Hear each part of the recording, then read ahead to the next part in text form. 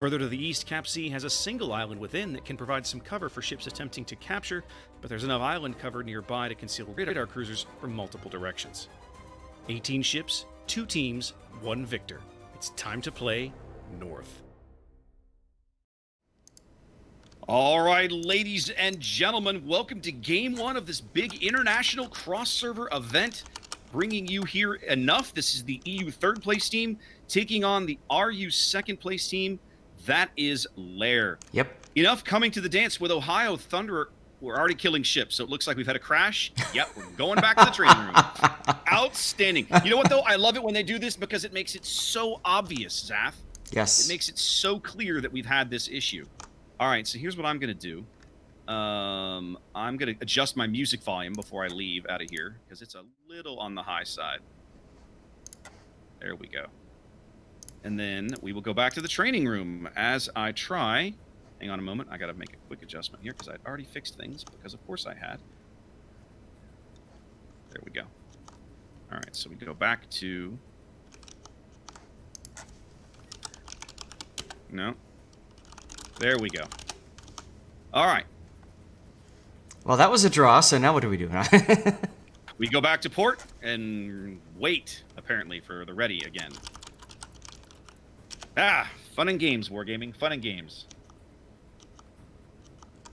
Well, we're trying to shove 29 spectator accounts and 18 players into a training room. So, right. Fun. Right. Fun, kids. Raptor, what's your observer number? I'm not an observer. Oh. That's right. You have an EU account. I have an EU account. That's me right there in the chat.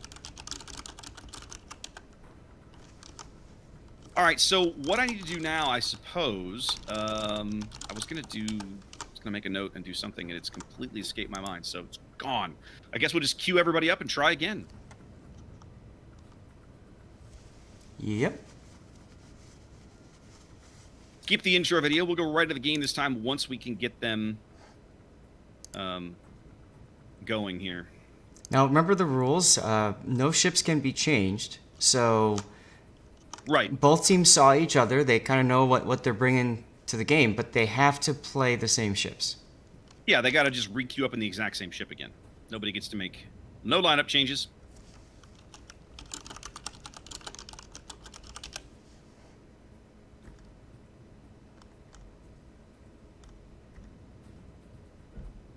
I can turn him down a bit, I guess. They're saying, a couple of guys in my chat saying you guys are you're a little loud, so let me go make a tweak.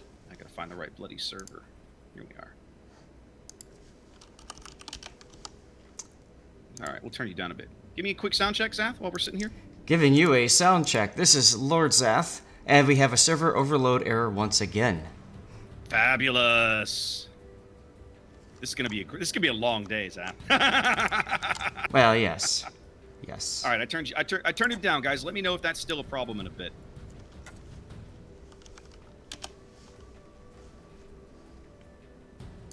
Yep, and same thing goes on my stream, guys. If you have any feedback for us, please tell us. We're not able to listen into ourselves as we stream this 5 minutes delayed. That would be crazy. So all we can do is depend on you guys to help us fine-tune everything and make sure it's set right.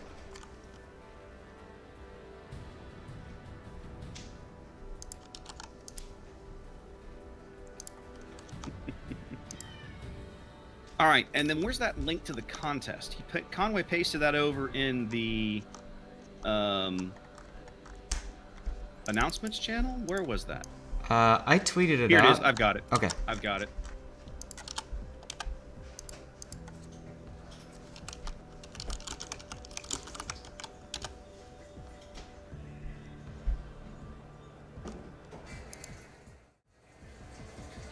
Oh, hey, we launched again. I was just about to mention that.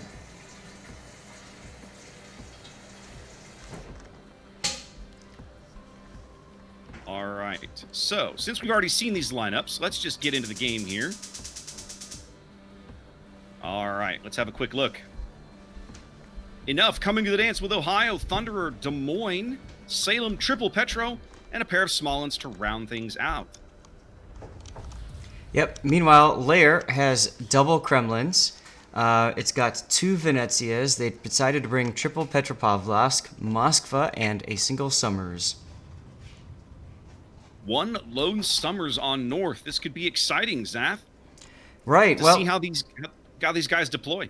absolutely. So you can kind of get the idea that LAIR is set up more for an attrition-style game. They obviously are set up with those 2 bow tanky battleships and the 1 destroyer. So I would expect them to be a little bit maybe aggressive on one side and try to push hard, whereas Enough looks like with 2 destroyers, they're trying to go for that vision control. Well, and they, LAIR coming in here with a small health advantage, about less than 100k, but still noteworthy, about 80,000 or so. Of course, they've brought some a little bit beefier, a little more HP on the cruiser side, and of course they have 1 more cruiser than Enough does. So, Enough looking like going, to typical North deployment here, kind of going for an AC split. Small and 2 Petropavlovsk. All 3 Petros actually deploying over to the western half of the map right now. Although it looks like Avenger Squirrel is trying to line up on the B cap. For the moment, Ohio, Salem, Des Moines, and Smolensk headed to C. That's not surprising. We see teams set up with Salem's over on the 10 line. I'm guessing that's where Rorzange is going. Well, he's definitely going straight due east right now, along with the Des Moines, so I wouldn't be surprised if that's exactly what's happening. If you look at LAIR's side of things, they're doing kind of what I predicted earlier. They're setting themselves up to kite away and hold at sea. The old hammer and anvil tactic here as they send the bulk of their navy up towards Alpha. They do have a tremendous amount of firepower going to this Alpha cap. Yep. You just see a radar going up there from Avenger Squirrel. Just an info radar. He does catch Minikaze's Minikaze Kamikaze. What a great name. Mm-hmm. Catch a look at that Summer so they know where he is for the moment. They might land a few shells on him, but he does sneak out of the radar.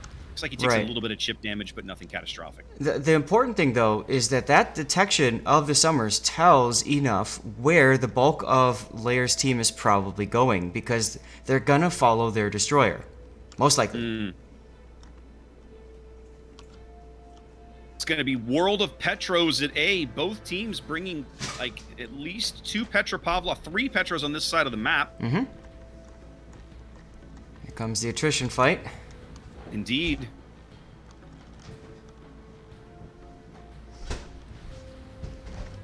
The trading of shells begins across the A cap. Now, one thing that I will point out, Zath, that I like out of LAIR's position and the way their ships are at the moment that Enough does not have. LAIR has battleship support at this fight across A, and Enough does not.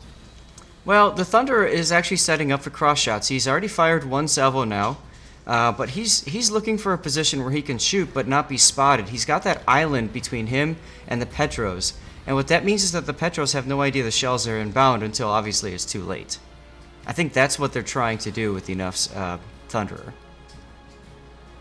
They do manage to get some good damage into the Thunderer, so he's obviously spotted by somebody. Yes. In fact, now Dr. Webb, and I'm not even going to attempt to pronounce this Petro's name, they are pushing kind of fairly aggressively up the 5 line here. Looking like, and look, both Kremlins and the Moskva and the Petro, they're pushing the center of the board right now, Zath. Yes, they are. Yes, they are. Brilliant positioning here. So that allows for 4 ships in the middle and then 4 ships out on the far western flank, which means a lone Venezia is holding down the fort at sea. But all he's doing is trying to slow the enemy team. Yes. I love this. Look at what they're doing. LAIR is basically ignoring, like, the Enough has all of this firepower on the 9-10 line and nothing to do with it. That's right. Nothing to do with it. They have no idea that there's nothing for them to shoot at. I love this move. And that's what I was saying. Like, the Venezia is there just to simply demonstrate, and that's it. Like, he's just there to just flap his arms around and say, ha ha ha, I'm here, and then distraction. Exactly. Make them think that there is a larger group down there when in reality there is not. But at this point, the gig is probably up. They can count on the screen, but it's too late. Bismarck is going to make like the Bismarck and sink pretty soon here. It's getting focused out. They've got shells in on Reprise, Smolensk over here, north of the A cap, and what you're seeing, kind of, Zath, check it out. It's like a little bit of this of the wall of steel, right? Yes. Only it's kind of only focused on the A and B cap. I love this play. This is outstanding coordination from LAIR. This is what you expect. They're going to wipe this all and out. Yep, there it goes. This is what you expect to see out of a finals team. Yes. Plain and simple. Yes. What a well-oiled machine and a strategy these guys have for this map. And to some extent, Zaf, enough played right into it by bringing all of this firepower and, you know, kind of dumping it on the 9 line and then leaving the rest of the team kind of out to dry. Whether they meant to or not, they just played right into it. Yep. Ohio now rotating back, control kills, trying to get a shot on Vaney, but unfortunately he just lost that. He got some shells through that gap, but they were not an effective salvo. Yep. And of course now he doesn't have the shot at all. Yep. So like you mentioned, now we're only. Go ahead. Like you mentioned, 3 ships now pushing down on Froud over there in the Venezia, but again, that's keeping them out of the fight. Now we're only 6 minutes into this game, and LAIR only has a 30-point lead on the strength of their early Smolin kill because, of course, Enough picked up the C cap and ticked up some points early. But it does not feel like Enough is in a great position right now. Right? They're pushed. They're pushed off 2 caps. They're just being hammered. Well, I mean, you can see now Bismarck forced to give ground in order to try to kite away. Kaufman, same thing.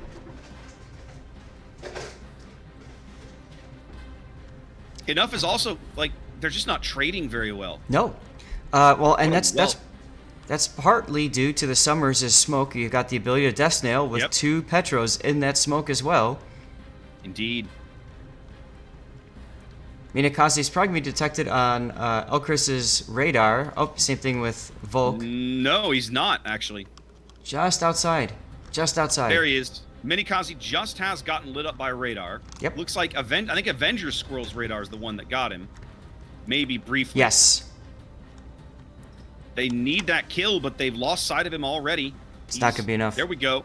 Kaufman's radar, I think, just caught him.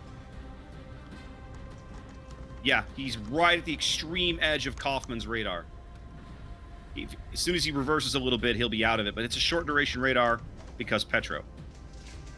And there he goes. Dark again. LAIR picking up the A cap. 8 minutes gone here in game 1.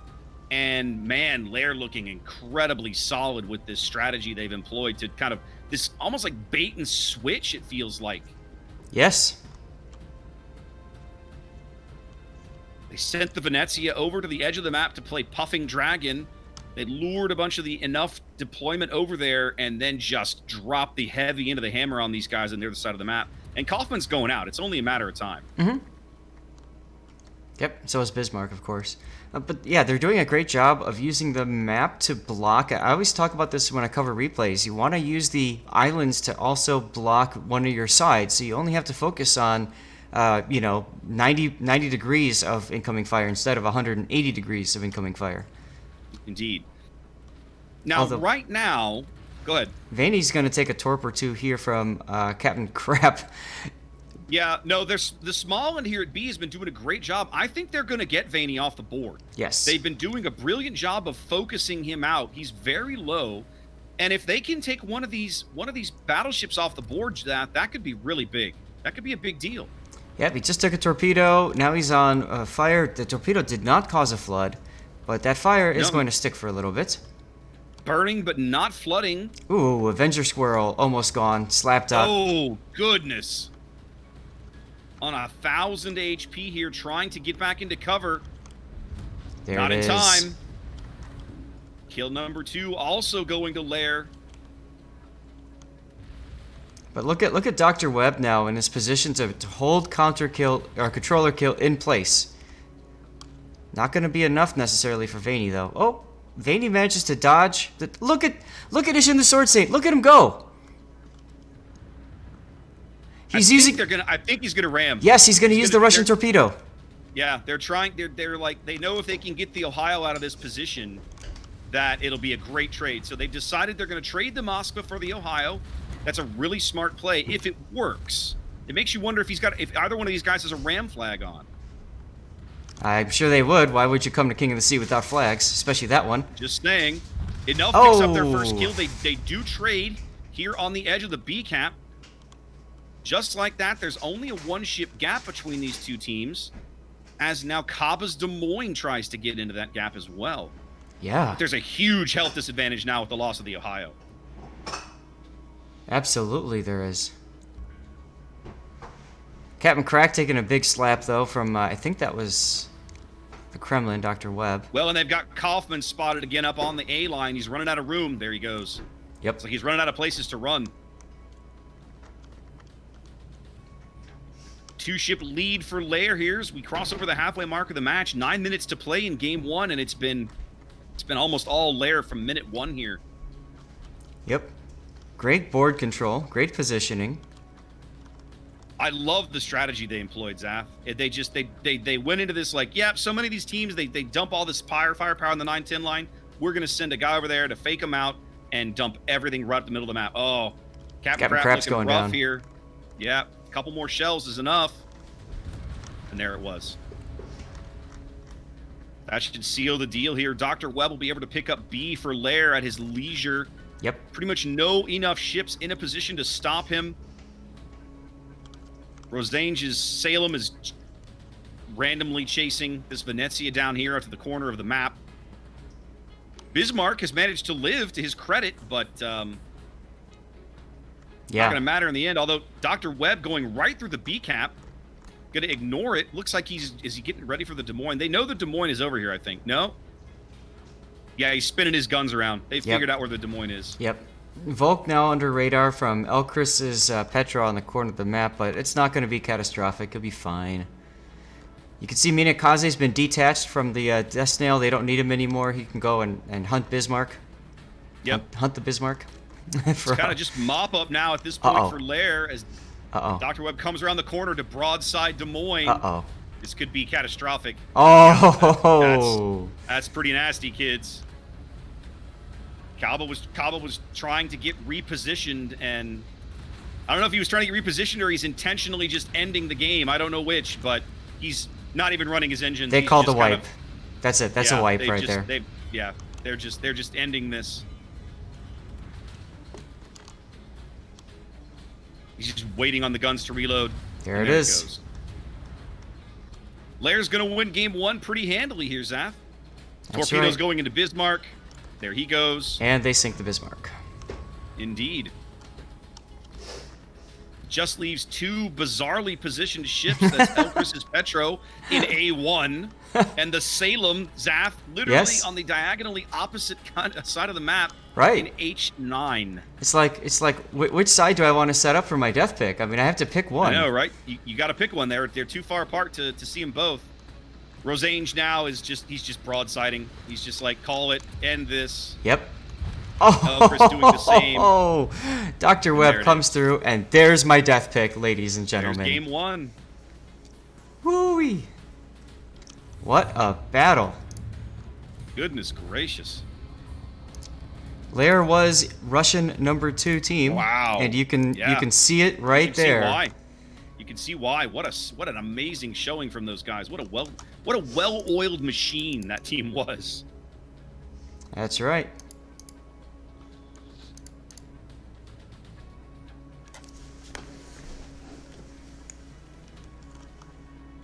Oh, I screwed it up. Hold on. There it was. What are we do we go back? Do we go into the group now? About what we just saw. So we do. Everybody. Yeah. And what a great kickoff, right, guys? Yeah, this was a very, very strong performance. Okay, but before we get into the match, let's do a quick round of introductions so that you know who's who actually and why they're here. So maybe let's start with Statsbloke. Hello. Hello. How are you? Good. How are you doing? Tell us a bit about yourself. My name's Statsbloke. I'm mainly a Twitch streamer. I also have a YouTube channel. And everywhere /Statsbloke. Basically, you can find me. Perfect. Thank you very much. And then C-Raptor is laughing, so I'll just hand it over to C-Raptor. Tell us a bit about yourself. Sure. My name's C-Raptor. I've got a YouTube channel, a Twitch channel. You see the Twitch there down below, hopefully. And it's just C-Raptor 00. I started my streaming career because I wanted to stream competitive games. I started doing the old Warship Supremacy League here on NA way back in the day, and here we are, almost 3 years, right at 3 years later, doing King of the Sea. Thank you very much. And with you, usually broadcasting, is Lord Zath. Hey, Zath, how you doing? Hey guys, I'm doing quite well. Thanks for having me. So yes, I'm Lord Zath. I run Zath's Replay Theater, which is typically on Sunday, starting at 12 noon Central Standard Time. We take a look at any replay, any result, any game mode. Doesn't matter to me. But my goal is to help grow the community, help them learn and enjoy this fantastic game that's kept my attention for over 5 years. And you can find me on twitch.tv/Lord_Zath, YouTube Lord_Zath, kind of like what Stat said, everywhere Lord Zath. Perfect. And then our final guest is Hans, or aka Flambas. I'm just another potato here, don't mind me. Well, I guess if we're doing this kind of thing, streamer, YouTuber, started World of Warships pretty much from the closed beta, got into competitive gaming very, very early, did my fair share there, transitioned into casting now, competitive, enjoy it, and I hope you're gonna enjoy today's stream.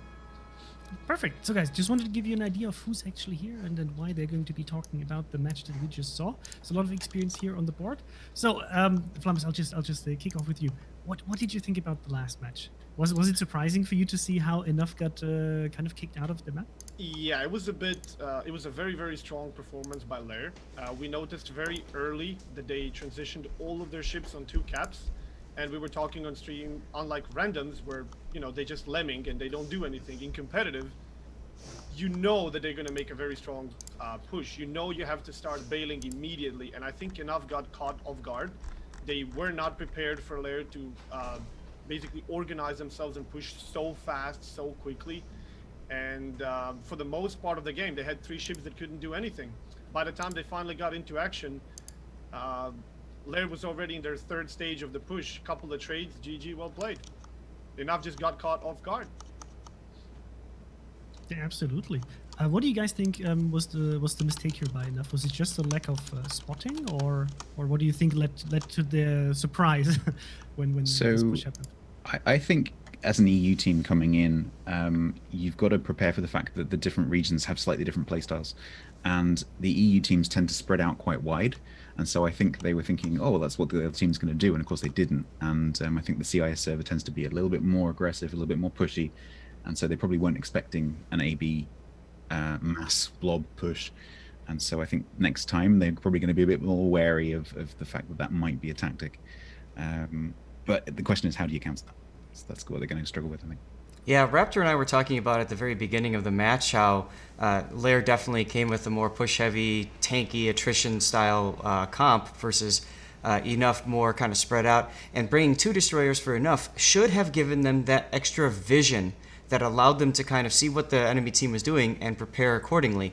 I think the problem is by the time they got that extra vision, too many assets were already all the way out to the 8, 9, 10 line, and it just took way too long to recall those assets.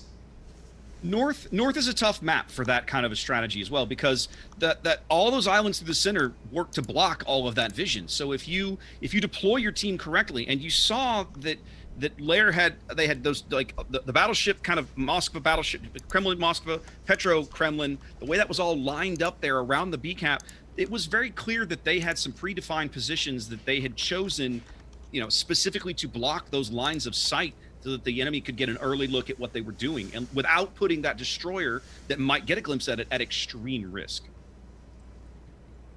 Yeah, fully agreed. I was really positively impressed by how LAIR played this and how they managed to focus fire and get the targets off the map.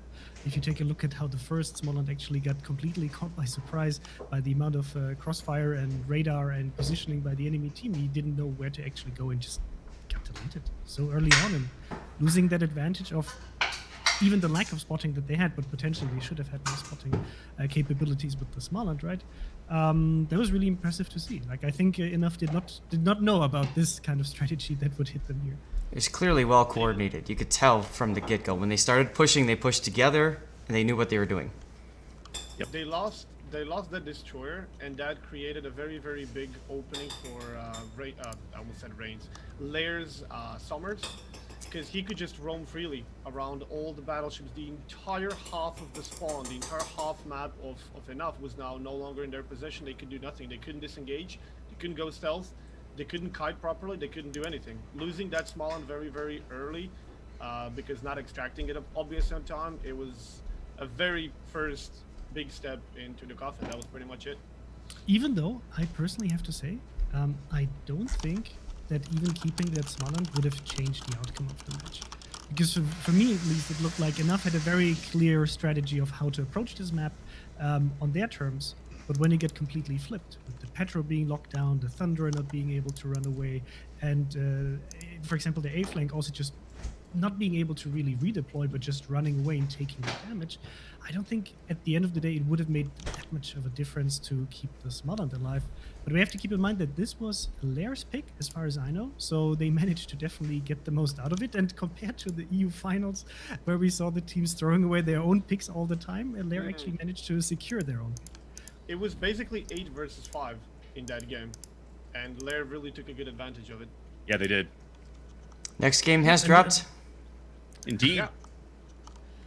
Okay, yeah. So that was very impressive. We'll have to see how Enough can get back from that match, and we also have some other teams already ready, Mr. Conway? Yeah, Or- we're in. okay. Game's Yeah. loaded. Match has started. Then- You have a preview of what perfect, of cool. the quarter there. So guys, we'll be handing over to Flamu, and you guys will be handing back to your own broadcast. So let's enjoy the match and see who's going to be taking it. Enough has to come back here, otherwise they're going to be out. So let's see if we can do it. See you on the other side, guys, and enjoy the match. All right. After the game. Thanks. Don't forget to mute. All right. Let's get back into it. There we go. All right, I got to get everything swapped over here. Hold on. It's all right. While you're doing that, I'll take the There LAIR we go. again, if that's all right with you. That's fine. Let's do it. Let me get back into the damn game. There we go. All right. So LAIR Get the coming. user- Go. Go. LAIR coming to the game here with double Thunderers, Des Moines, triple Petro, Stalingrad. This is the first time we've seen a Stalin for their side, and Summers and a Smalland. Enough on the opposite side of the board, spawning on the south end of Northern Waters. Double Thunder, Des Moines, triple Petro, adding a Stalingrad of their own, a Summers, and a Smalland. Now, it's interesting to me, now we see LAIR taking a different tack on this map, Zath, because last time, of course, we saw all that health, only the one destroyer. This time, they obviously feel they're going to get something out of the extra destroyer, whatever it happens to be. Well, and you know, what that tells you is that LAIR clearly has strategies set up for each map, and each map is a different way to play. And this is an indication of a team that really knows what they're doing. That the players are really good to the point where they look at the map and say, okay, we're going to change our comp. We're not going to run a specific comp and adapt each playstyle to each map. We're going to create a separate comp for each map. Captain Crab small and onto the bottom end of B already aggressively inside Fulgurante's small. Yep, they trade radars there. Captain Crab diving for the hard cover of this island in B, managing to dodge some of these shells. They do get a reset on him. Oh yeah, wow. Shells coming in from the other side. Solid hit. Solid hit from Bon Vivant's Petro on the other side of the map. But Captain Crab now into cover behind this island at B. Yeah. Should allow enough to pick up the cap. Little costly, but you know, Fulgurante also took some hits there as he's running off in the distance. They're radaring Captain Crap once again, but now Vivant does not have a shot. In fact, I'm not sure anybody has a shot on Captain Crap at the moment. No. They might be able to get shells on him. Maybe. Yep, one of the Petros gets shells over the island. They do get another reset. You know, it's interesting. LAIR is almost playing the same style. Let me go back to what I was saying. Maybe I have to eat my words, but their gameplay style is almost the same. Put like one or two ships off on the opposite flank, and then push mid and other flank. Yeah, no, they're setting up something almost exactly the same, except here they're sending the majority of their forces to A. Of course, they did on the last map too. They've got literally a lone Petro at C, but you'll notice, Zath, that Enough has mirrored them almost exactly. You have lone Petros across the sea cap Everybody else is fighting over A and B.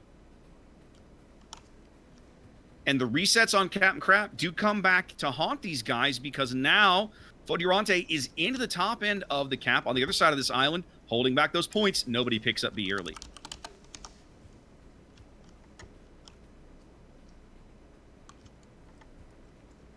Yeah, and pretty soon they're just going to proxy spot each other. There it is. Mm-hmm. Yep. So BANCV, I'm sure, has been looking for this shot, but I don't think he's going to have one. It's coming in now. He might get a shell or two. Nope, that tall, the height of that island makes it very difficult. The same can't really be said in the other direction. It's looking like Elcris's shells can actually get in there on Fodiorante. Yeah, it's kind of one of those situations. Yep. It's almost it's kind of hilarious to look at from my view here because we're just got the island in the center, Smalland on either side being shot at by Petros from the opposite end. It's just that's a mirrored position here across the B cap on northern waters. And that's you can see the jockeying position, the W and the S hacks trying to get into a safe place. They've rotated controller kills Thunderer over there to get shots on BANCV's Petro, but so far, nothing doing. Yep, here comes some shells. It looks like HE. Which means that you kind of expect if enough's going to make a play, it's going to have to come at the A cap. Absolutely. But right now, both teams have got so much firepower across the A cap. Anything that goes in there is just going to get annihilated. Controller kill with a huge HE salvo on BANCV, causing 2 sticky fires. BANCV has to go to max speed. He's got to get out of here. Well, check out Bismarck on the south of the A cap. He's going out right here. A beautiful Summers torpedo salvo coming in. Oh, wow. And there he goes. First kill once again going to LAIR. That's a huge, huge piece for them to get off the board first, taking out one of the battleships from Enough. Oh, my goodness. Yes, it is. It almost feels like Enough was... I think Serenity should have been where Enough was, and Bismarck was, and Bismarck should have been where Serenity was. Well, maybe, but whatever the reason, that's where we are now. Mm-hmm. Early kill, early health advantage goes to LAIR in Game 2 as well. Now let's have a look at things from Enough's perspective. They can no longer see BANCV. He must have, that big HE salvo must have kind of frightened him off and pushed him back off the cap. They're trying to pull Kaufman's Petro in here to get more shots on Fodiorante. They really, really want him to push him out of this B cap. Well, B kind of helps to control the map, right? If you can control and hold B, then you can swing around. And I think that's what they're trying to accomplish here. Well, they're trying to catch Fodiorante, but they know that Kaufman, actually they don't know that Kaufman's there. They have no eyes on Kaufman at the moment. They might suspect he's there. They might have caught a glimpse of him.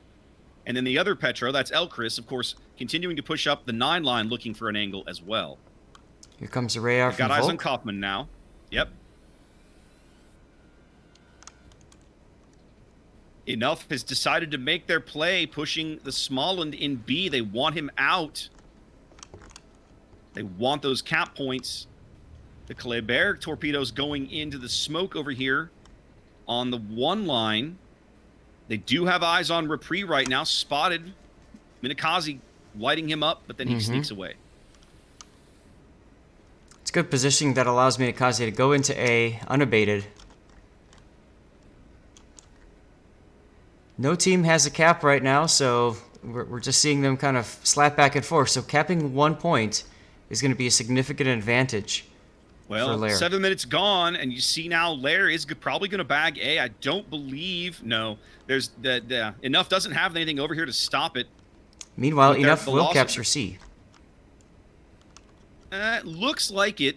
They can probably reset Elcris if they can. Can they see him? They cannot see him at the moment. They're shooting at controller kill.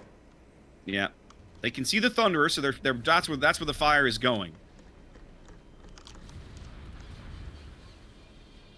Kaufman forced to just hide behind that little island, conveniently just about Petro-sized. Mm-hmm. Take There's some blind shots looking for Elcris. They don't get it. Both teams ticking up a cap now. 8 minutes gone in Game 2. Look at I this. gotta say, Staff, Go ahead. Look at B. Fodionte just trying to move back a little Oh. bit. Captain Crab got baited to back up. Just got slapped by the Petro. Just got hammered. Neither one of these destroyers in B is in a very, very good position. In fact, I'd almost go so far as to say that Captain Crab's in the worst position, simply because they're just running out of places. He's running out of places to hide as the LAIR forces on the one line push south. Yeah, but Fodionte as well. So they're both getting flanked from their opposite teams, and they're both in a situation where it's going to be which team can kill the opposite small end first. I gotta say, Zath, right now for me, the MVP is Minakaze. His summer's play has been so impactful at A. He has been doing a brilliant job. What is Foyd doing? Foyd is saying, "Screw this! I'm gonna win this," and he's going. Look at this. Look at B. They're gonna trade. I think they've already got a lead. If they can take Captain Crap off the board, that's a huge deal. Fodionte going with the torpedoes, knowing he's down, and here comes the trade. Goodbye. Maybe. Yep, there it was. Does get the torpedoes off, and the trade at B happens. That's a great trade for LAIR, honestly, Zath. It's a great trade for both, and the reason why is because if LAIR won that engagement, then Enough is really screwed. If Enough won the engagement, LAIR's on the back foot. I don't know. It's definitely better for LAIR. It's way better. It's a way better trade for LAIR. Radar going up all over the board. Everybody looking for information.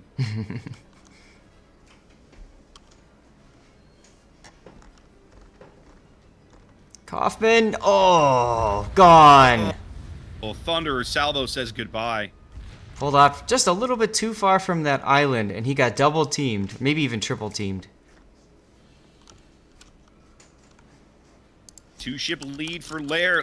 They look very solid to win game 2 as we cross the halfway mark of the game. So Zath, if you're the caller for Enough, look at your board position. Look at their board position. What are you asking your guys to do? Push. To try and make well, I mean, where? Everywhere. I mean, okay. So take a look at the map. What's happening right now, Enough is pushing at CCAP, but the problem is if they don't push down south, torpedoes coming up on Quirius ouch. If the group over south of A doesn't turn around and push right now, then LAIR is going to be able just to rotate their ships around. You can see they're doing it with their Petro, their Thunder, and Volk as well, the other Petro. So you have to apply pressure evenly here, even if it's in an untenuous or a disadvantaged situation. You got to push on all sides here. You can't just kite away on one end and only push on the other, because they'll isolate Elchris and Controller Kill, and they'll be dead, and that'll be game. I think we're already there with the loss of the Kleber. Enough doesn't have anything left to really pick up caps. They're going to lose control of B. They're down 3 ships. The points are going to start seriously ticking up in LAIR's favor here very, very shortly. They're going to start piling them on. Absolutely. I mean, you could see Serenity, though, turning around, saying, we got to make something happen. Of course, like you said, far too late for that. But hey, you don't give up until you give up, till it's over. So, but the thing is, Curious is coming under significant fire now. He took Torps. He's forced to DCP most likely. Oh, and there goes Elchris. There goes Elchris. Yeah, just the ships just keep disappearing. I just don't think they have the firepower left on the board to make an impact at this stage. No. Which means that LAIR will go 2-0 and advance to. Certainly is tomorrow, looking that way. I don't. No, they got another game today. That's right. I don't see a way out of this for these guys. I just don't see a path back. I don't either.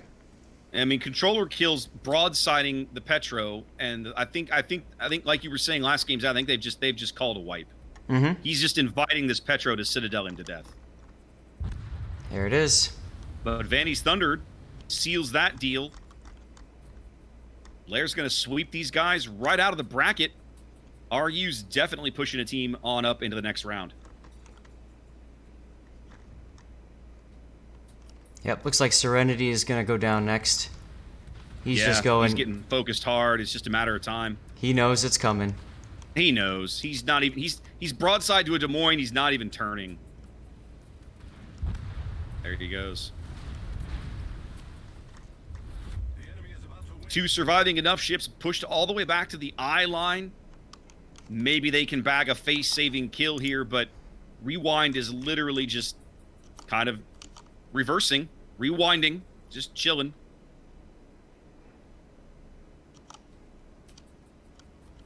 I'm surprised to see Ishin still firing HE at that angle. I would think that the American piercing would bite into Hindenburg.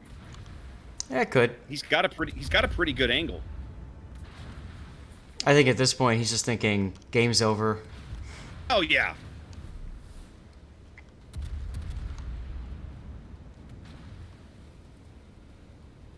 I'm sticking away enough, looking for a kill, just a little bit of face saving here, maybe to pick up, keep things going a little longer. Are they going to go for the ram here? I think they are. Yep, they're gonna. No, drive-by failure. Wow. Drive-by fail. Denied. Drive-by denied. Wow. Indeed. It's not going to be a clean sweep for LAIR. They did lose.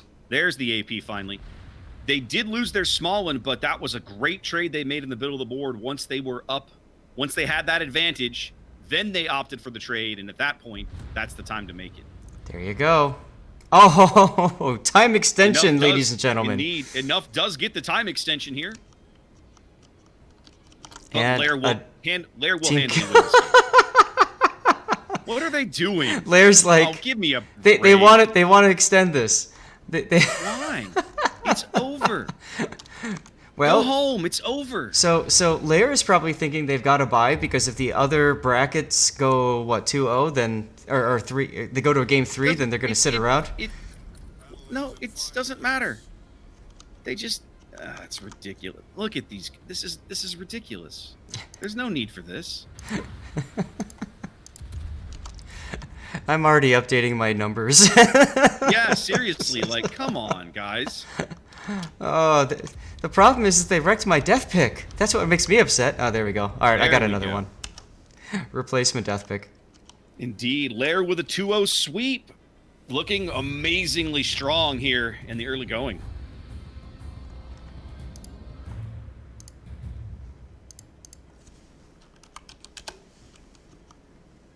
Wow, Zaf, that's a strong team.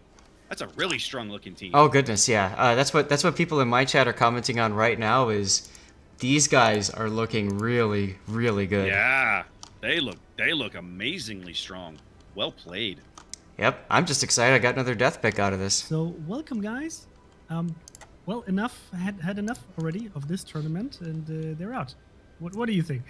What happened here? That's such a bad joke. Wow. Had to make it. We're at least done with the puns now, right? For this team, yes. So we were just saying that. So we talked about the first map where Enough basically, once they had that deployment over towards the eastern cap, and they couldn't bring the ships back in time to actually counter the push, they pretty much lost with that initial deployment. This game was very different. I think they lost this on missed opportunities, was what we were just talking about.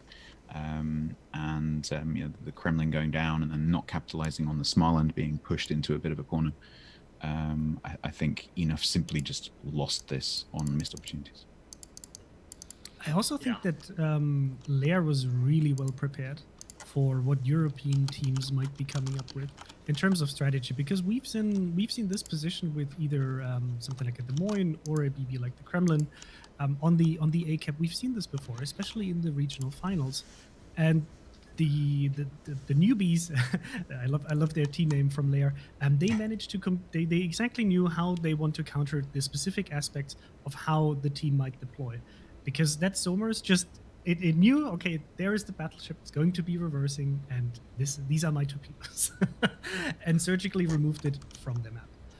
I found that very impressive. Like Stats already mentioned, even though I expected a bit more in the first game, sure, anybody can get caught with their pants down. They were not prepared. Petros are very stealthy. Once you see them, they see you. So, okay, sure, they were not prepared, and LAIR took a very, very strong first game, like very dominating first game. But this second game, they just rolled over enough. Like this is not the enough that I saw in EU King of the Sea. This was, I don't know, is it not their day or something? But losing that Kremlin so quickly, not repositioning their ships to actually be of any use, not getting Smoland in any trouble for so long, and then allowing the trade, and that's the only thing that they managed to kill. I'm a bit disappointed. I'm sorry, but I'm a bit disappointed with Enough's performance here. I think they could have played a lot better. They simply got rolled over by LAIR. Like, extremely strong, dominating performance from Russian second team, I believe. Yes. Yes. So I'm impressed. If the first and the third Russian teams are going to be like this, the rest of the servers are in for trouble. Yep. Let me give a quick tournament update from my side. So it appears that in the other set of games, VOR, Panzer IV from the Asia server, won 2-0 versus Junk as well. So it seems that EU isn't doing too well all over right now. Looks like the second and third just say like, here TWA, this is on you now. Pass the baton. No, but They're just obviously, I mean, bowing out. Bring back memories. Well, all of these players are great players, right? So for me, it's also a question of like, is it maybe a bit of inexperience on enough side to like how to counter a direct counter to your Well, this is it. They just got outplayed by a team essentially pretending to be an EU team by doing that normal kind of EU distribution of ships. It's a bit weird. well, yeah, but even though like both teams actually focused very much on AB, they only deployed one Petro to True, that is true. to the C cap, and then kind of waited for what the other team is doing and then redeploy. But yeah, there was no real big redeployment. So I'm just wondering, from like an outside perspective, of where the mistake then happened. Is it just like your strategy not working out, your initial strategy, and then not really knowing how to counter what the enemy suddenly put you up? I mean, they literally lost their Kremlin before he could do anything and have any impact on the game. yep. Like, that was way too early, and that's one ship that can stand still and bow tank anything that's coming his way. The second they lost that, in the next 60 seconds, you could see LAIR turning around all of their ships and pushing A. And there was nothing enough could do with that. That Des Moines, Hindenburg simply were not useful enough. And to make matters that much worse, it could have been somewhat okay if, for example, they repositioned, for example, Hindenburg a bit closer and gave up on the chance of stopping the A push, tried to get Smoland out of the way and take B, get some angles, try to compensate the fact that you just lost a ship. If you took a look at LAIR's ships after the push, they were all 3/4 HP. Meanwhile, Enough is dead. They rolled over them. It wasn't like an exchange of fire and then a bit of RNG. They just got rolled over. Like, their ships were not doing the good enough job that they should have. And losing that Kremlin was two big problems. You can't get rid of the destroyer, and you lost the big wall that's going to defend you. I mean, to me, you also got to give some credit to LAIR. I mean, I know you have been, but the Summers play that we just witnessed was fantastic. That is some of the best destroyer play that I've seen in this King of the Sea event the whole time through. With the smokes moving his team up, the torpedoes on the Kremlin. He ended up in a gunfight late with the Kleber, traded well. I don't even think he took any damage barely. He smoked at the right time. He dodged the Kleber's late torpedoes. Like, it was just a textbook play of how to play that ship in this format. And you cannot, I mean, we're talking about the Kremlin, going out.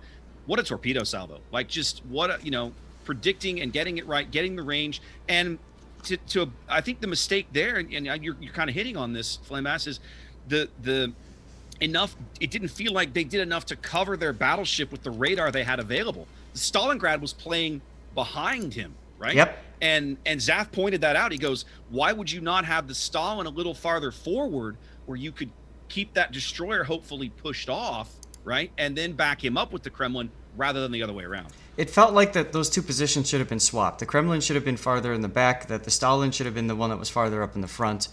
And for whatever reason, it wasn't. I mean, we're not keen to the caller and what they're saying and what they want to do for positioning. But to me, that just felt like a huge mistake in execution. And, well, we saw the result as, because of that. Why do you bring Summers? You bring Summers because of the torp range? Yes. Absolutely. Yeah. Absolutely. So why would you play forwards when the other team's got a Summers? And away from the I island guess at that Enough point. Yeah, I guess enough was just mostly focusing on how they want to play this map and not really adjusting to how the enemy might potentially have a complete counterplay for this. Because usually you would push the Kremlin to that island to counter any cruiser that might be moving over there, but the Somers covered, as Raptor said, obviously the Des Moines with the smoke, and enough wasn't really able to punish the Des Moines when it was radared to actually be like to get him away there. I'll tell you what, 694 people were wrong on your little poll here. 694 people thought that Enough was going to advance. That was the fifth highest result, and they're gone. Yeah. Yep. Yes. Yeah, maybe no coincidence Not that just the majority also the audience right garbage now is men going to got be 876 voted. okay. Or I can hear. Oh, Yeah, okay. Of course you could. It's prime time for EU right now in Chat, terms it's of audience, so trolling you know. No, so it looks as though quite a few people have already mispredicted. Of course, the predictions are still open for another 3 minutes. So actually, by the time this information reaches you, because we have 5 minutes in the future, it will be closed. So thank you for voting. For those Yes. of you who are infidels that didn't know whose voice that was, that's the almighty RNG Jesus himself, Mr. Conway. That's the voice of God, the producer for this particular stream. Yes. Yes, and apparently people like to ask for our help for super containers, especially on CC streams. Guilty as charged. Explaining why we don't get the super containers. Yeah, I think Flumbers is abusing Mr. Conway. I get abused by Mr. Yes, I have a somehow. I have a direct line to No, Mr. so Conway. this poll result that Conway showed is really interesting. I look at this. The top 4 picks. Basically, the poll was which 4 teams will play tomorrow. The top 4 picks are TWA, 07, Smile, and Junk. Now, correct me if I'm wrong. Smile was the 3rd place Russian team or the first place Russian team? First place. First place First. Russian team. Okay, so literally you've picked the EU region winner, the RU region winner, and the NA region winner, and then the EU 2nd place team, Third. who is now 3rd. Junk was the 2nd place team, I thought. First and second. Was Yes. it Yeah, second? Junk was the Second. 2nd place team. Oh, I thought. Yeah, I'm so sorry, Junk, because Lair was the third. yeah, so right, so Junk is out, and then the Asia champion is even. They're like in 7th place, right? That's Caxa. And then yeah, the Enough was even ahead of them. They're gone. So yeah, this is interesting. Yes, but even though like this is like my explanation for this would be that obviously most of the viewers that we probably have here today, they mostly watched EU and NA, potentially some CIS, but watching the Asian teams is a bit trickier with the time zones they played in. When I was So I guess doing- it's also a bit of like who they got to see. Yes. By the way, I have to point out, chat is pointing out C-Raptor's address is far superior to ours, and guilty as charged. This is He's how we also in the roll, yeah. studio. So. Yes, that's true. That's true. We're not This allowed is- to do this. hey, you know, it's because Saturday. we've been, This is- corona this is- resurgence country. Unfortunately, our freedoms are being restricted more and more. So Are you wait, are you saying the reason why you're not dressed up in a proper shirt? no, is because- of course not. That's like the lamest excuse I've That's heard. true. But you know, you can be Look, grasping, I'm grasping worship at straws. branded. That's my excuse. Yes, me too. By the way, I'm wearing our Moskva shirt, which you can buy on our Teespring store. By the way. Ooh, nice Product plug. placement. Nicely so, done. from an organizational point of view, I quickly need to point out that we. 1 second. Sorry, I can hear myself in my head and it makes my brain go wonky.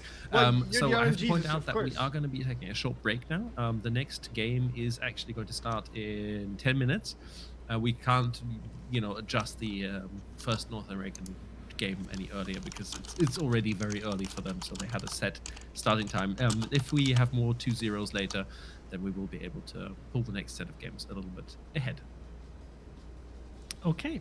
Yes, I mean, keep in mind, guys, it's very, very early for the North American guests that we have here. Lord Seth, we actually, when we had our call earlier to do like the first tests for audio and so on, it was not even Like, 6 a.m. in the morning. What time is it? So- 5:59. That's correct. That's correct. Yeah. I woke up earlier for this than I do for my job during the Same week. here. Same here. My we alarm went off appreciate it. 5:45. Do We appreciate definitely it. appreciate it. Yes. No So, worries. guys, then on the official channel, and we're going to be going into a short break. We'll be back in a few minutes, and then we'll be talking about the next matchup we're going to be seeing. So we'll see you on the other side, and take care. Cool. I guess that means Raptor, are we taking a break as well then? It's a good question. I haven't decided yet. Let me get out of this screen, I suppose. I mean, normally this is when I would be playing Can you co-op. guys mute, please, on your end? Oh, sorry. Thank you very much. This is when I would normally be playing co-op, but you know, I'm unable to do that this time around. There we go. I got to get back to this screen. Goodness gracious, too many buttons. It is definitely awkward today for sure. So yeah, why don't we take a few minute break? I guess. I can't think of why not. I mean, there's not a whole lot more to talk about without everybody there. No, I have been updating my travel laptop. This is a fixture, as you know, Raptor, for me. This is you. When I have downtime, I have to get my game taken care of. So here's my travel laptop, which I bought, and then of course COVID hit, so I'm not traveling. So Yeah. I might as well utilize it for something. So I've been updating the game client on it. It should be ready to go now, so I can log in and play a couple of rounds or something. I don't know. What else am I gonna do, right? So what do we need to do here? I'm guessing I'm gonna figure out when we're back. Well, they said 10 minutes. Yeah, I might take about a 2-minute break here. Okay. All right, so they're gonna take a 5-minute break. I'm gonna take about a 2-minute break and go just probably get up and stretch my legs here, and I'll be back in a couple minutes. I'll actually put up the BRB screen for a couple minutes. Do I have that? I don't even have that on my Stream Deck. That's how often I use that screen, which is basically never. Right. Yeah, so guys, I'm going to put up the BRB screen and run a quick ad break. Give me about 2 minutes, and I'll come back, and Zath and I can just chat some more about what we're about to see, because we're moving on. We will be seeing an NA team next. We're going to be bringing you REPOI, Versus which AP. is the... I just had it open. Oh, well. They're... Hang on a minute. They should be second, because I think AP is third, isn't it? AP is the third EU team. I'm trying to remember. I think REPOI is the... I'm trying to remember what they are. Hang on a minute. I don't even remember what server they're on. There's too many teams. I can't keep it all straight. I would assume Asia, because Poi. I believe so, but maybe not. Hold a moment. I will tell you when this thing loads. REPOI is the SES, the second place Asia team. That is correct. Yep, you can see him Okay. right there. Sorry, I'm making some notes here, so I've got it all in front of me. All right. All right, so that's done. Excellent. We've got our map rotation. Map rotation is set. We don't have to wait for any of that once we get back, guys. So I'm going to take a quick 2-minute break. I'll be right back, and see you in a moment. There you go.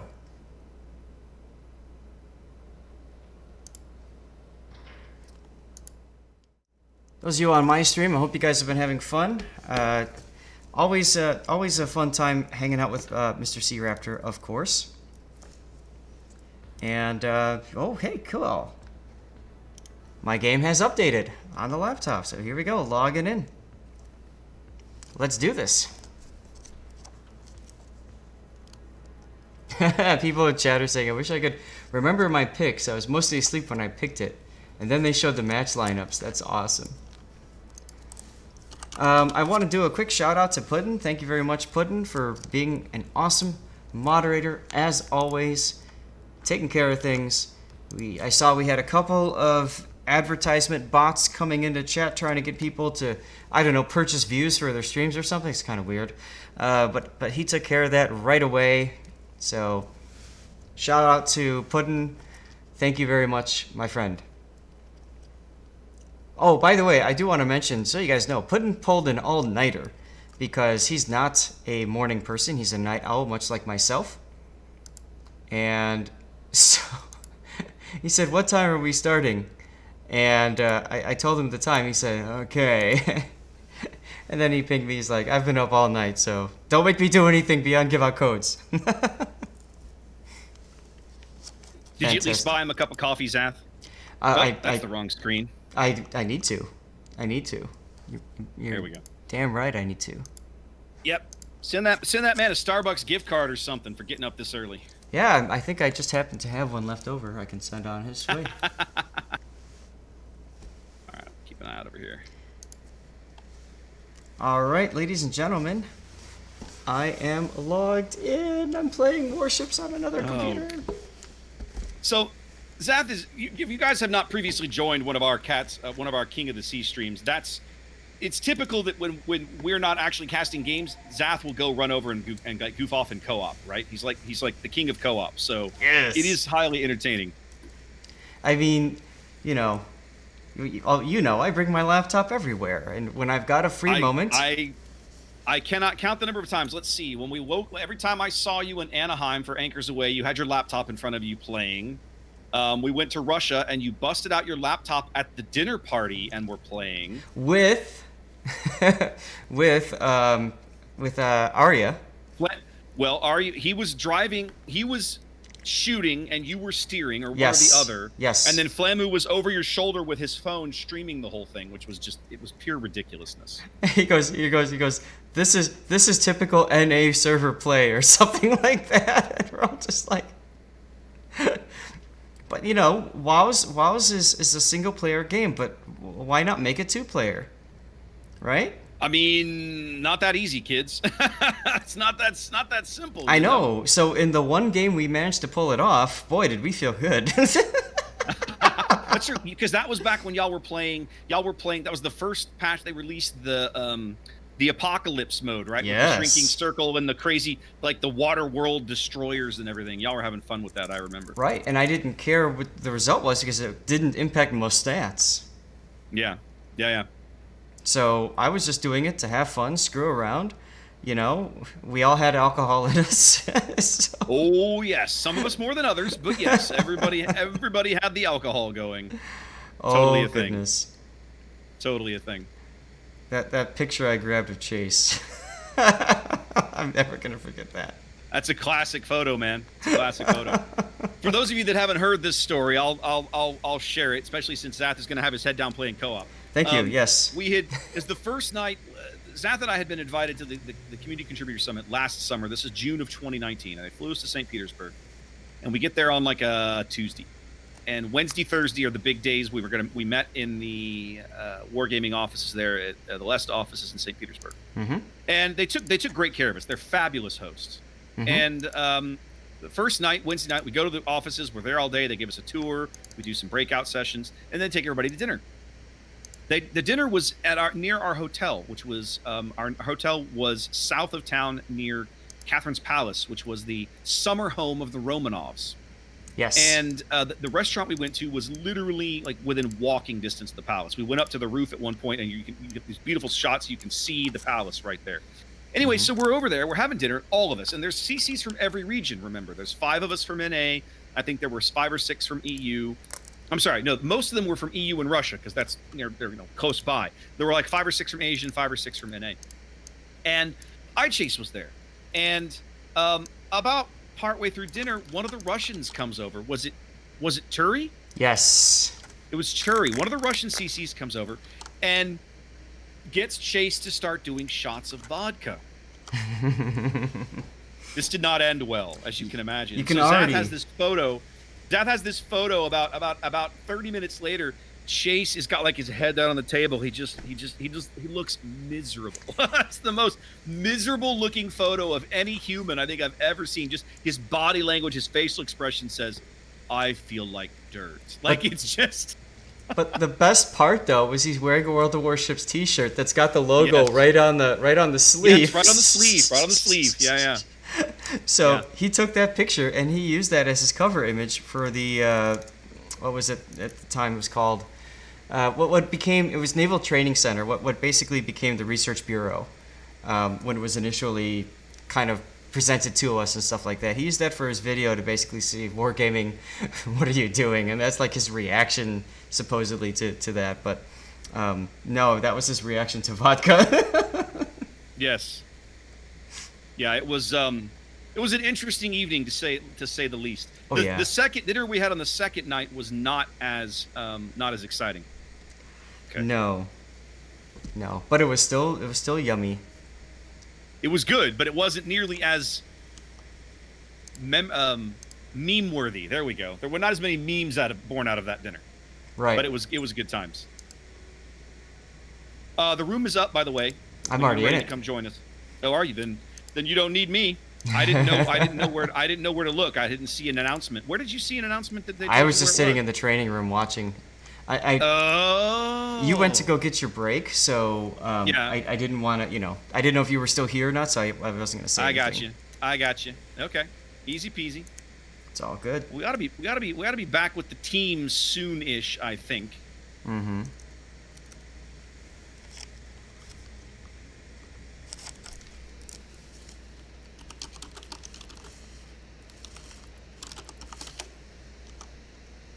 My chat is mocking me. They think I'm wearing shorts. I'm too proud to stand up and wave my ass at them to show them the slacks I have on. But no, I'm not wearing shorts.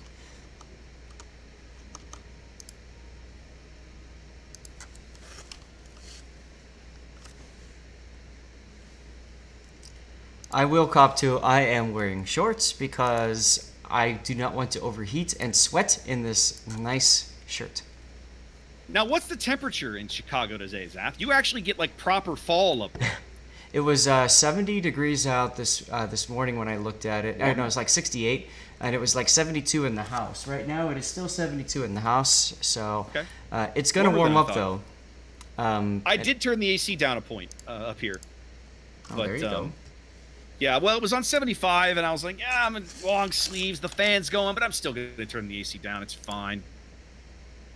All right, these teams are just about ready. I'm surprised we haven't gone back to the main channel yet. Surely it's been we're past time here, ain't we?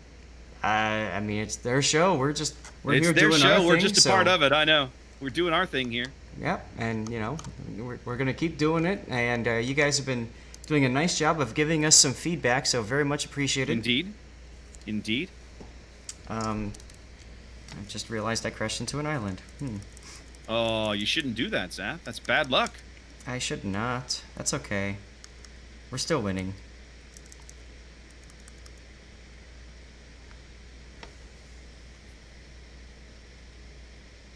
I picked a slow American battleship, so, I have the ability to look down and back up again every now and then.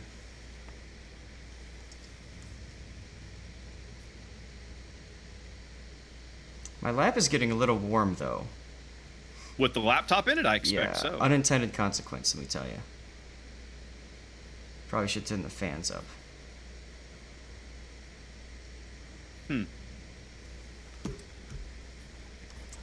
What's that for? Oh, if I'm reading this right, there's been a little bit of controversy about that junk VOR match that we didn't see. Yep.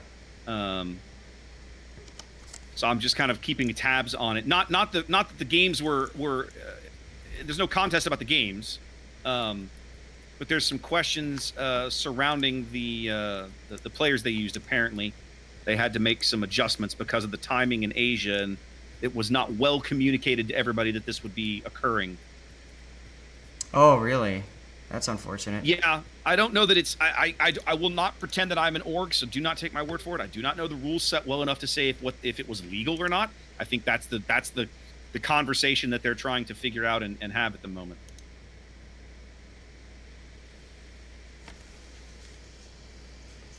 Are we dropping right into this? The game's loading, Zaf. I guess we're going into game one. Well, okay then. I just looked over and the game's loading, and it's like, oh, okay. We'll see you soon, guys. Yeah. In the southern Arctic Ocean lies an archipelago of Caledonian granite. Frigid and foreboding, these frozen rocks and sparse fauna will shortly become unwilling. You know what? Screw that. We're just going to go right into it. Yeah, we'll just go right into it today. It's fine. It's more important that we show you guys the game. All right, Zath, as we come here into this elimination match, this is the second place Asia team, REPOI, against the North American third place team, our friends over at AP. REPOI coming to the match with Ohio, Kremlin, Double Des Moines, a Petropavlovsk, a Stalingrad, and triple destroyers, Summers, Harugamo, and Smolensk. Yep. And it looks like we've already had a disconnect because they're shooting at each other. Awesome. I'm guessing? No? Jason just got half health. There he goes. That's got to be it. Yep, there we go. We're calling a mulligan here, guys. So we'll be back to the training room momentarily. Yay. Yep. So here, watch this intro video. Yeah. In the southern Arctic Ocean lies an archipelago of Caledonian granite. Frigid and foreboding, these frozen rocks and sparse fauna will shortly become unwilling witnesses to the rigors of naval combat. This is Northern Waters. Northern Waters is a 42 by 42 kilometer domination style map with 3 cap points running in a line from west to east. The Alpha cap is on the left, Bravo is in the center, and Charlie is on the right. Capture Area Alpha is isolated from the map center by 2 large islands along the eastern edge. These islands provide limited cover for radar cruisers who may want to deploy nearby, while a narrow channel connects the cap to the middle of the map. In the center, Cap Bravo contains hard cover in the center for intrepid destroyer captains hoping to secure control. Just like the Alpha Cap though, there are islands along the eastern edge that provide at least some cover for radar cruisers to defend from. The scattered islands in and around Cap Charlie create challenges on both offense and defense. Not only do they constrict the movement of battleships in the area, they provide places for lighter units to take shelter behind and launch ambushes from. 18 ships, 2 teams, 1 victor. It's time to play Northern Waters.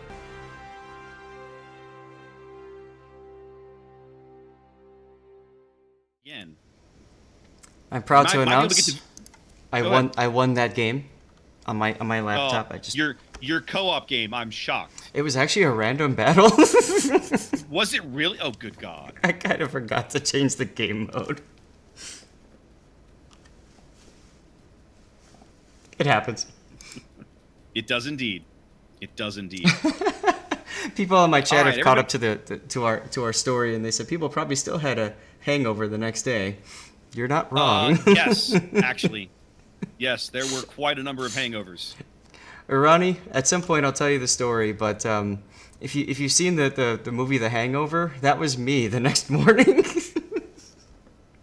All these things happened, and I'm like, how did this happen? Why is this here? It's good times. Okay.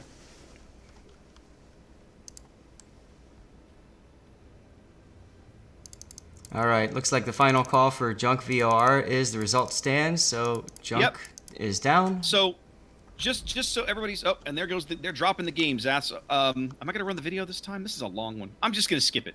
I'm gonna skip it. It's fine. Skip it Get right into good. game 1. Yeah, skip it good. Did you get? By the way, did you get the map rotation? Yes. Okay, good. Making sure. Crash Zone Alpha, Northern Waters, Tears of Desert, right? No. What? Crash Zone Alpha, Land of Fire, and North. It's on the spreadsheet. That's what it says. Crash Zone Alpha. Yeah, I don't know why I had Land that. of Fire and North. Okay, I think I was halfway through setting it up, and then Must be because Northern Waters and Tears were the first match. Right. All right, let's get into this whatever. game. Let's see, REPOI. Yep, we can use the regular. REPOI is our alpha spawn, so we use that overlay. There we go. All right, let's try this one more time. Once again, looking over REPOI. Ohio, Kremlin, Double Des Moines, Petro, Stalin, Summer, Sarugamo, and Small and Zath. What's AP got going on? Well, it's a very familiar lineup. We've got Ohio, Yamato with Absolute Detonation there.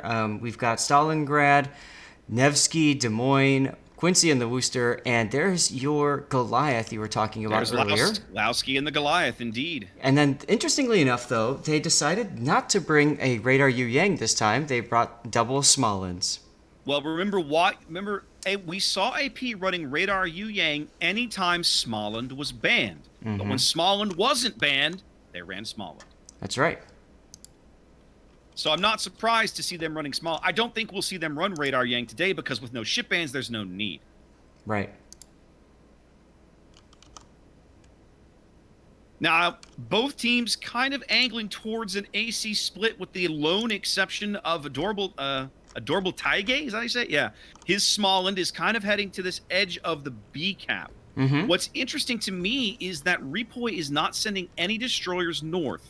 The Petro they have going up there is taking an inside track, like he's going to cover B, and then Des Moines and the Ohio they're sending to that flank are going to cover his stern to try and make sure that they deny any push through C that might enable him to be enveloped. You know, it feels reminiscent of what we just saw in the last series, where we have a smaller group that's really just meant to kite away, and that's it, right? Like, they're not a little bit, and you kind of get the sense that the AP team that you see here, the Nevsky, the Goliath, and the Small, are going to be kind of performing a similar function. I think the big rumble, Zath, is going to be down at A. And I'm curious to see how it plays out because of because of REPOI's double destroyer advantage, right? They've got a Summers and a Harugumo down here. Mm-hmm.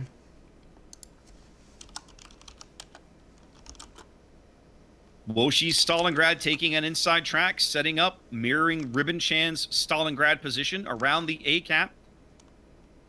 Then we have, who is this? Beep Boop's Des Moines, backed up by Death Sky's Kremlin, Corrupts Harugumo, and Adorable Summers. We were just talking about the Destroyer lineup. All of them playing back along the one line for now. AP taking a much more traditional approach to the cap, although this is Quincy and Jason kind of making a beeline for this little island cluster down here in kind of like I3, I4. Yeah, what I think what REPOI is doing is they're creating a firing line so that they can radar trap with Ribbon-Chan Stalingrad whatever goes into A. Obviously, Palski's not going to fall for that, but Ribbon-Chan could at any moment radar and discover Palski. Indeed, 3 minutes in, and of course the small at B bags the cap. AP having no response for it, no ships in the air to do anything about it. They back off. Now, Prost's Ohio is camped in the middle of the map, just reversing. For a minute there, I wondered if he had loaded in late, but no, he's here. He's active. Mm-hmm. He's just taking a very central position. Yep. We're going to see a lot of fighting in this extreme southern corner of the map, Zath. And we see there it's Adorable Yukari Summers smoking the Des Moines up and the Harugumo a little bit, I guess. Is the Harugumo going to share it? He is. Might as well. Yeah, get some use out of that American smoke. They can actually keep that Des Moines under smoke between the two of them for quite some time if they want to. And I'm sure that's the plan. Like I said, they're trying to create this line where they can just out DPM whatever they come across over at A. Well, it's going to be interesting because if that Des Moines at the position he's in, if they catch him with radar, this is Woshi Stalin, isn't it? Yeah, Woshi Stalin will have a brilliant shot straight into him. Right now, of course, no vision. They know that somebody's down there. On the other end of the board, one of the small ones, that's Shishiro? Shishiro Botan. Yep. Shishiro picks up C. So both teams ticking up a cap now. 5 minutes gone. REPOI working on about a 50-point lead on the strength of their early cap advantage. Looks like Jason's lit now. Yep, I was just about to say. Lots of shells coming in on him. Here comes the first salvos of the game. Not looking too good for Jason. Lots of pain. Really? Lots of pain going on him, and he's driving right into a torpedo salvo. Oh no! Bye, Jason. No, this is going to be catastrophic. He's going to take at least one of these. Nope, he won't. In the stern. Nope. Oh goodness, he found a way through. Well done. Hydro. But he's going to works wonders. He's going to give up half of his health for his trouble. Radar's up. He still can't detect anybody. Nope. They have no eyes on Yukari. Yukari's playing that Summers to perfection, just out of the radar range. He should be in radar range now. Des Moines. now. Actually, he's radared now. Yep.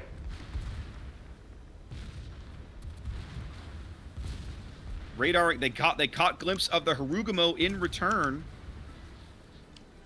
But Quincy and Jason just getting absolutely hammered. Quincy took one of those torpedoes as well, Zath. Mm-hmm. Now you can see the power that is the Harugumo. He doesn't even care that he's out of his smoke. Doesn't even matter. Is he naked? No, he's smoking himself up now. That's Harugumo dropping his own smoke, making sure they keep that Des Moines under wraps. No, I mean the camo, or is that the Measure 22 or whatever camo? Oh, I'm not sure. It's got to be. Jason already very low. The Harugumo trying to farm him out. As long as he's on fire and there's that destroyer in the corner, they're going to get him. He's going out. Can't stop it now. They needed to sail him. Instead, they brought the Des Moines, and he is the first casualty of the game. REPOI up a ship. I'll tell you, even if that was a Salem, I mean, that would have bought him another 30 seconds of uptime. You think so? Yeah. I mean, Harugumo just chews up armor. Well, they pushed Palski way up to try to get eyes on Yukari. They do, but they're not able to do anything with it. Palski pushed back under the combined fire of the Des Moines and the Harugumo. What a great combo they're working there, Zath. Mm-hmm. Yep. Quincy using a little border hacks to try to dodge Death Sky's shells. It works. That allows him to try to get out of this a little bit. Once again, Polsky lit by Yukari. Mm-hmm. Polsky managed to nail that island. Unfortunately, just missed Death Skies' Kremlin. Polsky dropping off detection once more, taking a little more chip damage. AP winning the early trades at A. They've successfully pushed these guys. They've successfully pushed the AP team off of C. In fact, AP is completely retreating. Zath, look at the board. I know. They're completely pulling back off of every cap. They're collapsing into the center, which is, I mean, this is not what you want to see. Yeah, I'm not sure what the thinking here is. This is disastrous. Yeah, I'm not sure what they're doing here. Why surrender C to a lone Des Moines and a Smolensk when you could potentially continue to contest that? I don't understand. No, they should be pushing at that flank, not running away. Now, there is a position here that Shishiro can get into B and cap it without anybody being able to get shells on him. Right there on the extreme edge, of the, kind of in, what is that, about E6 or so. Yeah. But literally every other ship in the board that AP has is retreating back to their spawn point. Right. Now, the Petro can radar, so it will detect him as he's in B, but you're right. Nobody can really shoot back.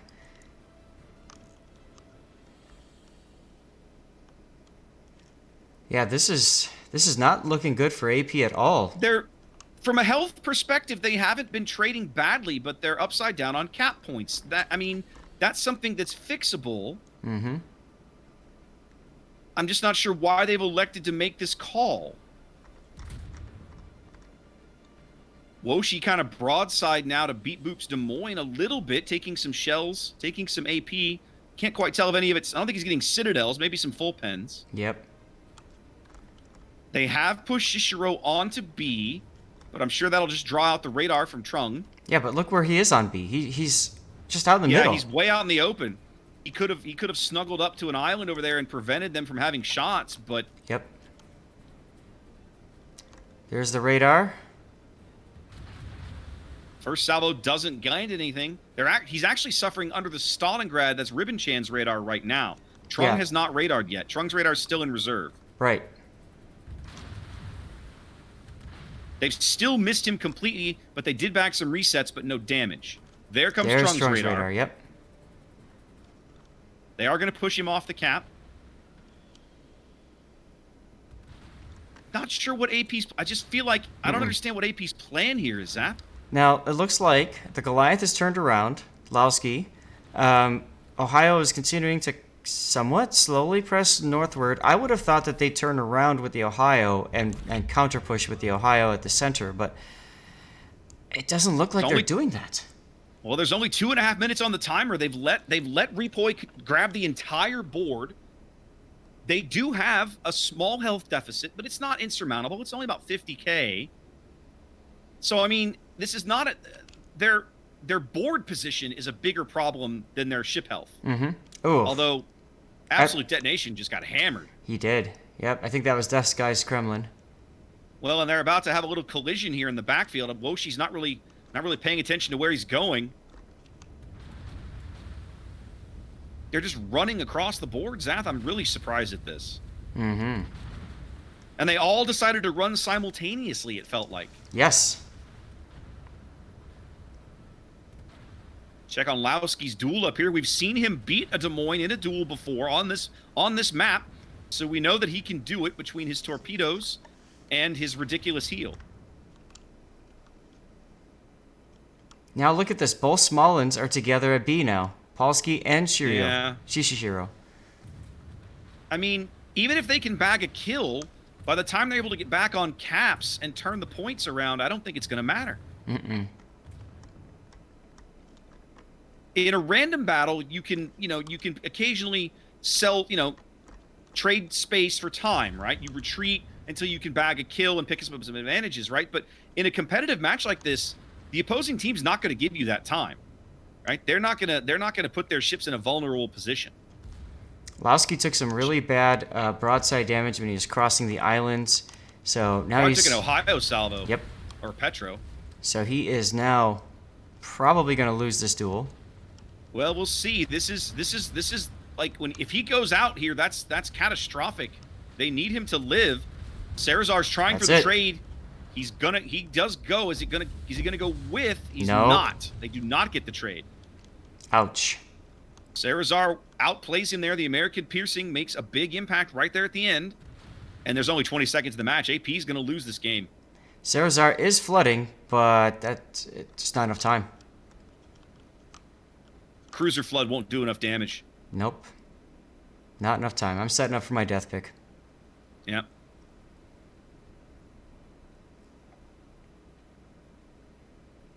There it is. I'm confused by what I just saw, Zach. I That don't know what to say. looks... I don't know what to say. You know, it almost feels like when we were talking and how, like, Flambass was upset with his EU team, I kind of feel a similar feeling right now with AP, with an NA team. I'm looking at that thinking to myself, what just happened? Yeah, I don't know that I'm upset necessarily. I'm more baffled, I think, because like we've seen these guys, you know, I could see where you would pull forces back, maybe redeploy one side of the map to the other, but I don't know what I'm kind of questioning what I just saw.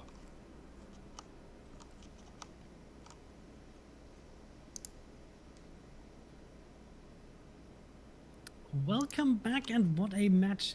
Very interesting setup here by both teams, and now we know why REPOI wanted to use that Harugumo. Well, let's get our other guests in here and see what they have to say about this very interesting match. Yeah. Yes.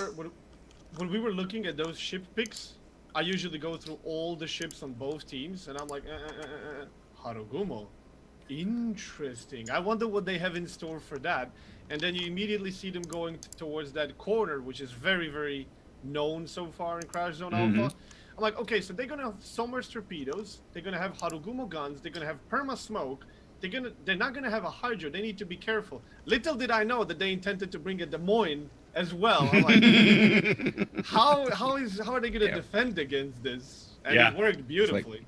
When you look at the ship lineup, you're looking at the tactics through a little window like that, and then you see the deployment. You're like, and the window goes like that. You're like, oh, okay. Oh, yeah. No, that was very well done. Zap and I were talking about you've got the Summers out front to do some spotting, and then he's backed up with just all kinds of spammy things. What would you try to do you saw what they tried to do with Polsky's small, and you try to move him in to radar the Summers to pick him off, but then immediately you just get counter radared and spammed right and push, you have to put that small and has to run for its life, basically. He can't get in there to do any spotting. That's right. AP typically brings Yu Yang, Radar Yu Yang historically, so seeing them bring a small end was an interesting change. I don't know that they got much mileage out of that destroyer, or if they would have brought a Yu Yang, I don't think it would have made much difference in that particular game. It wouldn't have made a difference, because the only times that we saw them bring Yu Yang on the North American bracket was when Smallland was banned, right? Because on the NA bracket, in those top 3 or 4 rounds, we had ship bans. Smallland was a very common ban, along with Petro and Stalingrad.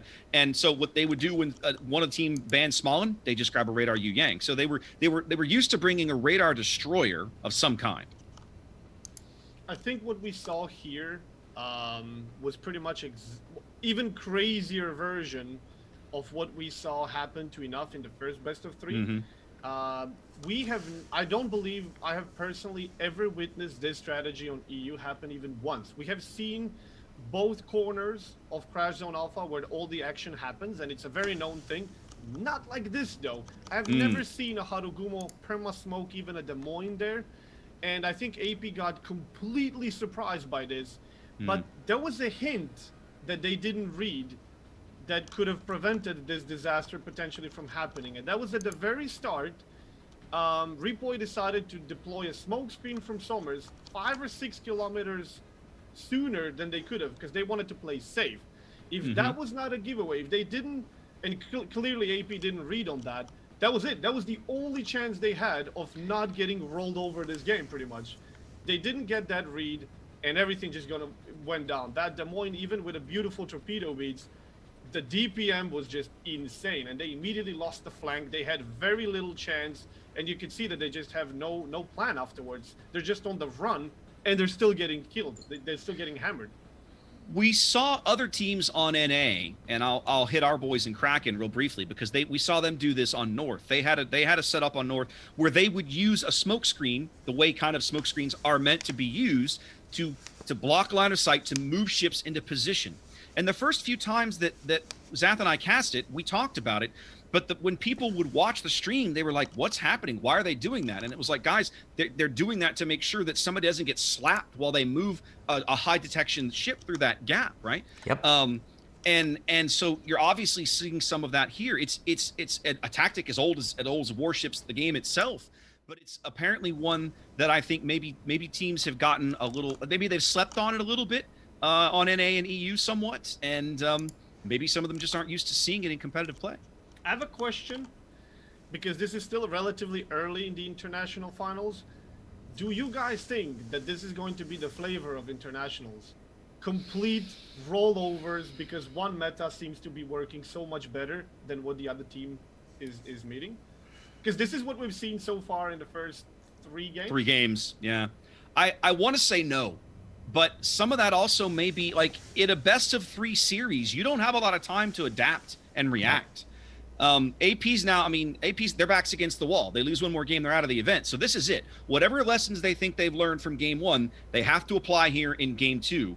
And if they fail, or if maybe they've taken the wrong lesson away, or if REPOI gives them a completely different look, and we've seen teams do that from map to map, they could be out, so they don't have time to learn anything. That might be literally that simple. Land of Fire is also a map that might provide some crazy opportunities. And I'm very curious to see if REPOI is going to come up with something unique again. Because like Crash Zone Alpha that stretches on the flanks, Land of Fire is pretty much the same in that regard. Fights usually do happen on both flanks. I'm very curious to see if they're going to come up with something unique and crazy again that's going to catch AP by surprise, and they're going to be like, oh, come on, not again.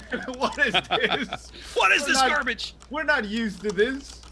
So, But yeah. I wouldn't expect it for all of the matches, because we've had server clashes before where NA would play against EU or EU would play against CIS, and it's not that different. But I think it's really cool to see that there are still, despite all of these teams playing the same game and playing against other teams that they will always take a look at what is popular in other servers and metas and so on, and still find something that manages to surprise one of the best teams of the other server.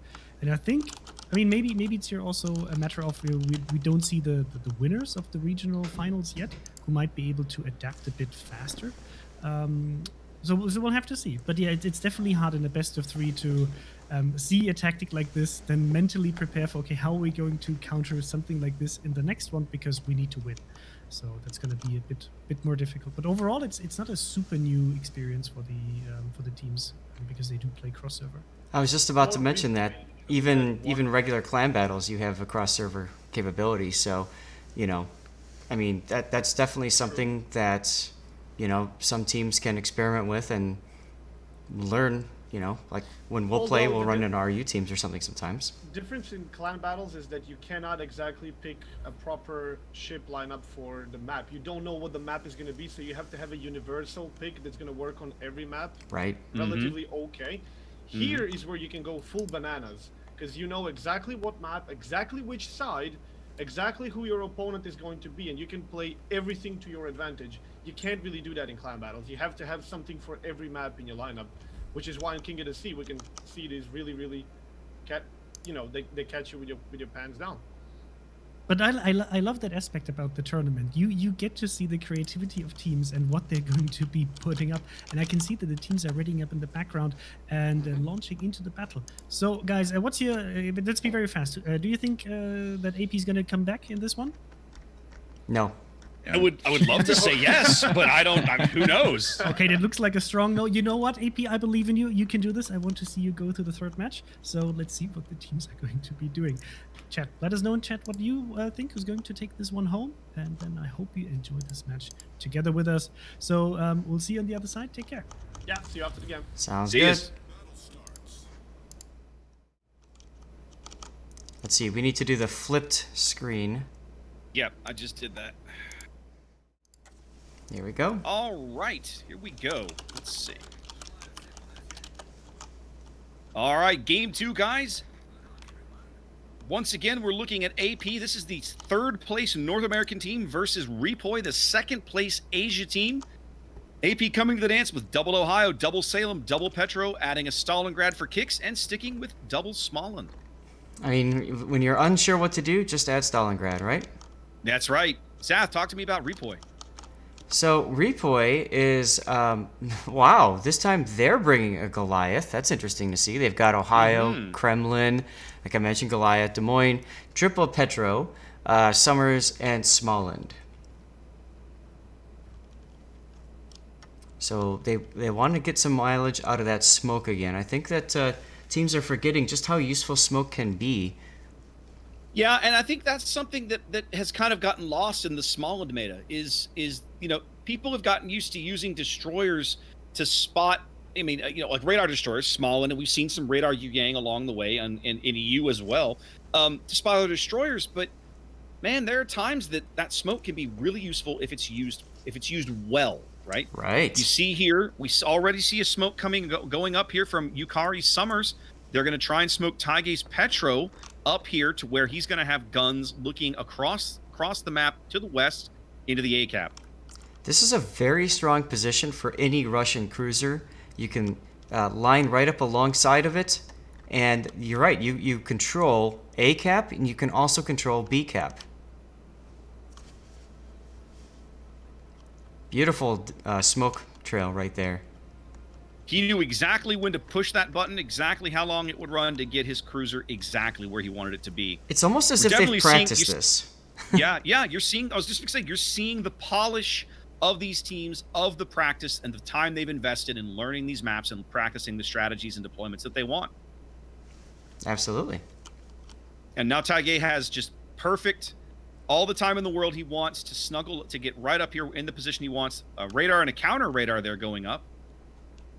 Looks like Woshi trying to radar him. They can see Taige in that smoke. You've got Ohio shells coming in for him.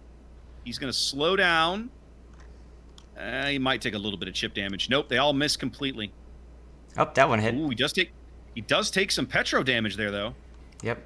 Shishiro was detected on the radar for just a little bit, but nothing big. They've still got sight of that Petro. There, they've just lost him now. Yeah, that's a slight mistake on Taige's positioning there. He should have turned a little bit earlier, but I think that radar caught him off guard, and he made the conscious decision, I need to crash the island, get out from under guns from both sides. Now, over at C, Corrupt Penguin looks like he ate a torpedo earlier. I just watched one of those torpedo salvos peter out, and it should have been the small and 5 rack, and I only saw 4, so I'm pretty sure Penguin took a torpedo in the stern there. They know his DCP is down. Here comes some Petro shells trying to light him on fire as they push him off the cap. Yep, there goes Penguin's engines. They'll be out for a little bit, but it's not such a big deal since obviously he's out of sight now. A little bit of a mistake. Penguin running aground, but they don't have eyes on him for the moment. Beep Boop getting just into cover just in time there with the Des Moines. Indeed. Now, Woshi, we've seen Woshi play in this position before when we covered the NA side of things. Yes, we have. Sometimes that works, sometimes it doesn't. Really like what REPOI is doing with this Petropavlovsk. They're going to shove him right into the A cap and just basically dare these guys to come dig him out.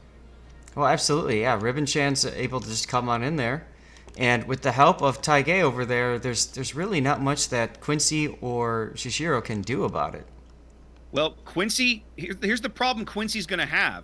In order to get into that position, he's going to have to show just too much broadside, I fear, to Taige in his Petro. So you see Quincy now pinned. He's got a Goliath on one side with AP. He's got to keep a bow onto the Petro. He's not going to be in the position that he wants to get the cover he wants. Yep, and that's going to hold him in position for possible cross-map shot from Ohio. You can see Hoshimachi's got his scout plane up. Obviously, Death Sky is also looking for a shot. Yep, Hoshimachi shells coming in. Death Skies does not have a shot. Quincy's not far enough forward for him to get shells in there just yet. Here come the Ohio shells arriving. No dice. Now arriving at your station. Now arriving. That's right. Now arriving. Small Volkswagen-sized shells. That's right. Here comes Just Kremlin Salvo barely. misses. Kremlin Salvo can't get over the island at the right angle. As REPOI is now sitting on B and denying A. C going nowhere. We're 4.5, 6.5, 5.5 minutes into this game. Very much more of a positional game than last one. Absolutely it is. Now, okay, now Zath, watch out. Quincy's, I'm keeping an eye on Quincy at the moment because he can out-trade for the moment. He can out-trade Taige, but he's backed up a little too far. The Goliath AP's trying to come in. Ribbon Chan's Petro's trying to move up. In fact, Ribbon and Shishiro now point blank with each other. Yep, I think Shishiro's going to go for the YOLO. I mean, what choice do you have at this point? He needs to get this, but I'm not sure that he can. Ribbon Chan's firing too high. Those shells are going through his stacks. Here come the torpedoes, but I don't know that these torpedoes are going to be enough to kill him. The Goliath salvo comes in and does big damage. I don't see torpedoes in the water. He's got to do cot spread. Here we go. There Cot spread torps. Here they come. Is it going to be enough? It cost them the small They one. got the trade. It is a trade. All right. Now that is a useful position for AP at the moment. The question is, how long can they make this work? Because Quincy is in trouble. I mean, to me, it's only a matter of time before Sarazar's Goliath lands big hit on Quincy. Yep, here comes another salvo, broadside. Now, it might be HE because of the destroyer. It is duel. it is HE. Yep, there it is. Quincy now popping one of his fancy heals. It's almost And like they they're putting heard smoke you. under Taige. When you said, bring a Salem next time, it's almost like they heard you. Yep, indeed. Well, they're smoking Taige to try and pull him out from underneath some of that Salem fire. So in my mind, now Zath, if I'm AP, they need to move this Ohio up. They need to move Absolute Detonation up. They need to be able to push. They need to be able to either punish the Petro and push this Goliath away. Yep, and you can see Absolute Detonation is doing just that now, coming around that corner. Guns at the ready, plane up. He's just waiting for that opportunity. Quincy in a bit of trouble here. We know his fancy heal is down. He's on 13,000 AP. He doesn't yet know he's got torpedoes coming in.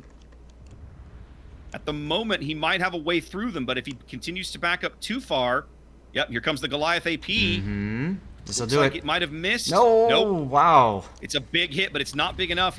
Quincy's going out right here. There it is. REPOI focuses out the Salem in A. AP a little slow to move up the support, unfortunately. Yeah, and that's going to cost him because now Detonation's going to be forced to turn away. You can already see he's starting to make that kiting away positioning. So now it all falls to the C side of things. The play for AP has to come at C. And right now, I'm not sure where it's quite gonna come from over here. Yeah, I mean, you know, Trunk Perp is broadside in the Petro. He's detected, but Jason is electing instead to be shooting at Beep Boop head on with the other Des Moines there, and I don't know. I really feel like Jason might be better served by launching AP at the Petro. Exactly. Lots of shells going in on Polsky now. They must have him radared. Two radars over here able to find him. Polsky grounds himself. This is going to be a game-ending mistake for Polsky, I think. Oh, yeah. He's trying to heal now. They've got him lit again. Shells continuing to fall in. He's going out. There he goes. Polsky pulls an Otzer, and it costs him his ship. So now they've shoved the Kremlin into A. That's going to be almost impossible to get out. Yep, not going to happen. They don't have the... Now, they don't have the destroyers. They don't have the torpedo power to get him out. Beep Boop's going down. That's points that AP badly needs. That catches them up to where they're only a ship behind now. They're making the push at C, but I'm afraid it's coming a little too late and is perhaps not as organized as they might wish. Yep. I was going to comment, you know, Woshi's positioning, I mean, it's okay for dealing with that Des Moines in that situation, but other than that, I haven't really felt like they got too much out of that Stalingrad position. No, I feel like Woshi's central position has been largely wasted. They should have tried to rotate him somewhere else or move him up or something. I'm not sure what exactly, but it just doesn't feel like he's been all that useful. He's absorbed some fire, but that's about it, really. Yep.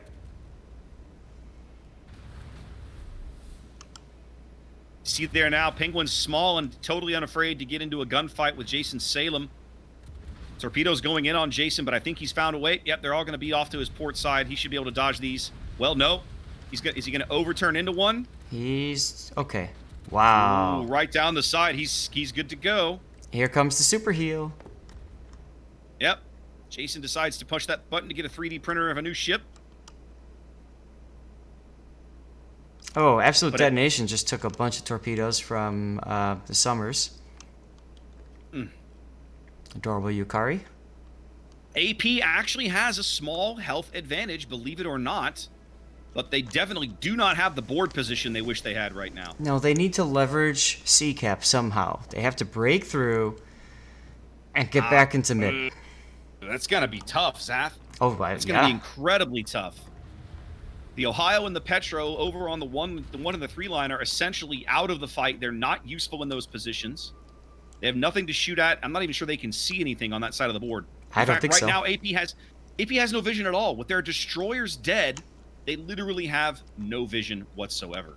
Yep. We talked about this before. Destroyers are the eyes of the team. Woshi puts his radar up so they can get eyes on adorable Taige's Petro. That's all they can see for the moment. But nobody really has shots on him. No. Maybe Lowski does. Maybe. Lowski's going to move up to look for a shot. Yep. And in the Ohio's process, got shells going in. he's going to get shot at in the process too.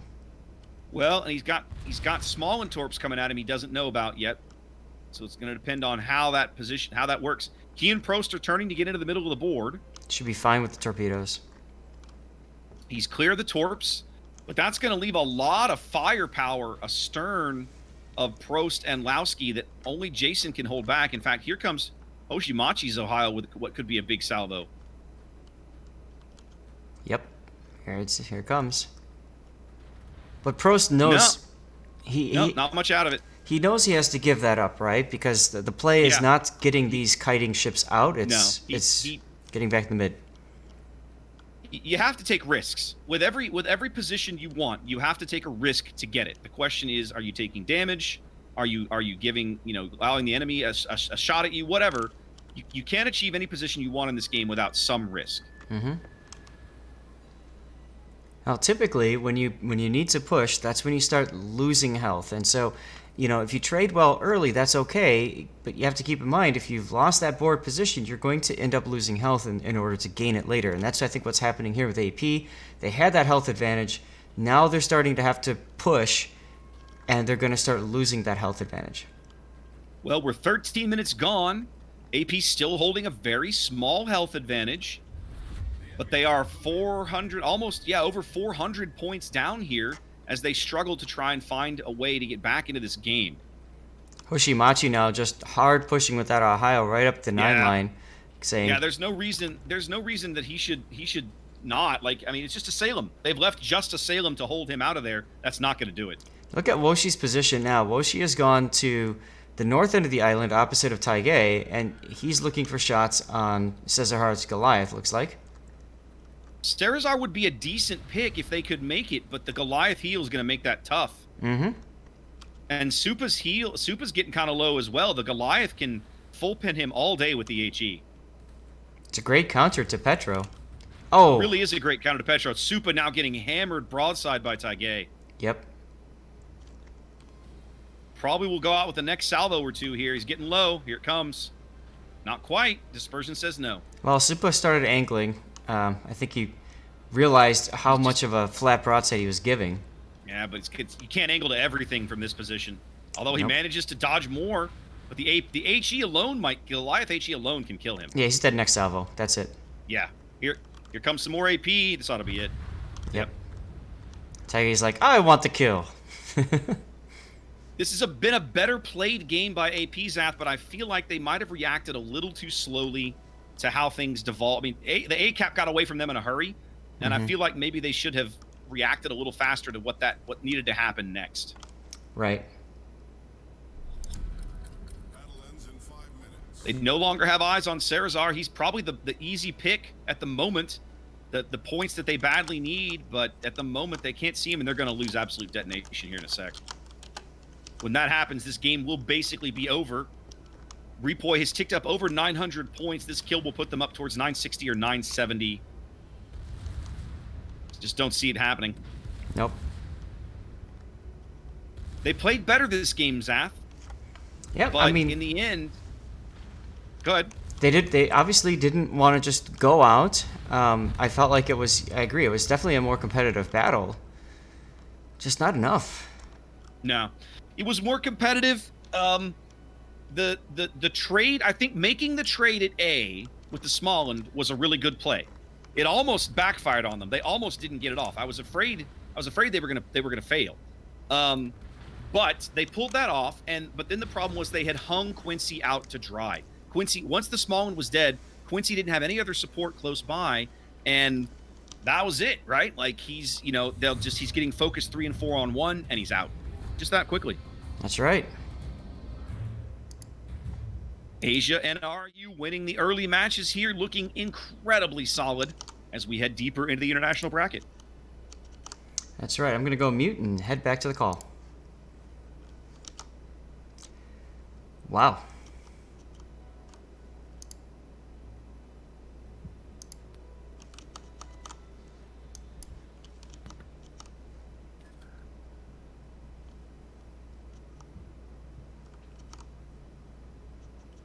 Tip it up.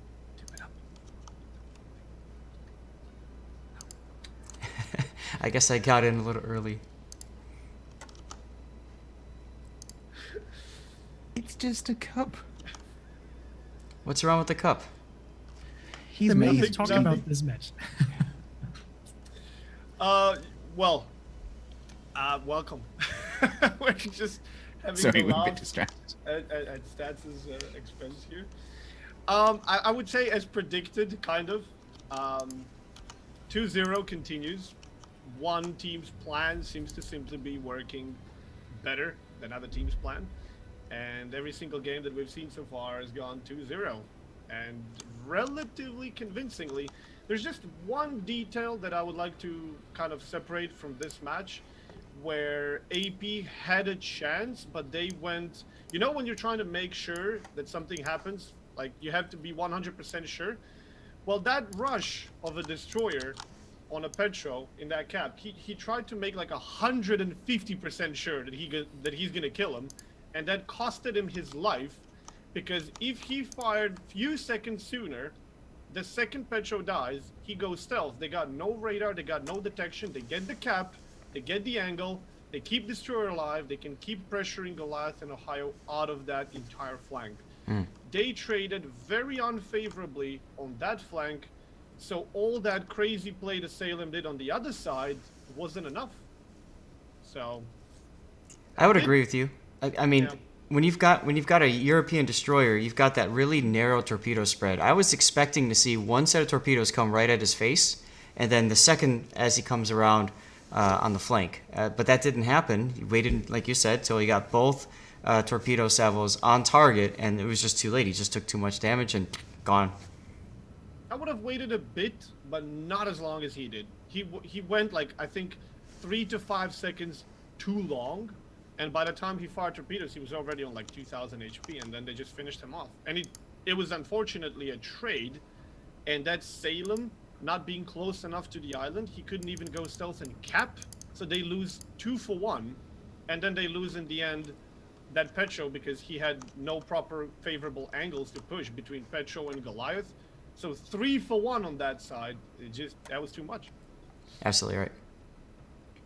Raptor, you're muted, by the way. Yeah, it was There really, we go. really. I'll get it right in a minute. No, I was going to say the Petro trade. Zath and I talked about it as well.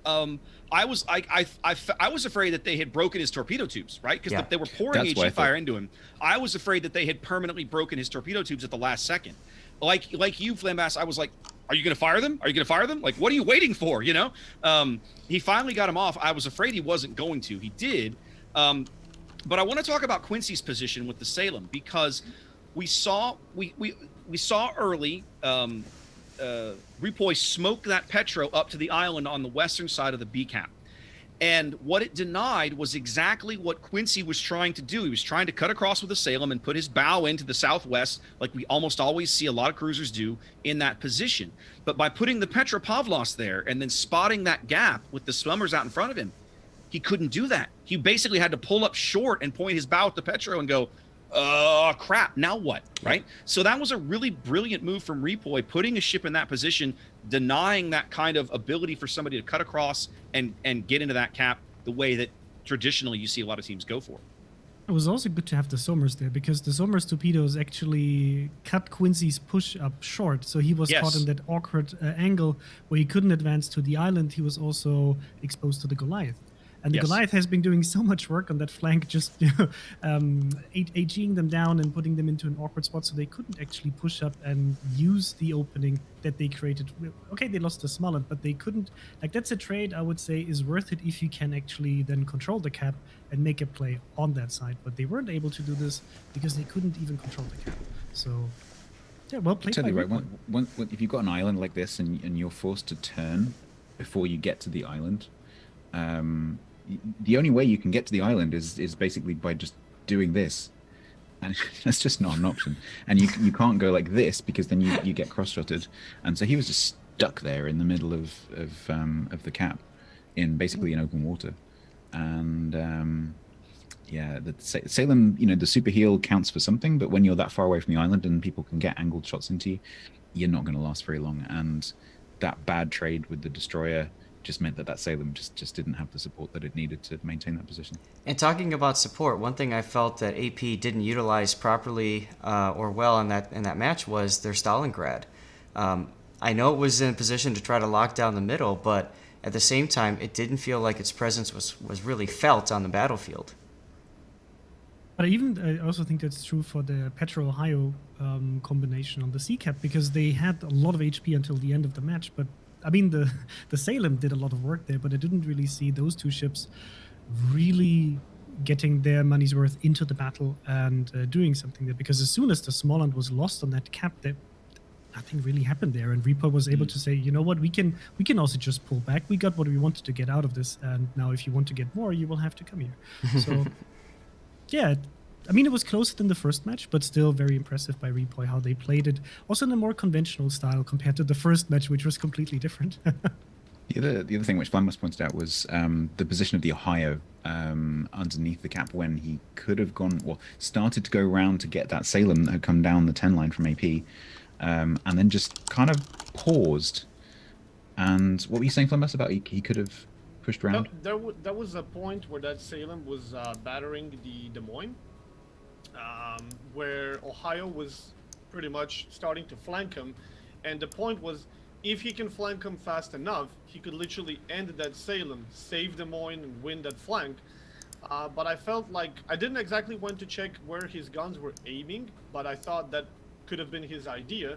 But it felt like he was waiting for the perfect shot for all 4 turrets to be able to fire.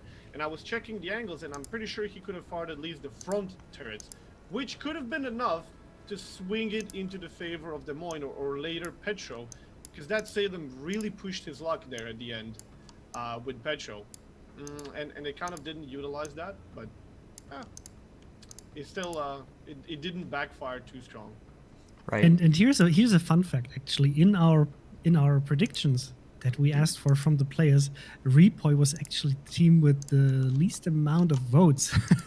Oh wow! And they managed to now advance. There you go. I did mention something to stats earlier. It feels like everything we've seen so far is like Russian and Southeast Asian teams are rolling over NA and EU teams. In our defense, we were probably 2 good teachers. That's the card I'm gonna play. That I got nothing better. Wow. We were just. Wow. Yeah, we gotta put some defense, guys. Come on. And now it's time to retire, or what? Yeah, I don't know. So I'll say this one, and we've talked about this before. I think this is the first time that we've had NA casters as a part of the big international finals. We've cast them before off on our own, but never a part of the team like this. And one of the things that we've talked about kind of when we've done our own bits is that NA and EU traditionally have fairly conservative play styles, right? It's about board control. They play for time. They're not in a big rush. Whereas, you go back and you look at that very first game that we had between LAIR and Enough, man, LAIR like went for the jugular. Like at the 6-minute mark, they were like, go, everybody move. We're going right now. And I don't know about you guys, but like the average average NA team, I won't speak for EU, the average NA team, they're not used to that, right? The NA teams are much more, by the 5-minute mark of a match, teams are just kind of starting to settle into where, okay, we know what caps we're going to fight over. We've got a pretty good idea where the enemy ships are. It's Man, similar on EU as well. I would expect it. I mean, the EU games that I've seen have been traditionally that more that way. So there's a very different, just a clash of play styles, right? And I don't know that there's a right or a wrong. It's just different. East think it's is like- definitely catching West by surprise. Yeah, definitely. For sure. Definitely. It's just like, if you've ever watched boxing or, like UFC or something like that, where, some fighters, they come out and they're just just touchy feely, just get the feel for a couple of rounds and just like poke them. Okay, let's just get no, they're just like out, bam. And if you're not ready for that, then, and you should be really, if you're in the international finals, you should kind of expect some more dynamic things from some of the other regions, because it's not a secret that the meta is different on the different servers. It's something we talk about quite a lot. And so I think if you go into these battles expecting it to be that same kind of standoffish start, I don't know, I think you should expect to get rolled over. So what you're saying is, if you enter the ring and you don't expect to be knocked out, you're gonna get knocked out. Yeah, That's pretty pretty true. much. Yeah. Pretty much. Yep. Yeah, but it's interesting for me to see as well, because the teams had time to actually check up on the enemy teams and compositions, and it should be one of your biggest fears to see a play that you're not used to, right? You do a lot of sparring with other teams, you do your skirmishes, you try to figure out, okay, is there anything that other teams came up with that we didn't come up with, and how do we deal with it? And then to be put in a position where they're like completely surprised, that's surprising for me to hear. After all of these years of international King of the Sea and server clashes and now cross-server plays, that this is still possible.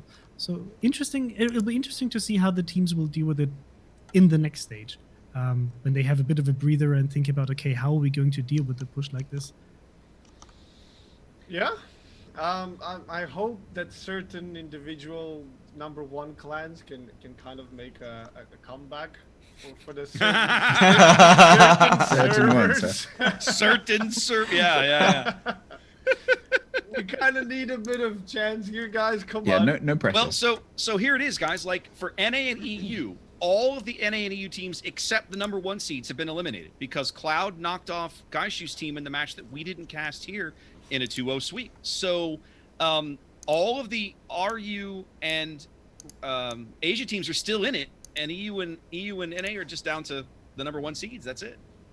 Yeah, it's going to be interesting, and this is just for the viewership, so we're going to now be advancing to the next stage, where we're going to see the regional winners of each of the regional finals play against the teams that advanced. So the next matches that are going to be happening in the background, we will only be able to cover 2 of them, but we will be seeing 07 versus VOR, Caxas playing against LAIR, TWA or BANCV is going to be playing against Cloud, and then we'll have Smile playing against REPOI.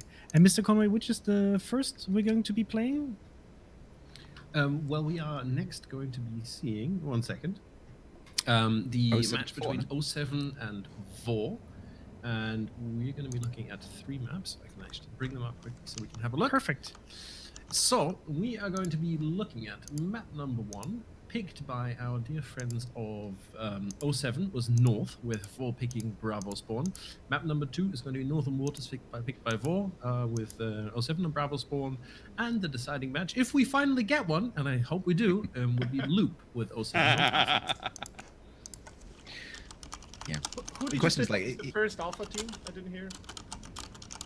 07 will be alpha. The first Okay, Alpha okay. team. Yeah. So 07 is going to be starting on Alpha Spawn on North. Okay. Thank you. That's going to be interesting. Interesting to But see what- how the teams will play this compared to the first set of North that we saw today. Yeah, What's interesting is we you've had got- EU versus Russia on North. Now we're gonna have NA versus Southeast Asian team. So, yeah, I'm very curious to see how much difference is it gonna make. But between the second and thirds, we've seen pretty decisive differences between the seconds and the thirds. is the difference between first and second going to be more or less than the difference between second and third? That's kind of an interesting thing to think about. Just thinking about EU, like the difference between the first place team and second place team, I would argue is actually pretty small. So maybe we'll see some closer battles with first and second. Yeah, I mean, 07, I mean, our NA casters are going to be able to talk a bit more about 07, but 07 has been around for such a long time, and they've won several King of the Sea regionals already. So they're definitely a super experienced team, and we saw VOR also in the last European King of the Sea because they participated there. And they are also a very good team. So I think the difference is probably not going to be too big, but 07, in my opinion, has the advantage here because they have so much experience in being also in finals and, you know, knowing how to turn around matches. One thing that we've got going for them maybe is that they've already played a match, so they're warm. Whereas 07 haven't played yet, so they're effectively cold. So maybe a little advantage for VOR there, but oh, I think C-Raptor has a comment on that. No, I'm just saying. I don't think okay. we've, you know, Zath and I like to joke about 07, and they're in on the joke too, right? Because sometimes they come out and they look cold, right? But we've seen them reverse sweep teams in the finals, right? They had a finals, an NA finals a couple of times ago where they went down 0-2, and then, oh, we just won 3 straight. Oh, look, we're champions again, right? I mean, they're 5-time champions on NA for a reason. Oops. Yeah, exactly. Oops, did we do that? You know, so I mean, they are easily the most recognizable and storied team in the NA bracket. They've been in the bracket since King of the Sea 5, which was the first time the event was played on NA. They were victors then.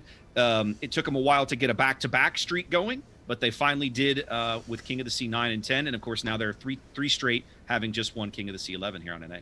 So let me ask: did they have that touchy, like standoffish beginning meta usually to the way they play? Because if they do, how are they going to deal with if 4 come out pushing? Zach, I want to hear your opinion on this first. I would say that 07 is one of those teams that is definitely more of a reactionary team. They want to allow the enemy team to set themselves up first. They depend heavily on vision, getting an idea of what the enemy team is going to do, and then they react to that and find a way to counter it as best as possible.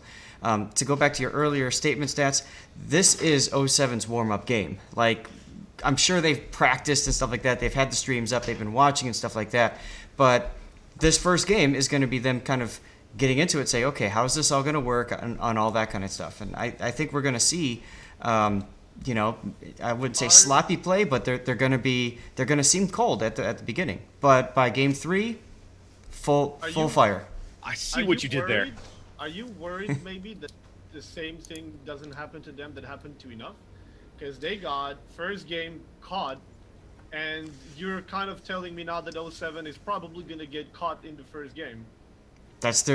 We've seen this before. Raptor and I have seen this so many times where 07 comes in the first battle, they look terrible, but then the second and third battle, it's just boom. Sometimes, all right. But sometimes we've seen them come out. Comeback. We've seen them come out swinging. They did that this NA finals, Zath, if you remember, right? This was one of the few times, like you and I, like you mentioned, we're used to seeing them come out, and maybe sometimes that first game they're a little too cautious while they wait and see kind of what's developing, and then they wait a little too long to make a play, or they just get beat. Sometimes that happens too, even to the best teams. Right. And then they come back in game 2 with the big bat, right? This time in the NA finals, we didn't see that. They came out in game 1 and just looked really solid, like game 1. Right away, they looked awesome. So to go back to the earlier question about are they kind of that slower, touchy-feely, we've seen both looks out of them. Historically, what we see out of them is they like to run triple destroyer because they like to spread out on the caps and put as much pressure as quickly as possible on the enemy teams. Now, there are certain maps that don't allow for that, okay? North may end up being one of those. But we've seen them do that on Loop, which is in this map rotation. And so, you know, we'll see. The other thing is that a lot of the NA teams have adapted, and we saw a little bit of Kleber earlier in the I think it was in the LAIR Enough match. A lot of the NA teams have adapted and really kind of latched onto Kleber as an early capping ship, or even Marceau. We saw a lot of Marceau in the NA bracket this time. Use that speed, get into a cap, put those early point pressures onto an opponent, and force them to try and react somehow. For me, it was actually very surprising to see the Marceaus on the NA server versus the Kleber meta you will see on the other regionals. So I'm curious to see whether this is actually going to be translating into the internationals. Mm-hmm.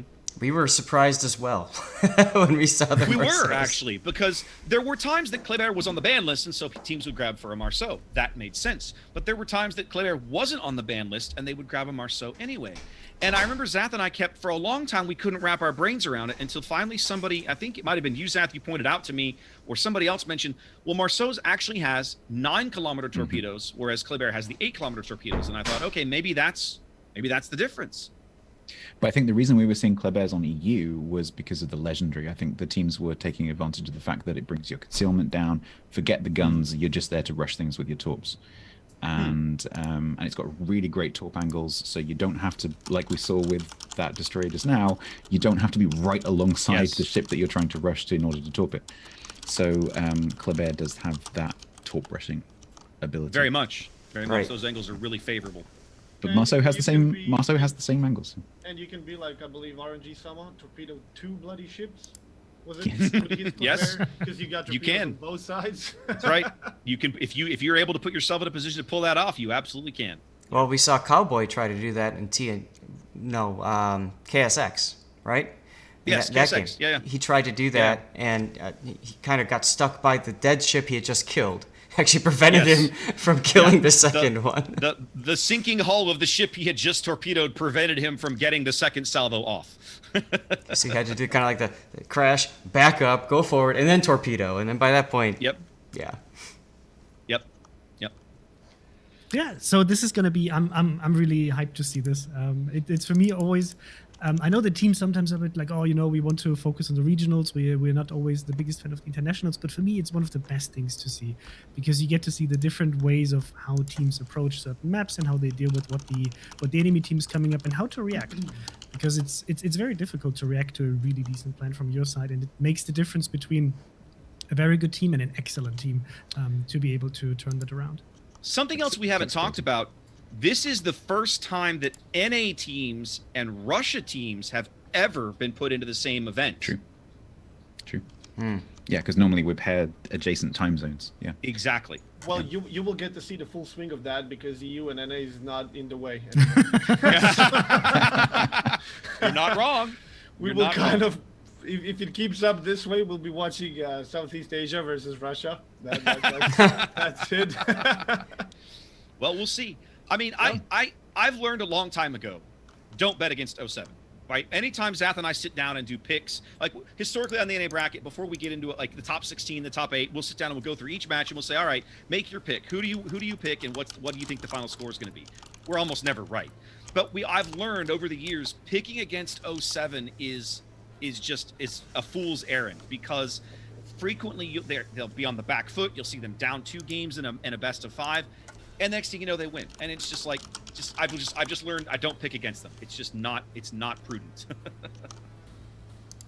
We'll see. When is the We'll first see. game supposed to start? When is it scheduled? Should be coming up in a couple of minutes, I think. Yes. By the way, chat, in the meantime, we'll be asking you with a poll, who do you think is going to take the first match? Because I'm pretty sure you're just as curious as we are, but we would like to know what you think. What do you guys think? Who's going to take the first map? Also, let us know in chat. A number of people are getting their final King of the Sea container, and they're posting in chat what they're picking up on. I've had mine. You got yours? And did you open it? No, because I've got all the tier 7s. So Did it not give you anything? So do No, you it want will. me to It take will it give- away from you? I or- assume no. I if you don't need it, assume- I can take it. I assume it'll give me doubloons or something. Or will I Well, get some special tier 7 that you've been hiding from us? That we We don't know about demand that you open it after this game. yet? Okay, I shall. Oh, he demands. That's Yes. fine. He can demand. He's he wants to. RNGesus, he can He's the demand boss. anything. He's the boss. There's, I can there's do no that. rules to abide him. Coming back to the server differences for a second, something I find really interesting about this game and the fact that there are meta differences between the servers is that the game is identical on all the servers. There's no mechanics difference between the servers. They're identical. Same ships, same rules, same everything. So the only thing that's different is the humans sitting at the keyboard. and yet Yeah, it generates some extremely different meta, which is very interesting. Which is I have to just interject this here, which is funny for us to hear. Working for Wargaming, and I've joined Wargaming from being a contributor to working for the company, and you have certain like prejudices about how things work, and everything is globalized and everybody's playing the same game, and then you start seeing that servers play very differently and also perceive the game very differently, or how the balances were from ships to ships, for example, and why certain ships are picked or not. So it's interesting to see how it's actually put into reality, and how competitive teams, which know the game in and out, all of the mechanics, they know all the details, they know all of the maps, the positioning, they are the best of the best, right? And they still play differently. And I think it's even more strange now that we have international matchmaking and clan battles, because they actually do regularly play against each other. So you would think there would be a bit more like homogenization. So it must be it must be cultural. It must. I think it is. So yes and no. To me, the clan battles meta is usually defined very commonly by the map pool and the restrictions that we have on teams. I'll briefly touch on the third wire of World of Warships. Carriers are not in clan battles, right? But the reality is that very commonly the metas across servers for clan battles kind of migrate towards the same spot. This is a different format, right? These four servers play this event each year kind of in isolation until we have these little cross-server events. And so very different things can crop up because the King of the Sea format is unique to the tournament. Speaking of different picks. Indeed. As we drop into game one, should be good time. Okay, so guys, quickly, what's your guess? Who's going to win? I'm calling 07. I can't not call 07. I mean, I hope it's gonna be 07 at this point. Okay. Pray for NA. Seth, what's your pick? 07. Okay, I'm gonna go over 07 too, and we'll jump into the match. So enjoy, guys, and we'll see you on the other side. Yeah, all right. After the game. See yous.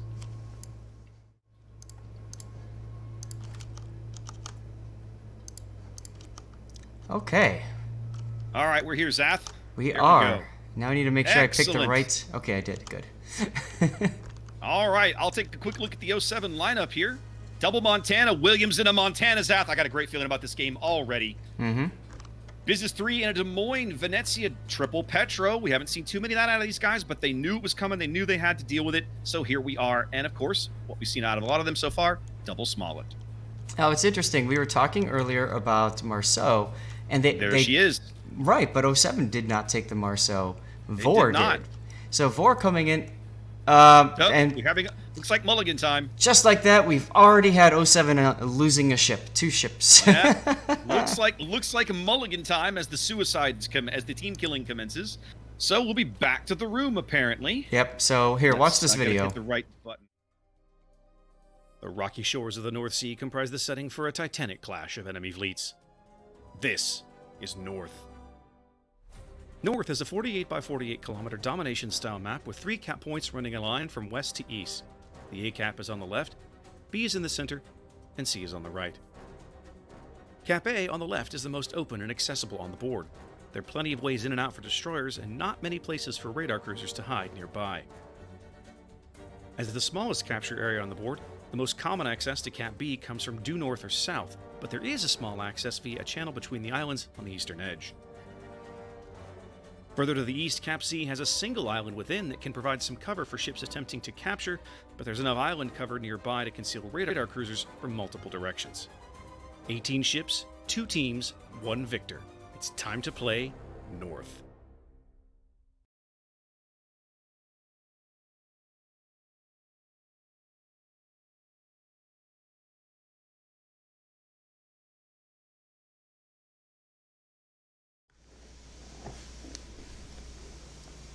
Okay. People are saying that they got California, Poltava, Z39. Somebody said they got the Ubari. No. That doesn't make sense unless they had all the 7s and then they went on, so.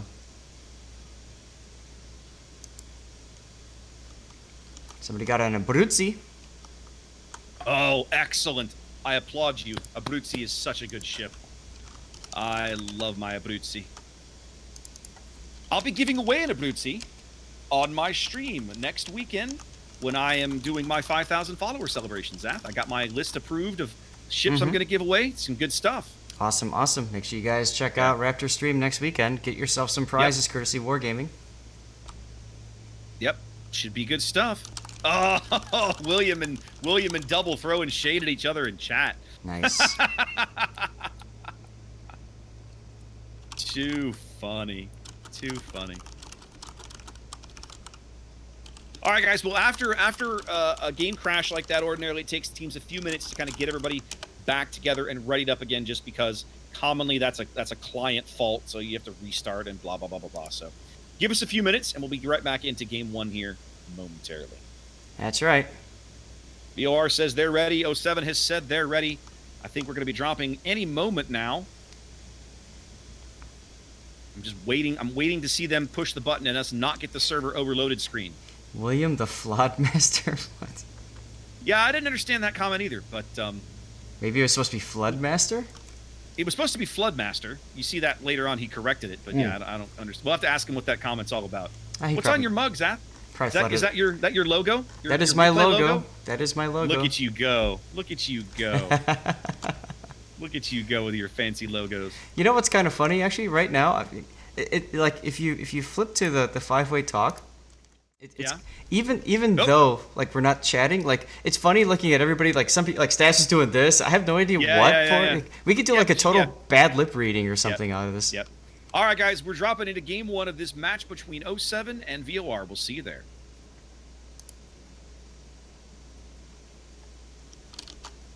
All right, I guess I'll transition back into the game now. Here we go.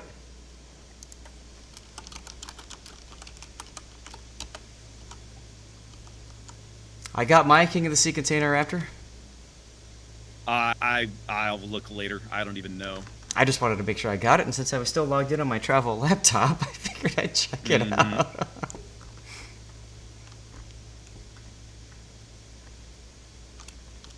Well, you go ahead and start us off, because I'm not playing the intro video this time. It's fine. This won't take long.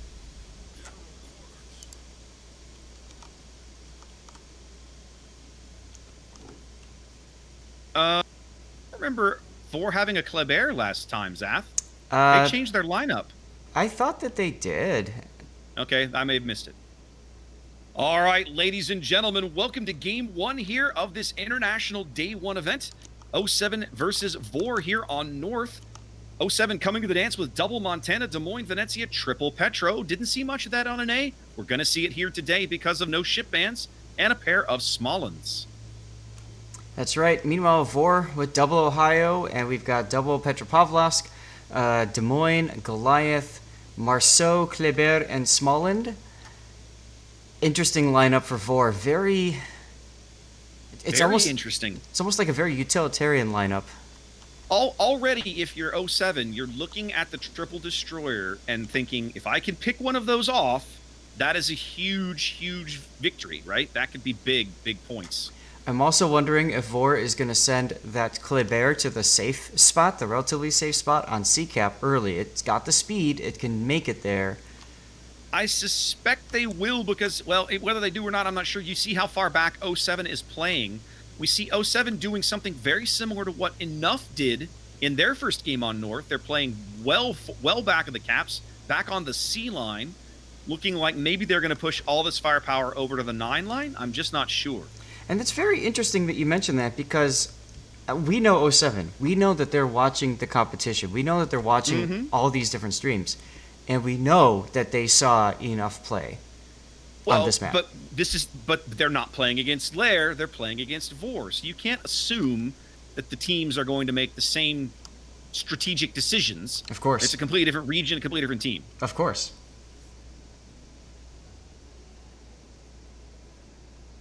Polycat Smollen slowly creeping over towards the top end of A. Torpedo's already coming in on him.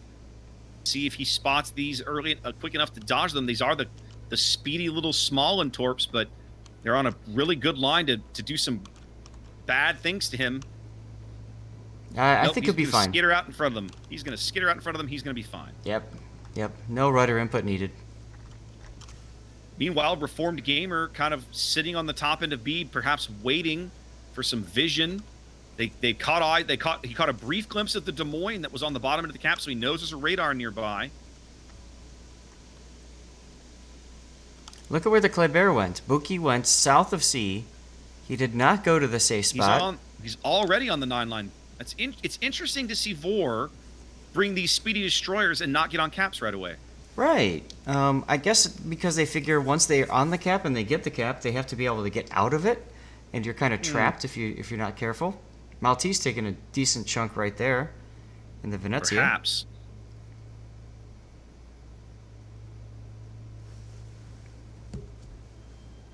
It's gone here, 3-4 minutes into this game. VOR slowly ticking up the A cap on the strength of Renegade Smalland, who has reversed into the top end of the cap. We see their Dark Temple popping a radar to pick up Pulley's Smalland on the top end of the cap, drive him off. He takes a little bit of chip damage from Maltese's Venezia behind Pulley, but nothing big. Pulley VOR is detected? VOR is going to pick up A. Yep, Pulley's lit by radar at the moment. He's playing some little rudder games. He's going to take some damage. That was inevitable, but he dodged quite a bit of it there initially. Oh, now Renegade. Now his radar goes up. He gets a counter radar on Renegade. Pushing Renegade off the cap. Renegade took a big hit from somebody. I think it was... I'm not sure who it was. I think it was Maltese's Venezia. No, actually, it might have been Williams, Montana. I thought it was an HE salvo. I wouldn't be surprised if it was. Look at his position. No, me neither. Both teams make an early play for A, but neither team coming up with it, as Maltese taking quite a bit of early damage, forced to back way off the cap here.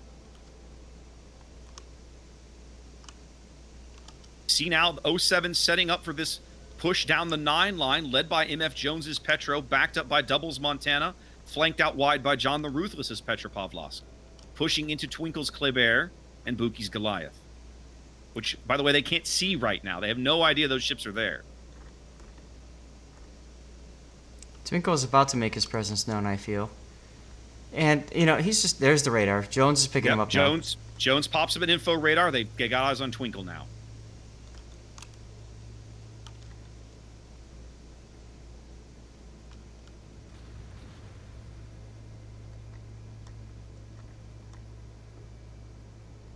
Does look like Renegade is going to bag A. There he goes. He does get it. He took some blind fire right there at the very end, but it wasn't enough to get the reset. He did get some damage, though. Yep, half health now. Yep.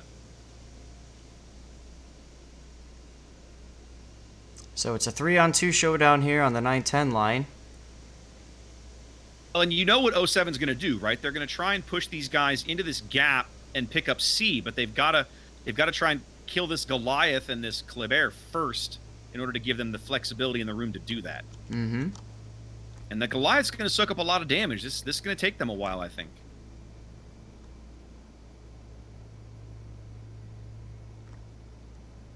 Six minutes gone. VOR ticking up just the A cap on the strength of their early advantage. Pulley taking a torpedo there. Yeah, I just saw I got chunked. Yeah. Caught just a glimpse of it as I was moving the camera back over. He's got more torpedoes coming in from port. He gets double radar there. Yeah. Potentially a bit of a mistake. Yep. Both Asphodelis and Dark Temple put their radars up. They're pushing Pulley back now as they're trying to land shells on him. They know his DCP is down.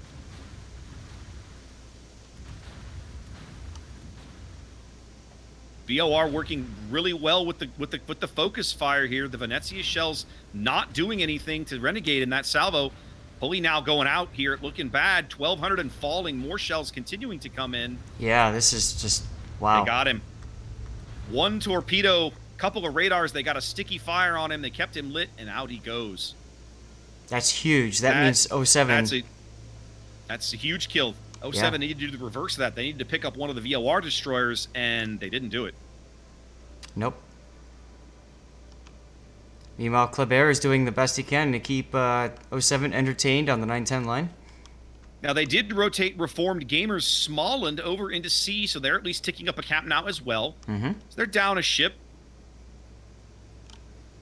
They're doing a really good job working on Miani's Ohio there in the backfield, Zav. He's taking quite a bit of damage as well early on. Yeah, he's at 2/3 health. Diva now spotted in that little channel. He's going to be forced to beach. BFK's got a salvo coming in. Dank is trying to get a shot. Ooh. Diva took a decent hit there. I think that's BFK salvo hitting. Yes, that's BFK. Yep. Dank, BFK's got more shells going in. Dank just hit up 4th Chronicles with some HE. Oh, Ooh, big nice hit. hit. Big hit on Diva, and look at this. Business is going around the corner trying to catch him. It's Not gonna gonna miss. happen. Diva pushes his engines forward. But the guys on the 9-10 line have shots on Diva as he tries to peel out of there. there's the receiving end. Oh no, Jones broadside though. Yeah, and Jones had HE loaded there instead of the AP. They need this kill, Zath. This is a mistake. They have to punish it. They get a few shells over the island. Diva's getting an angle. 6,000. More shells coming in. They know they need this kill. Oh yeah, They've they got to want pick it. him off. They can still see him for the moment.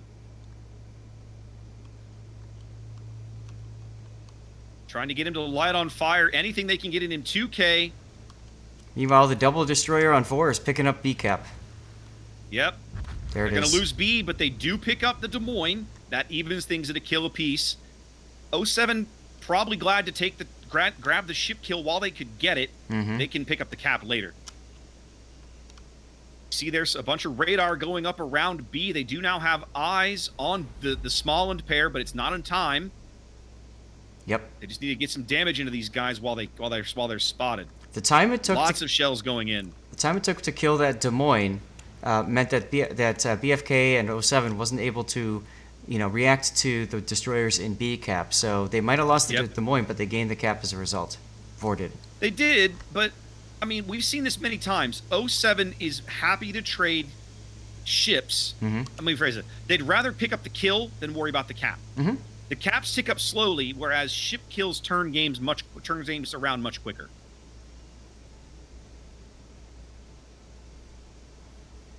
Both teams trading health well. 07 on about a 50,000 HP advantage here as we cross the halfway mark of the match.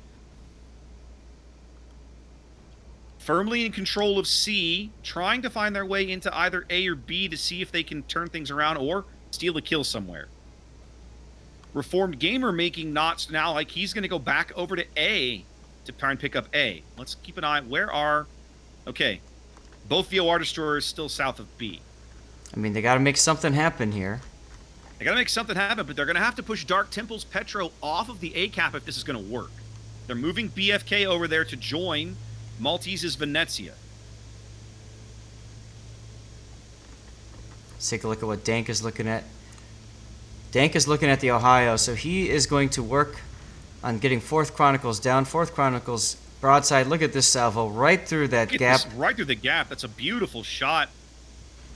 Unfortunately, Williams not going to get a whole lot out of it. Got about 8 or 9K there. It's a solid hit. Just a tap Probably on the not what he was shoulder. looking for, though. Yep. Just a little attention getter. Now, VOR is continuing to hold both their destroyers south of B. Zath, I feel like this is a mistake. Well, yeah. I mean, I think what they're trying to do is get in a position to reverse push the group at C. I don't know if that's gonna pan out for them though. Well, you see 07 here reacting much quicker, right? They lost B, but they immediately had ships moving towards A. I think they're going to be able to pick up A. They've pushed Dark Temple off the cap, which is what they needed. Yep. His radar obviously has Reformed Gamer lit for the moment, but it can't last forever. 4 sees this happening, so they'll be reacting in a moment.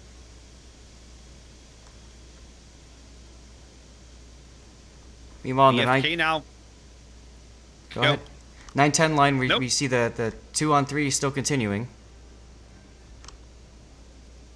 Those 2 ships are costing 07 a tremendous amount of time. They honestly, I hate to see that they're still in that fight. In other words, they're still derping around with it. Both VOR destroyers now coming back to A, led by Renegades Smallland. They get a blind reset on Reform, or maybe they've got the Smallland radar on him. Nope, they got a blind reset on him. Wow. He's in Smallland radar range now if they want it. Keep an eye on VOR's view here. There we go. They've got Reformed lit on the surface now as both destroyers coming around the corner right in his face. comes the salve from Maltese on Renegade. Oh, this could be catastrophic. They can't afford to lose Reformed right here, but so lots of shells going in on Renegade as well. Reformed now in a gunfight with the Marceau. I'm not sure he can win that. He does go dark. They no longer have eyes on Reformed. As BFK now steps onto the cap. Yep. That pauses the game. 07 now down about 170 points, 7 minutes to play. Yep. Maltese trying to get in with his SAP rounds, just not connecting. Renegade is still spotted, and they've shoved William. They're about to shove William and Business into the B cap. Nope, just William. Solid play here from William getting into the B cap. That's going to force VOR to make a decision. Yep. They probably can't defend both caps simultaneously. It's going to be tough. Yeah, that's what. BFK now. Go ahead. Oh boy, BFK just took a big salvo right in the face big from the chunk Ohio. from the Ohio. Yeah, big chunk from the Ohio as the Marceau continues to shell him. Basically for free, he's going to have to pull back out of there and see if he can find some cover. Dark Temple's Petro continuing to do really good work from the one line. Mm-hmm. There's a radar to keep BFK lit. Yep, all the radar going up. They smell blood. They know BFK's low. They know he just burned a heal. Oh. The Ohio, a little more chip damage, but not enough right there. Overpen the bow, yeah. Shell's going in on the Marceau. He's giving up some HP, but he's still in it. They reset William over in the B cap. That Marceau's got to go if 07 wants a chance here at keeping BFK alive. They're going to lose BFK. It's only a matter of time. Here come the shells that are going to do it. Yeah. Beautiful salve from the Ohio. So now, one of the things at 07 that cost them BFK and points that they really couldn't afford to lose. However, it's keeping these guys distracted. They had to rotate a bunch of ships over to A to stop that. Now they've managed to get into B, but I still hate Zath. They're still hung up on the 9 line over here. I know. I was just going to comment on that. I mean, Jones is looking... Jones and Jones Double... has got his guns to the middle. Yeah, Jones and Double are both looking middle. Looks like they just tasked John with messing with these two.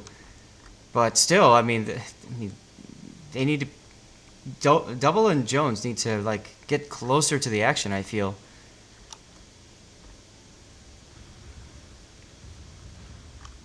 The VOR destroyers are absolutely ruining this game for 07, and 07's inability to get them off the board at this point is a real critical problem that they haven't been able to solve yet. Mm-hmm. Look at all the fire just coming in on Dank. Yeah, they're just going to continually reset him all day. The Smallland can just sit back there and farm him for free because nobody can spot him. In fact, right now, William can't... Yeah, William is just lobbing HE over at Miani's Ohio. They might actually get him if this is a decent enough salvo. A lot of shells going in on him. Down to 4K. They need these points, Zath. They need them bad. That they do. They might get it. Burning now. They're going to get him. Burn, baby, burn. You bag him. Reformed Gamer now in a slap fight with the Marceau again at A. But this time, can he win it? It needs a little support. He does bag it, but they trade. That's a trade 07 cannot afford. That's their last surviving destroyer. And I think it's only a matter of time before they're going to lose William. The Smallland is just farming him for free. Yeah, Maltese had a decent salvo with the Venezia at the end. There just wasn't enough. They've finally got eyes on Renegade as Business swings out wide of the island to get eyes on Renegade. Yep. Got to do something to stop that. We've seen William survive crazy amounts of damage before from HE. Mm-hmm. Des Moines Shell's now going down range on Renegade. Renegade on 1,000 HP. They need this kill. They need this kill. They get it! There you go. Big kill from Business as 07 moves out to a ship lead and narrows the gap to only 50 points with 3 minutes to play. Now you can see Jones. It's almost like he heard me say they gotta get closer. He's starting to push up now. Yeah. Yeah, and I feel like, Zath, the play now is at A. You see Business going that way. Maltese has moved up a bit. I think they can get Temple off the board. They have to. If they can get Temple, they can steal A, and they need that cap. Yep. For the moment, William's still ticking up B. They're trying to make this Ohio's life miserable by getting in his face and making him do something other than shoot at William. So it looks like John is actually the one that's distracting the Goliath and the Kleber on the 9-10 line. Oh, here comes Doubles with a salvo as well. Right through that island. They're doing good work on Temple. Temple's down to 3,600 as Business steps onto the A cap. Dank Williams is... continuing to hold down the B cap, but he is going off the board right here. There it is. That last salvo from Temple took him out. They lose control of B, but they do take Dark Temples off the board. That gives them control of the A cap. So in a moment, right now, both teams ticking up a cap. Under 2 minutes to play. 07 trailing by about less than 50 points. They are going to cap A. That's going to allow them to start ticking up this gap. But is it going to come in time? Right now, they got to preserve their ships. They can't afford to lose a ship. They lose a ship, they're going to lose. Yep. And you can see Jones put up the brakes. He stopped. Double is pushing forward now. This is when you want the battleship HP pool to start showing itself. Yep. John, and they're going to be able to start. Go ahead. John is getting ready to push as well and just keep these two guys bottled up in the corner. Yep, they've got to keep the Goliath off of Jones's flank. Jones is the weak link in this chain at the moment. He's very far forward. He's fairly isolated. The Ohio trying to come around the corner to get into his face and put a salvo into his bow under 60 seconds. 07 now 24 points behind. If they catch and overtake VOR, it will happen in literally the last seconds of this match. Talk about a nail biter. This is what you guys came to see today. This is coming right down to it, Zaf. 12 points they trail. Hashtag pray for an A. 35 seconds on the timer. Jones going with the AP, trying to get that kill. They have to keep Jones on the board. 4-point trails. We're about to have a lead change. 20 seconds in the match. Tied up. And right there. 07 has now the lead. There's 18 seconds left. Oh. Jones has to live 15 seconds. He'll be okay. He'll be okay. He just took a big salvo in the face from the Ohio. 07 clinging to a 10-point lead. 3. They have to live. 1 second. And they got a kill on VOR at the end. They killed the Petro right at the last second. It didn't matter, but they did manage to turn things around right at the very end. 07 wins game 1. That was a great game, Zaf. Damn right it was. Damn Skippy. I'm glad we picked 07. Wow. GG. What a great game. GG to 07. Indeed. Well played. Well played. Guess we'll go back to the other group now. I gotta get everything.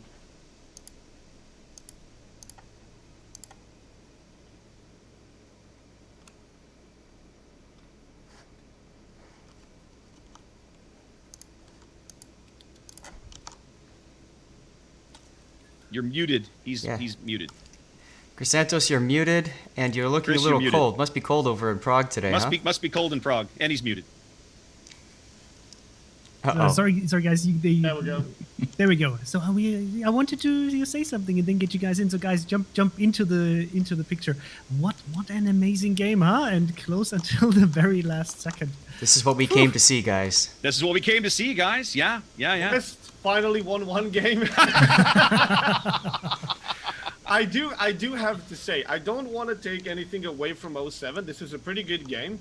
But there are 3 things that I would like to point out here. One, that 9 and 10 line, I don't want to call that a push at the end. I feel like they should have done something with that. And then I think VOR through this game twice with minor mistakes, very minor mistakes.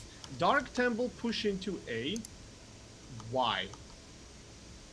Imagine if Dark Temple didn't push and suicided into A and they had 100 points advantage at the end. GG, they win the game. They don't have to do anything. And second, even smaller mistake, but equally surprising, Ohio shot 15 seconds before the end instead of waiting additional 7-8 seconds, and he hit most of his shells in the island. If he waited additional 7, 8 to 10 seconds, he could have gotten a bit better volley and maybe blow Petro up. two very small mistakes that caused them to lose a ship they shouldn't have, which caused them to lose the game. And they kind of gambled away the chance of killing another ship to compensate. So they made two small mistakes which cost them the game, and 07 didn't utilize the strengths they could potentially have to not put themselves in such an uncomfortable, tricky position to win by VOR making a mistake. So this is a very, very close game. 07 made a few mistakes as well. They took a long time to kill that Des Moines at CCAP, which obviously took their attention away from what happened at BCAP. And they lost. They ended up trading twice to the last dying salvo of the opposing ship they killed. So both of those cases were possibilities. Had 07 not lost those ships in that case, they would have looked a lot stronger. This was a very close battle. Both teams, we always talk about those small mistakes become gigantic mistakes because both teams are so good at this point. They know how to exploit them.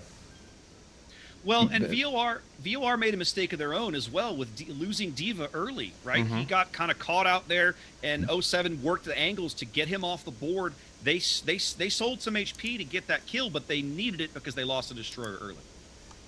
They also, later on, there was that point where they had really heavy presence over on B and C. You had those 3 ships on the 9-8 line, and they had nothing over on A, really. And then they redeployed two cruisers and a destroyer right the back way over to A to go and get A. They started to cap A, and then VOR sent those 2 destroyers back to basically repeat what happened earlier.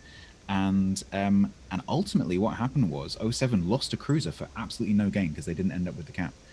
And I think that was 07's chance, and they just didn't quite get their claws into it. And I think that was probably a lot closer than 07 wanted it to be, actually, that game. I would agree with you. And Zath and I talked about this at the time. After they pulled both destroyers back to Cap B, VOR kept both destroyers literally just sitting south of B for several minutes while 07 redeployed stuff over to A. And it wasn't until they were standing on the A cap that VOR was like, oh, I guess we better send our destroyers back over to A, right? I was really surprised to see that, okay, guys, we got B. We know they have to be making a play somewhere. Send somebody back over to A. Let's at least get some eyes over there. And it wasn't until 07 was already on the cap that they started sending those forces back over. Losing BFK at the A cap, I won't call it a mistake because VOR had to redeploy so much force at that point to keep them back off the A. Williams slides into the B cap. Now those points are going nowhere for several minutes.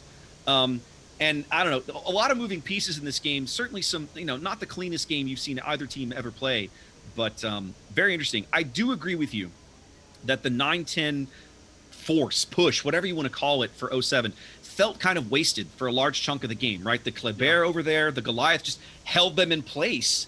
And it was like, from my perspective, it didn't feel like they were getting much out of those ships for a long time. But the problem is, though, if they pushed around that bottom corner, they still had those 2 force ships down in the bottom right-hand corner, and that could have caused them problems, which may explain why they didn't push through. Right, so 2 ships took out 3 ships from the battle, essentially, for a long period of time. Even though those ships were still firing off into the middle of the game map towards the end of the game, their positioning was still so far away that they just didn't have as much of an impact in the battle.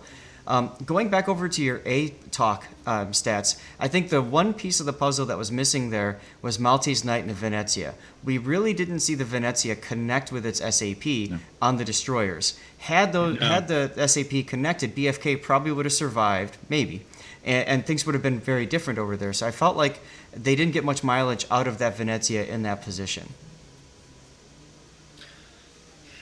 I agree, although I feel like he played a much bigger impact in finally finishing off the Petropavlovsk. That was Dark Temple, right? Absolutely. On that side of the board. But you're right.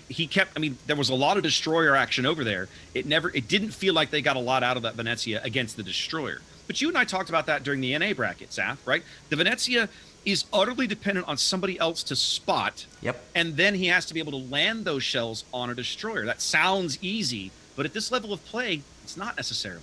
Nope. And we also if you take a look at how many shells 07's DD in the beginning was actually dodging by reversing and playing around it. It just, you see how many shells are trying to connect with that little DD, right? So that's it's not that easy as it looks like. These are not random battles. These teams, they know how to play. They know how to dodge and And this is why focus. This is why everybody knows that every destroyer player comes on with dance shoes. It's just a must. Oh yeah. That's why Everybody knows focus that. Get fire trained is on a so dancing important. mat. That's why it's so important to tell your team as the caller, you need to aim here. In 10 seconds, we're going to be shooting the destroyer here. Make sure you pre-aim. Because if you've got one ship shooting at a destroyer, yeah, they're probably going to miss because of dodging. But if you can saturate that destroyer's area with shells, And something's going to connect. usually you have at least one guy on his torpedoes instead of guns telling you he's going slow, he's going back, Yeah. he's stopping, he's going to go forward. So the ships that are further in the back know exactly where they should aim, because destroyers tend to play with their speed and direction a lot. All right, we just got our 30-second warning for the next game. How about real quick? Nice. How about VOR using the buddy system really well with the destroyers too? Having that Marceau together as like, you know, I'll be your buddy. Yeah, the destroyer play from VOR was excellent. Yeah. So since the teams are readying up for the next map, what do you guys think? Is VOR going to come back on their own map, or do you think that 07 is going to take it? I think they could. I think can. After that, they have potential. They kind of threw the game here at the end, so they definitely have the potential to win. We'll see. Yep. So what's your guess? Who's going to take this map? This is I'm War's pick right now? I'm picking 07 again. Just I've learned not to pick against. I've learned not to pick against these guys. They trained you well. That man has Yes, wisdom. they have. I'm They also have. going 07. That's what do you think? 07, yeah. it's no brainer. And Flambas? I don't know if this was if the first map was You cannot 07's say I don't pick, know. You have to pick a team. VOR.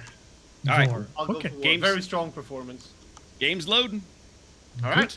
So I'm going to say, you know what? I think VOR played this really well and is going to push this to the third match of the day. So let's see what they're going to do. Chat, let us know. What do you think? Who's going to take this one? And I hope it's going to be as entertaining and interesting as the first one. So we're going to be handing over to Flammo in a few seconds, and enjoy this match. So see you go on the after other the game. side, and Yep. have fun.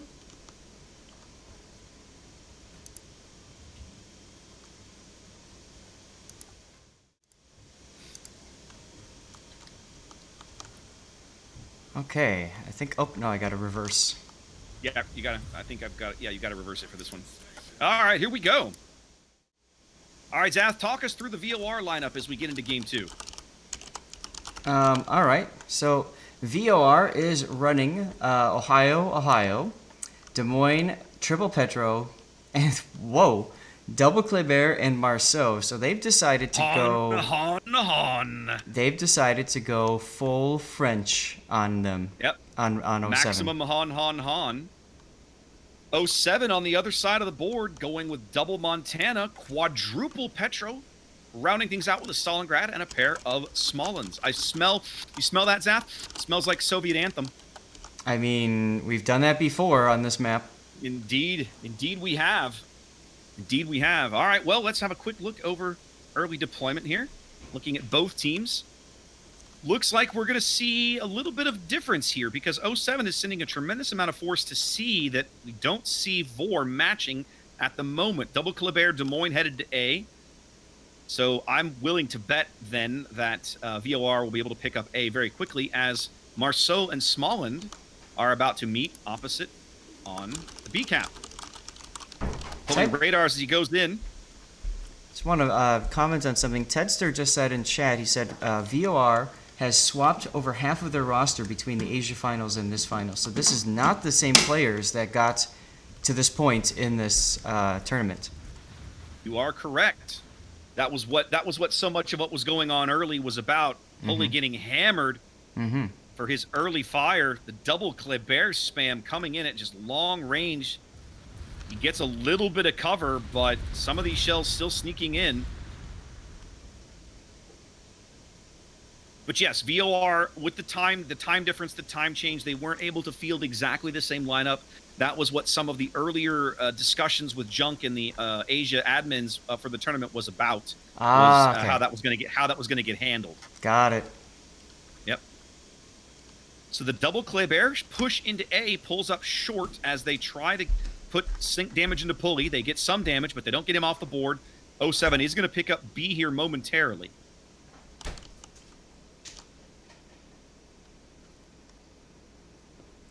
It's interesting that VOR pulled their Marceau out to allow that cap for Polecat. I mean, I'm sure he was afraid to lose his ship in the process, but the nice thing is we don't get to watch Polecat sit there for 19 minutes.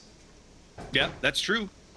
And it does mean, I mean, I'm sure he's not going to hang out there. And yeah, we see him already now making revolutions to escape out the bottom end of the cap.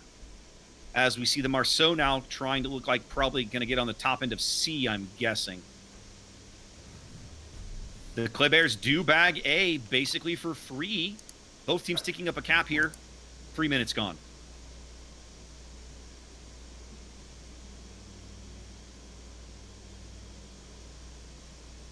I think these Klebairs, one or both of these Klebairs has radio location, Zaf, because they're sending torpedoes over here looking for Reformed Gamer. There's no reason they would be doing that without some inkling that he was there.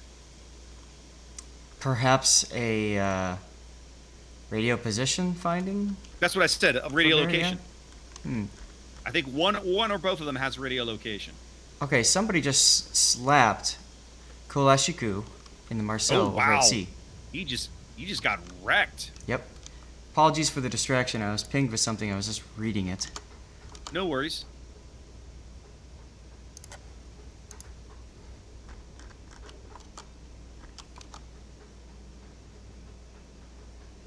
The Marceau is very low. He can't really afford to get spotted. In fact, I'm not even sure they can afford to stick him onto the cap, Zath, because if they do, he's just going to get radared by a Petro and shot to death.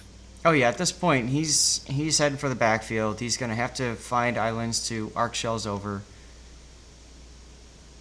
MF Jones trying to sneak into this cap where he can just get just enough of his ship in to start ticking it over. They've got eyes on Kalashiku now.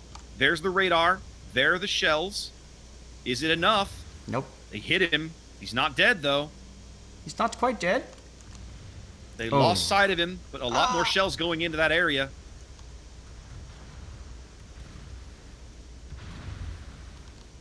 Yep, they're fishing for him, but no dice. As Pulley is about to join Jones in the C cap, they've pushed one of these VOR destroyers well out. Yep, Renegade coming into B cap now.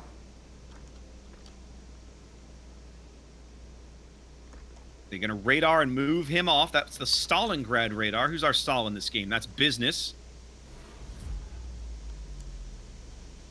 Pushing the Marceau out of the middle of the board as 07 does bag the C cap.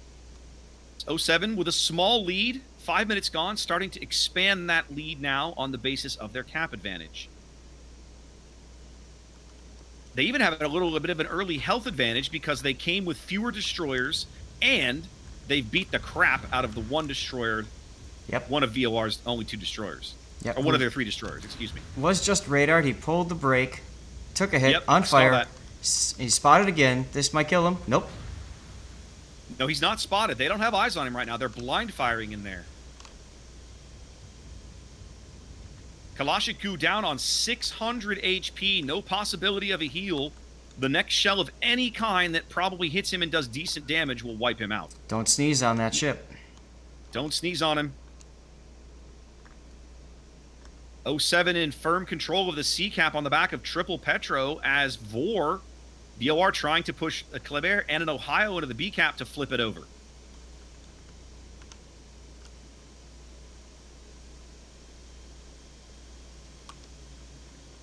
Trying to HE spam Mayonnaise Ohio. Good solid hit there from William. Can't tell if they got any fires or not. The Ohio's burning nicely. Mm-hmm. Renegade is going to bag B.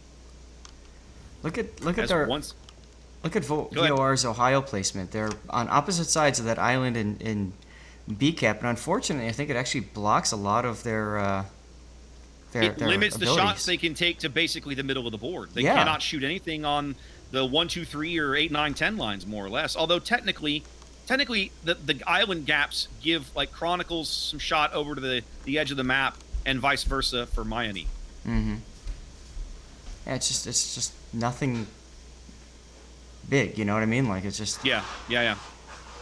Renegade leaves the top of the B cap as Pulleycat rushes back to try to step back on it before the lead flips. He'll get there right about the time that VOR catches up on points, so still a very close game. Much more a board control game at the moment. Look at Once Reform again- Gamer. Look at Reform Gamer. Is he gonna push? They're both. I think they're both looking at each other right now. Yep. Oh, you're talking about over here. Oh, Yeah. they're proxy Sorry, over on spotting the each one other, line. aren't Yep. they? They're proxy spotting it. It looked like Reform was gonna come around the corner on Twinkle, but he's deciding Well, not to. Diva has backed up to get shots on Reformed. Reformed can easily deny that by moving up a smidge. Yep. There's the He radar. cannot return.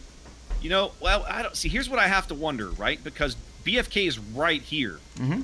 Twinkle might actually be able to win this fight if he charges BFK, but the small one's there to help. I don't know. That's Well, a tough call. it's not just the small and Dank is turning his turrets. This is Tank what they're turning gonna his do. turrets. They're gonna Always trying- pop. They're gonna pop Twinkle like a pimple. Well, let's see. Let's watch him do it as Pulley tries to flip the B cap. He got radared in there, took a bunch of damage, but he's still hanging in.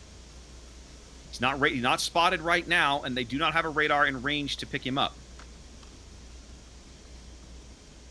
BFK's pulled the handbrake. William has his turrets turned, looking in that direction. We know he's had the HE loaded for a while. So you think BFK is going around the corner to push him? Yeah, I'm surprised he stopped. Quite frankly.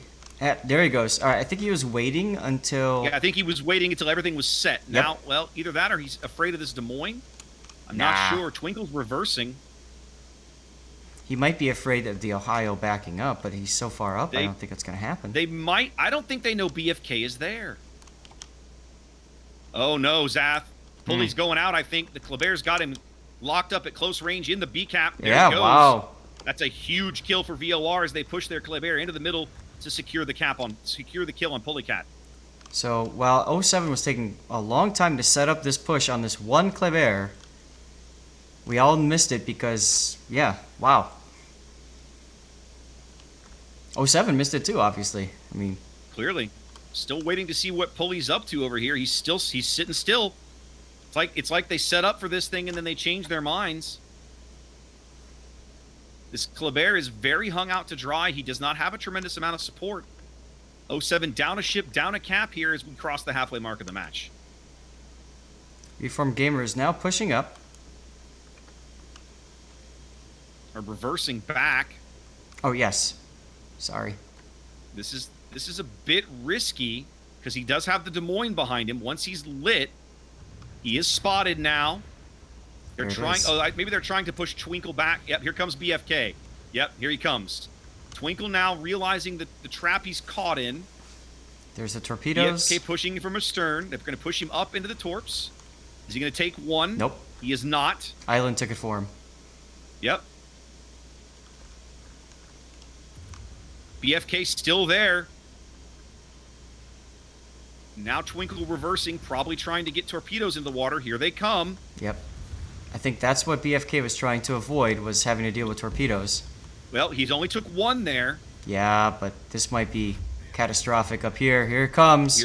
Here come the other three. That's gonna. Oh. Oh my goodness gracious! Big That mistake. was not how that was supposed to go. That was not how that was supposed to go. Now 07 down 2 ships, 2 minutes on the timer. They've got to make a play somewhere. They need a kill bad. They catch wind of Kulashiku. They get him. They needed that. Big Oh, time. absolutely, yes. Formed Gamer now coming under sustained fire as Williams going to be in a point-blank duel with the Ohio. Do you take the trade here, Zath? I don't know. Yes. I think it's a bad trade. You think so? Taking the trade here, well, they got to get Twinkle out. I mean, I was going to say, taking the trade allows Small and Reform Gamer to move up, but with Twinkle there, they... A trade helps VOR at this point. Yeah, right? exactly, exactly. Williams looks like he's going to try to deny it. Denied. He does. He denies the ram as he continues to sink fire into Twinkle. Twinkle now on 1,200 HP on the edge of the map. 370. Reform's going to be able to finish him off if he can keep sight of him. Right now he can't. He has no line of fire. They got to wait on Williams' guns to finish reloading. Wow. William now looking for this shot. Does he even have vision? No, he doesn't. He doesn't. He doesn't. He can't see him. And we know, and Reformed's radar is down. We watched him pop it earlier. Reformed has to move up and spot him the hard way with his face. William, I think he's turned his guns now. No, he's got forward turrets looking at Buki. Buki just took a massive hit. 2,000 HP on Buki as he puts some salvos into 4th Chronicles just because he can. William, they need to get Buki right here. Here comes the reload. William needs to get this salvo off. He's going out. He got it off. The Petro. He's going to get him. They're going to lose William. They get the Petro.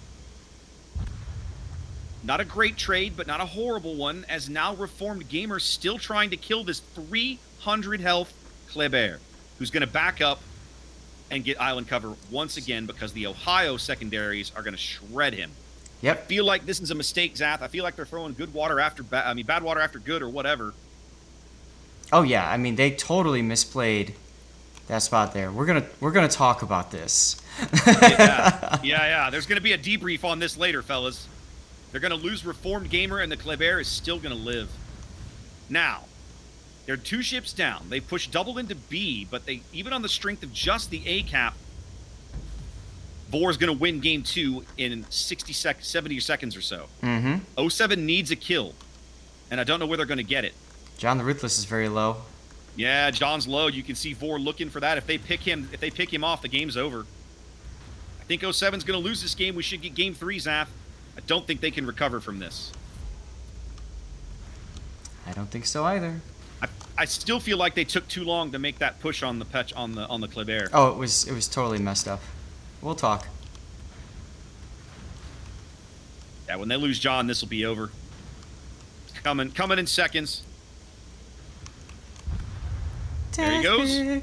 Game 2 going to VOR. Well played to both teams, but VOR looked really solid that game, Zaf. They used those Klebers to perfection. They did. Absolutely did.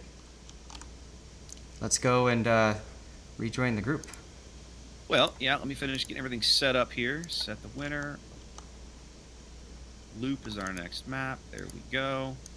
All right.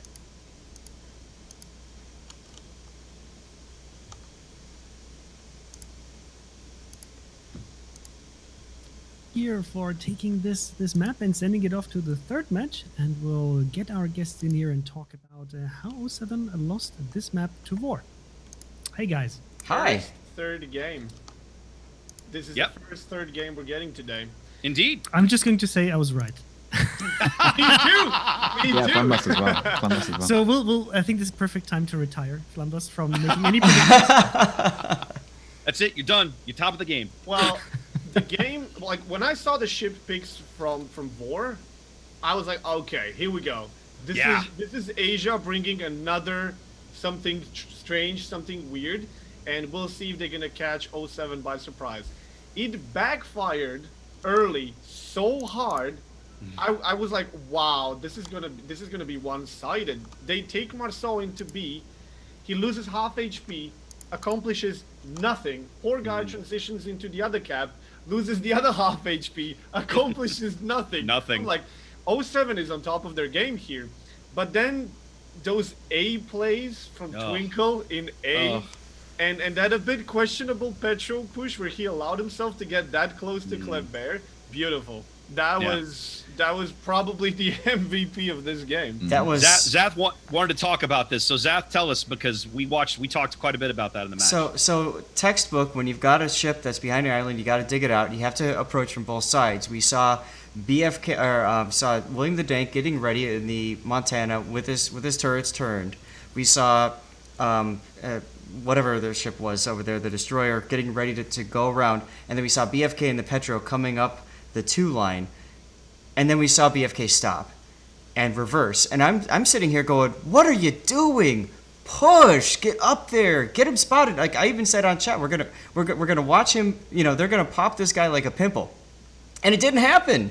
Like they pushed it, and then when they finally pushed, they totally royally screwed up that approach. I don't understand why they had their destroyer get spotted first, allow the Kleber to react to it, and then have BFK coming up afterwards. And then, like you guys said, by that point, BFK was so close, Kleber just kept on reversing and torped him. And then afterwards, the fact that that destroyer, that the Kleber was allowed to exist at like 600 hit points for so long. 2 of them. I couldn't believe it. I'm thinking here, I'm like, this is, what happened? Like, it made no sense. Jones should have been spotted first, so the Kleber reacts to him. Then you bring the destroyer around, pound him in the face, then you squash him like a bug. That's it. Stats asked me because I made a comment like, oh, I don't know about this when they were pushing, and he's like, what about Smoland? No, about Petro, because if Petro stays 5-ish kilometers away, he's gonna be fine. Smoland is gonna make Kleber back out, and then Petro's gonna shoot him. And as long as he's not close, even if Twinkle decides to, reverse and torp him, yes, you will take a couple of torpedoes, but you will survive. Mm-hmm. But then Smoland backed off. That made Kleber, gave him some space to go forward, and then Petro decided to go too close. I'm like, uh-oh, this is not gonna end well. It's like and they were... He just launched that first torpedo, launched the second. He didn't even need the perma-flood. You could see that he postponed the second torpedo volley to get the perma-flood. Mm-hmm. He didn't even get the perma-flood. He just devastated him. I'm like, oh my god, this is so bad right now. And Yeah, Kleber that was- reverses quickly. It can hustle backwards, especially with the speed boost on. And then go on, fellas. In the end, I was just waiting for Smoland to finally make a push and kill Kleber, but it feels like he was waiting, and I'm like, buddy, the longer you wait, your Montana's gonna go down. The longer you wait, the lower your chances are of getting there, killing him, and getting out. Des Moines is closing, Montana's gonna die, Ohio secondaries are gonna focus on you, and Kleber is just playing with you. Go! And then he goes from the other side of the island. I'm like, oh my god, this is just bad. This is a disaster. For 07, that cap was just a disaster, but beautifully played for VOR.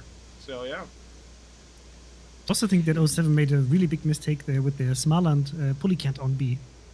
Completely, like, I don't know, being so mentally stuck on, like, we need to block this. There's definitely a DD coming, and it's not the Marceau. Oh, yeah. There's no way you can get out of this. Yeah. So that was a bit surprising to see that they took this risk, because as soon as the Kleber is charging towards you, the Smaland will even struggle without the engine boost to get away there. And that was I don't think they I think were that was a great expected- spot. I think it was a great spot by their caller as well, like spotting the opportunity to push that Kleber down, and then once the destroyer is down, there's pretty much nothing that can come after that Kleber then. Yeah. And it can just go dark and go back. I felt- I think they got lose a surprised bit of a health, bit. but It felt that was like a good call as well. like 07 was putting so much of their assets and attention and what was happening at A that nobody was really paying that much attention to what could have happened with the Kleber. We weren't as casters, obviously, as well, but like Missed it. with like that, you're absolutely right. That's something that should have been prepared for, readied for, whatever, and it just didn't work out. And it felt like 07. Like the people were too afraid to lose their ships and take those big risks, and what ended up happening? They lost their ships. You know what I mean? Yeah, and still didn't accomplish the goal of sometimes it's worth trading your ship if you can accomplish a certain goal, but in this instance they were just making bad trades. Bad trade, wrong brother. I said this on to Zath, and I'll say it here. I felt like the push of the Kleber at A simply took too long to occur. Right? We saw BFK move up into position. We saw the small into there. He was ready. And it was like everything was ready. And I kept thinking, why are y'all sitting still? What is it you're waiting for? And I never did figure it out. And by the time they finally pushed him, it just didn't work out. I will say that William denying the Ram to the Ohio was pretty awesome. I have a question. Are we at this point? Are we a bit worried if third team from Asia brings down the finest team from NA? Can we just call this a stream? Put a P on? We'll have a lunch? No. Or something? No. For starters, we haven't played the third game yet, right? So Of you don't know course. we don't know what's gonna happen. I'm just But saying, bloody hell! If third team brings down the first team, what are we in for here? The more interesting part is because I'm looking at the results from the other matches. So if you think that SEA is dunking on the UNNA, we have the Russian teams. Currently, LAIR kicked out Kaxa, which was the winning team. Oh, They From were the SEA EU. server. Yeah, they were the EU winner. 2-0. interesting. 2-0, and Oh Smile is my. currently leading 1-0 against REPOI. So So So this is what I'm saying. If the third team from Asia is kicking the first team of EU, of NA, and Russians are kicking Asia. What are we in for?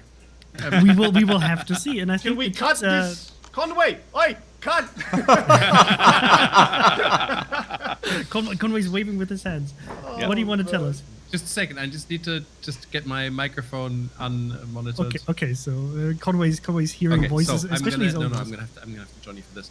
So not only does it seem like LAIR did kick out Caxa 2-0. However, REPOI just won 2-0 against CIS first team Smile. Oh, then the info on tournament was wrong. They're because a little bit late on tournament. Okay. They're gonna update it. So it actually. Look, give me 1 or 2 minutes to update this graphic so we can illustrate to people how this is actually going to look. And I'll give me 1 minute. Yeah. So, guys, before we jump into the next match, just a quick reminder: how to get the King of the Sea container here from Twitch Drops. Super simple. You link your account properly. If you don't know how, just head to our portal and look for Twitch Drops. It's in the Twitch Drops publication that we have on all of the portals on all servers. And then you just have to watch the stream for 90 minutes, and then you will get the King of the Sea container. If you missed out on previous containers and you haven't finished the collection yet, even if you get the container from today, there will be a chance with future King of the Sea tournaments to get more of these containers. So just stay tuned for the next King of the Sea tournament, and you will be able to get more of them. Don't worry about it. Okay, so yeah, it's still 1-1 from Smile versus REPOI. So let's see who's going to take it. I would love to see Smile. They're always fun to see, and we already saw REPOI, so I would love to see that. But I think the teams are slowly but steadily readying up for the third match of 07. Yep, we just got our 30-second warning. So I'll take a moment and recognize all the support that helps put this broadcast together, of course. All the people in the background working things together with the overlays, with organizing the timings and all that kind of stuff, all the way down to the people at home that we're next to. I just need to say, I need to shout out my wife for a second here. She refilled the mug for me so that I couldn't miss out on any conversation. Raptor, you know what's in that mug. It's the last battle, possibly, of this match. You know what's in there. We brought it out, man. We brought it out. It's 5 o'clock somewhere, Zath. Damn right. Yes, and the teams are indeed counting down as a battle. So I want final predictions from everyone, please. 07. 07. 07. But I'm not sure anymore. That sounds like confidence. Okay, Flampus. I'll stick to VOR. They're doing an amazing job. Okay, I believe in William the Dank. You're my man. You got this. 07 is going to take it home, Mr. Conway. I believe in 07. You can do this. Okay, sending it Good over luck. to Flammo.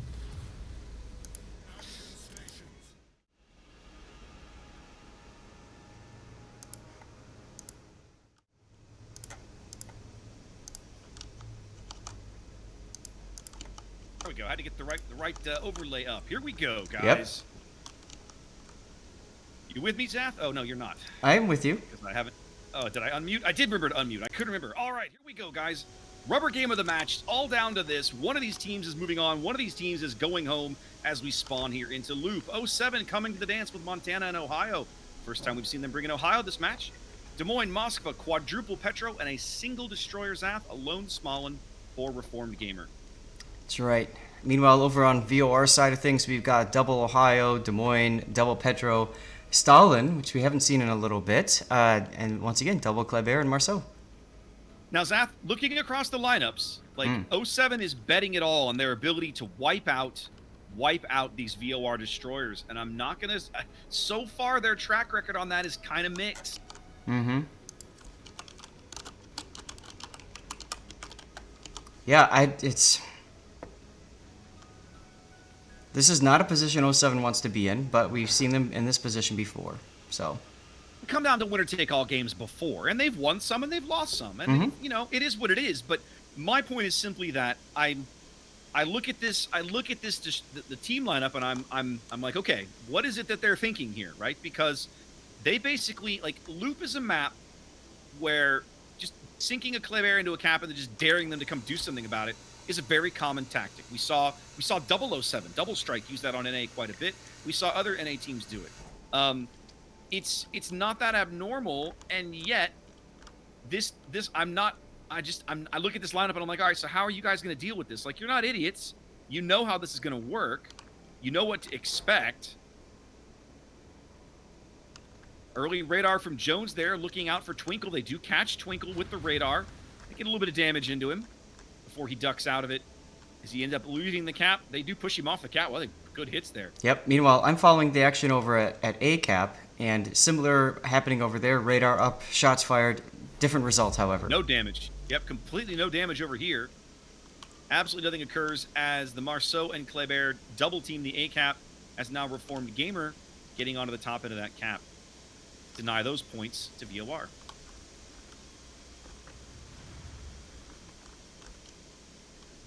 Cut over here momentarily and do something real quick. Well, you got time. Both teams, I think, are setting up for a long run game. Oh, I say that as Reformed Gamer now comes under fire from 3 ships over at A.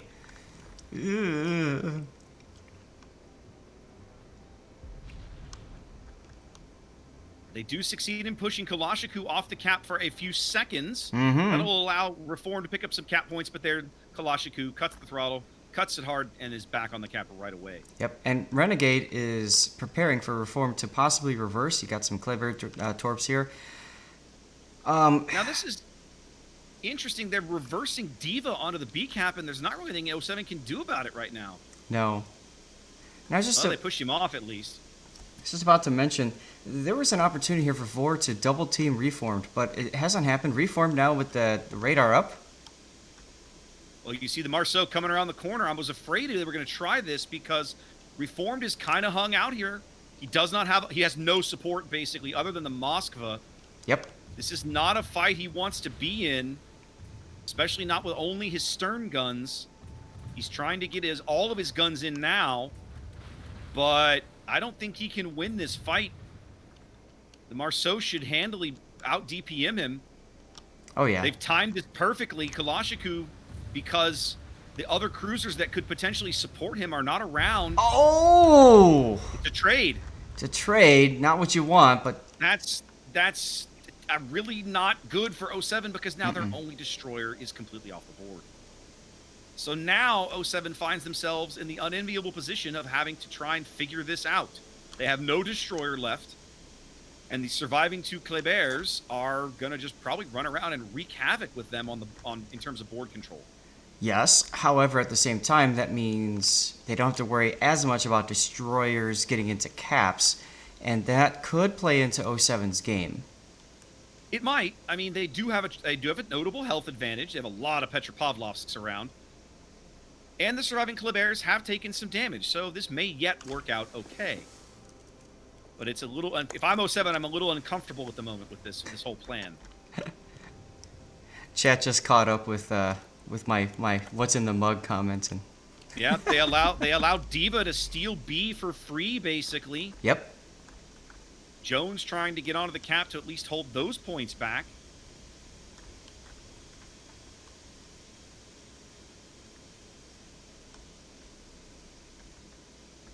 Quite found a way to do it. He ran up against a rock. He's trying to work it. Just trying to get up. He'll get there in a minute. I think he's afraid to push too far and stick his nose out. I think he knows that Temple and Buki over there on the west side are ready with shots. Possibly. But right now they're about to go 100 points down. 6 minutes gone. Down a ship. Down 2 caps. They cannot afford to sit here too long. They've got it. They need to make something happen. Maybe it's over on the 2 line. Yep. I don't know. Technically, they're not down a ship because they did trade, but I know what you're saying. That's true. You're right. I apologize. They're off on that vision, at least. We've seen this up before, though. 07 just takes the time. What's up? I'm just looking at this. You know, you've got William, Coconuts, and who's this Petro? This is Maltese. They're just chilling over here on the 2 line. Like, this is another game. It's like, fellas, I think they're going to shove William into the cap. I think that's the play right now if you look at where he's moving. They're trying. Maybe they're going to tag team the Petro because Asphodelis, can he get behind Asphodelis? He kind of can. Yeah, but you can see I don't know, we'll Renegade. see. Renegade is sitting there basically saying, I dare you to come at me. Oh, no, I understand. A little bit of info radar there. Let's look at what 07 is seeing. So they know now the position for the Kleber and the Petro. But interestingly, look, they don't see anything else. They only see 2 ships on this entire map. Yep. Make They that have no one. vision of anything else right now, and they've just gone over 200 points down. Now, I agree with you. They don't want to make, you don't want to make a play just for the sake of making a play. And it seems like pushing William into A for the moment is the play they're going to make. As he crosses over the line here, he'll be onto the cap shortly. But now there's the Kleber back into C. They do have eyes on him. That's Twinkle. One of the Petros over there radaring him as he tries to get in. Probably BFK. BFK gets a quick reset. See now William moving up to get shots over here into Renegade. Nope. He lost shots on Renegade. Nope. He's going to take one of these torpedoes probably. Yeah, he's slowing down. Well, the other Ohio was driven into the other side of the cap. Oh, so we're going to have an Ohio nothing- slap fight. Nothing that the cruisers can do about that for certain. This is why I don't like... I just feel like these 2 cruisers are just sitting here. I hate this, Sath. I feel like they need to be doing something with these cruisers other than just trying to farm HP off this battleship. I don't know. Yeah, looks like Dank Moskva's- just slapped Renegade a little bit. Well, and Business has got good salvos into Chronicles as well with the Moskva AP. Uh-huh. But now we're just going to park Ohio's, and once again, VOR ticking up 2 caps, almost up 300 points here, and we're not quite to the halfway mark of this game. Oh, Torpedo took a care... Island ate a torpedo that was heading for Dank. It definitely feels like 07 isn't sure where to go next. Like, they need to make a push. They need to make something happen. They've traded well at A. They have a distinct health advantage at A, but it doesn't feel like they really know what to do with this position. And once again, you got that Kleber in a very safe spot saying, come at me, bro.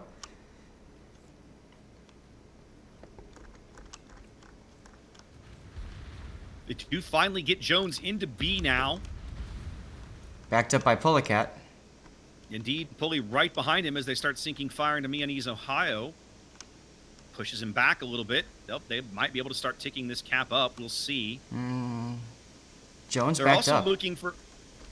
He did. They're also... They're holding that position because they're looking for angles on Chronicles as Ohio, but... Yep. And they're also holding the Dicey. position because Chronicles Ohio might have a shot on them. Yeah, dicey. Now, William is moving. Moved up from around the island. He's taking a shot now at Divas Des Moines. Pretty They're long going to need range. some impactful... Yeah, they're going to need some impactful battleship salvos if they're going to come back from this position, Zap. Yeah, we need to They're see a almost lot of 400 white bars points here. down. Yeah. Almost 400 points down. I still feel like the play for them, the play has to come at A. They simply don't have the firepower at C to make anything happen. Mm-hmm. You know, Williams coming around the corner. it's too bad that Coke Nuts wasn't to Moskva, because I would say this would be a great opportunity to use the Russian torpedo. Dank just taking a big salvo. Well, Look at They're this. selling him to get... He's fired the Kleber, but he's going to miss it because the Kleber pulled the handbrake. They're trying to force a position change on Chronicles as Ohio as they're shoving 2 Petros directly into the B cap. Give you an angle on both here. William getting hammered for his trouble down to 20,000 HP. He's going to take 2 Gonna take a torpedoes here. torpedo. That's going to put him out if he takes them both. He took 1. Still going to put him out. He's flooding. He's flooding. They need to kill Chronicles or they're going to lose William. They don't. Wow. The Kleber survives on 1,300 HP. Chronicles on 26,000. Wow. Now 07 is definitely down a ship. Not yet down. Oh. Not yet acquired B. Coconuts just takes a huge hit. Just took 1 in the nuts. Oh my god. He did indeed. Oh, Another massive hit from the stern turrets. That's why you cannot They need to allow. they've got to kill Chronicles before the guns reload. They do. That's a big kill. You see now Asphodelis moving up, trying to get an angle on Coke Nuts. Coke trying to angle, doesn't get there. No. Look at Polecat now versus Miani. He's going for it. He's going for it. He's got a Des Moines firing AP into his side. He doesn't care. He could probably kill this Ohio if he plays this engagement correctly. But they're 600 points down. They're going to have to make some big plays. Oh, that's a bad shot for Miani. Mm-hmm. Pulley now trying to swing wide, get more of an angle. Needs a better shot on the broadside of this Ohio to push home Citadels. Not enough. Getting some good hits there. Not enough. He's Nope, firing too far. Full pins. He's firing right under smokestacks. He should have been firing under the front turrets. Trying to get an angle. There it is. There it was. Does get the Ohio as his teammates make good progress on B. 07 once again catching up on ships, but still down 550 points here in this decisive game 3. Decisive is absolutely correct. They're still up on health, Zaf, believe it or not. Of course. They still have a health advantage. But they need to Maltese, stop. I think Maltese is trying to trade. He's trying to ram Asphodelis. They're going to take the trade here because they're pushing Business' Moskva into A. If they can see Renegade, they can't. But the Maltese is ready cannot. for it. He's hoping to see it. He's not going to see it. Russian torpedo. He's going to take the ram. Oh, he saw it. He saw it. He saw it. He saw it. No, he blind fired. He had no vision. He just blind Oh, fired. wow. Nope. He just took a shot. I mean, They might as well. know Renegade is low. If they can push Business up and get a radar on Renegade, that could be big. At the moment, 07 has the last surviving battleship on the board as they put a radar up now from Jones looking for Twinkle. 07 finally on 2 caps, but I mean, they've got a lot of ground to make up here, Zath, and not much time to do it in. No, Polecat almost needs to come around and do the same thing to the Stalin that he just did to the Ohio, but he's pretty low on health. So you can see Double is coming into that position. Jones. I'm afraid they're gonna lose Jones, I think, before that happens. That's the problem. Jones is gonna if these torpedoes have the range, Jones is out. Clavera's torps are 8 kilometer. They might not. About to find out. Looking like it's gonna happen. Yeah, they got the range. They got the range. Barely. Look at that. They ran out just past his hull. Yeah, that's a player that knows their ship. Indeed. Twinkle has just turned this 3-game match into a exhibition of how to play Claver in competitive. Mm-hmm. VOR only ticking up 1 cap now as BFK looking like he might try to get on to C. Maybe. No. Dark Temple will deny that, I'm sure. They've got to get a kill however they can get it. And they cannot lose another ship. BFK is trying to get on C. Here he comes. He's turning bow into where Temple might be. Turrets are ready to go. Temple's moving. Temple won't have a shot. Let's look at things from BO7's perspective for a bit. All they need to do is get on C cap to deny point gain for a while Double. Boogie going for the ram on Double. He's going to get it. Russian torpedo. There it is. It's a terrible trade for 07. They can't afford to lose those points. But they do. Oh, nice hit from BFK on Dark Temple. I don't think Temple was expecting him to be right there. Well, the Claver had eyes on him. They should have known. Not getting much out of those shells, however. And now BFK getting double teamed as the Claver to his north opens up. That's okay. BFK is literally just there to hold position and stay on the cap. Even if he's reset, they're not taking up points. Yeah, but I know. 4 minutes to play. I don't think they can recover this. They've just got too much ground to make up. I don't see it. How are they going to do it? They're going to... They can't. I mean... Look at Polecat. They have to get like 2 kills. It's going to come down to, can Polecat get a salvo or 2 on Twinkle? I mean, they need to kill the Claver, but there's no reason for Renegade to even allow himself to get spotted at this stage. Pulley now opening up on Temple, over on the edge of the map. Can't get his shells over the island. Yeah, one of them made it. Snuck 1 over. But just, man, I mean, Russian shells too quick. Can't no elevation. Pulley realizing this, turning to starboard, trying to open the angle so we can get shells over the lower part of that island. If they bag the kill, it helps, but they've got 500 points to make up in 3 minutes. How are they going to do that? I will say they've pushed VOR to the absolute edge of the board. VOR will not own any caps the rest of this game. Mm-hmm. They'll never be able to get back into these caps. But if they don't bag a kill, it's irrelevant. 7k health on Temple. And BFK's getting low because he's getting farmed for free by the Kleber. Mm-hmm. Although he's healing now. I know he's burning. Yeah, he's burning and healing. Temple's getting low. They need this kill. A little bit of cat and mouse game between Businesses Moskva and Divas Des Moines as well. That's been going on for a little while. Well, you got to keep the Des Moines at bay. That's all Yep. Business can hope to do right now, while the others double team Temple. 2k hit points. You can see Twinkle now getting into torpedo range. 2 minutes in the match. Torpedo's coming in on BFK. He's moving now. They They get do the kill. finally bag him. They're going to push BFK off the cap. As Pulley rotates in, the gap is Yep. now less than 300 points, but there's only 2 minutes. I don't think they can make up this ground in 2 minutes. No, they can't. They need a kill, and the Klebers are just going to sit out there and not be spotted. Look at BFK. We'll look at 07's view for the moment. They're going to own the whole board shortly, but I don't think they can make up the points in time. VOR played it to perfection. Once they had a big enough lead, it was simply a matter of delay, delay, delay. They've done that, and now with 90 seconds in the match, 07 has 250 points to make up. Even though they're owning all the caps, I just don't think it'll happen quick enough. Nope, 3 minutes to win, and 1 minute 15 seconds left on points. We'll see. No, the 3 minutes is to 1,000 points. Right. They don't have to get 1,000 points. They have to get 851 points. Right. Renegade going to the corner of the map. I think. So can they? Question is, they got to make up 200 points in 60 seconds. I think the decision I to don't turn Business around was a mistake, but Yeah, they needed a kill. They absolutely need a kill, and they're not going to get it. VOR just has to run at this point. mm-hmm. Yeah, they simply cannot tick up the caps quickly enough.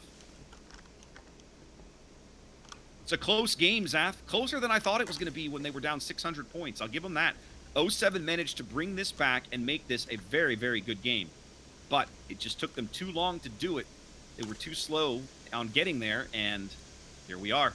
They're going to lose by about 100 points. Yeah, it comes back down to that execution, I think, over at A again. Same Yep. kind of problem. How do you deal with the ship that's in the spot? And VOR just, I mean, they knew what they were doing. They were in the driver's seat, and that's Yep. it. That's game. Yep, that's game. Go all the way to time, but VOR claims the match 2-1 with their reverse sweep of their own as they're moving on. I'll tell you what. That means NA is knocked out of this tournament, isn't it? NA's out. NA has no more players in this event, unfortunately. That was a great match, though, Zaf. What a great match to cast. Oh, absolutely. It's a great series. I mean, our boys didn't win, but, you know, it was a great game. It was a great match. We know, as always, you can't win everything. Yeah. And to be quite frank, I'm excited in a sense. Welcome back, and that means, well, 07, that was it for this tournament. Wow, impressive play here by VOR. And let's get our guests in here to talk a bit about what happened. Did anyone else have that calculator out at the end there? Can they win? Can they win? No, I was. No. I wasn't. I didn't have my calculator out, but I just didn't think it could happen. They got on all the caps, but it just came far too late. I think VOR they played could. it. Huh? I think they actually could. There was a play that could have won them this game at the end. Business was very Yes. close to the island of that Des Moines, and he decided to turn away Yeah. because it's like, no, we don't need to chase that guy. Let's just make sure we keep the caps. I think he had enough time to reach Des Moines, and if somehow he would manage to win that trade, they would have won by 30, 40 points. Agreed. Yep, I commented on that as well. That was literally their last hope. And one more thing, if VOR, I don't know, have you guys noticed the first 5, 6, 7 minutes of the game? They could have taken that cap on the right side for free. Yeah. There was They- nothing 07 could stop them, and Kleber Yeah. Twinkle was hesitating for too long. Imagine if they took that cap immediately Yeah. and had additional 100 points. It almost costed them the game, taking so long to read that they can take that cap. This was an impressive best of 3. That's all I'm going to say. This Oh, it yeah. was It was a great very match. awesome to watch. Yeah. Yeah, it was a great match. Yep. I felt like once again it was the same problem as the last game. How do you deal with the ship that's behind an island? And they weren't able to take out that Ohio in time. And I think that was catastrophic at the end there. Not being able to take out that Kleber that was at low health also. Ouch. Something that Flamas pointed out was that VOR could have had all 3 caps pretty early on, and so that actually could have been even more solidly in VOR's hands there.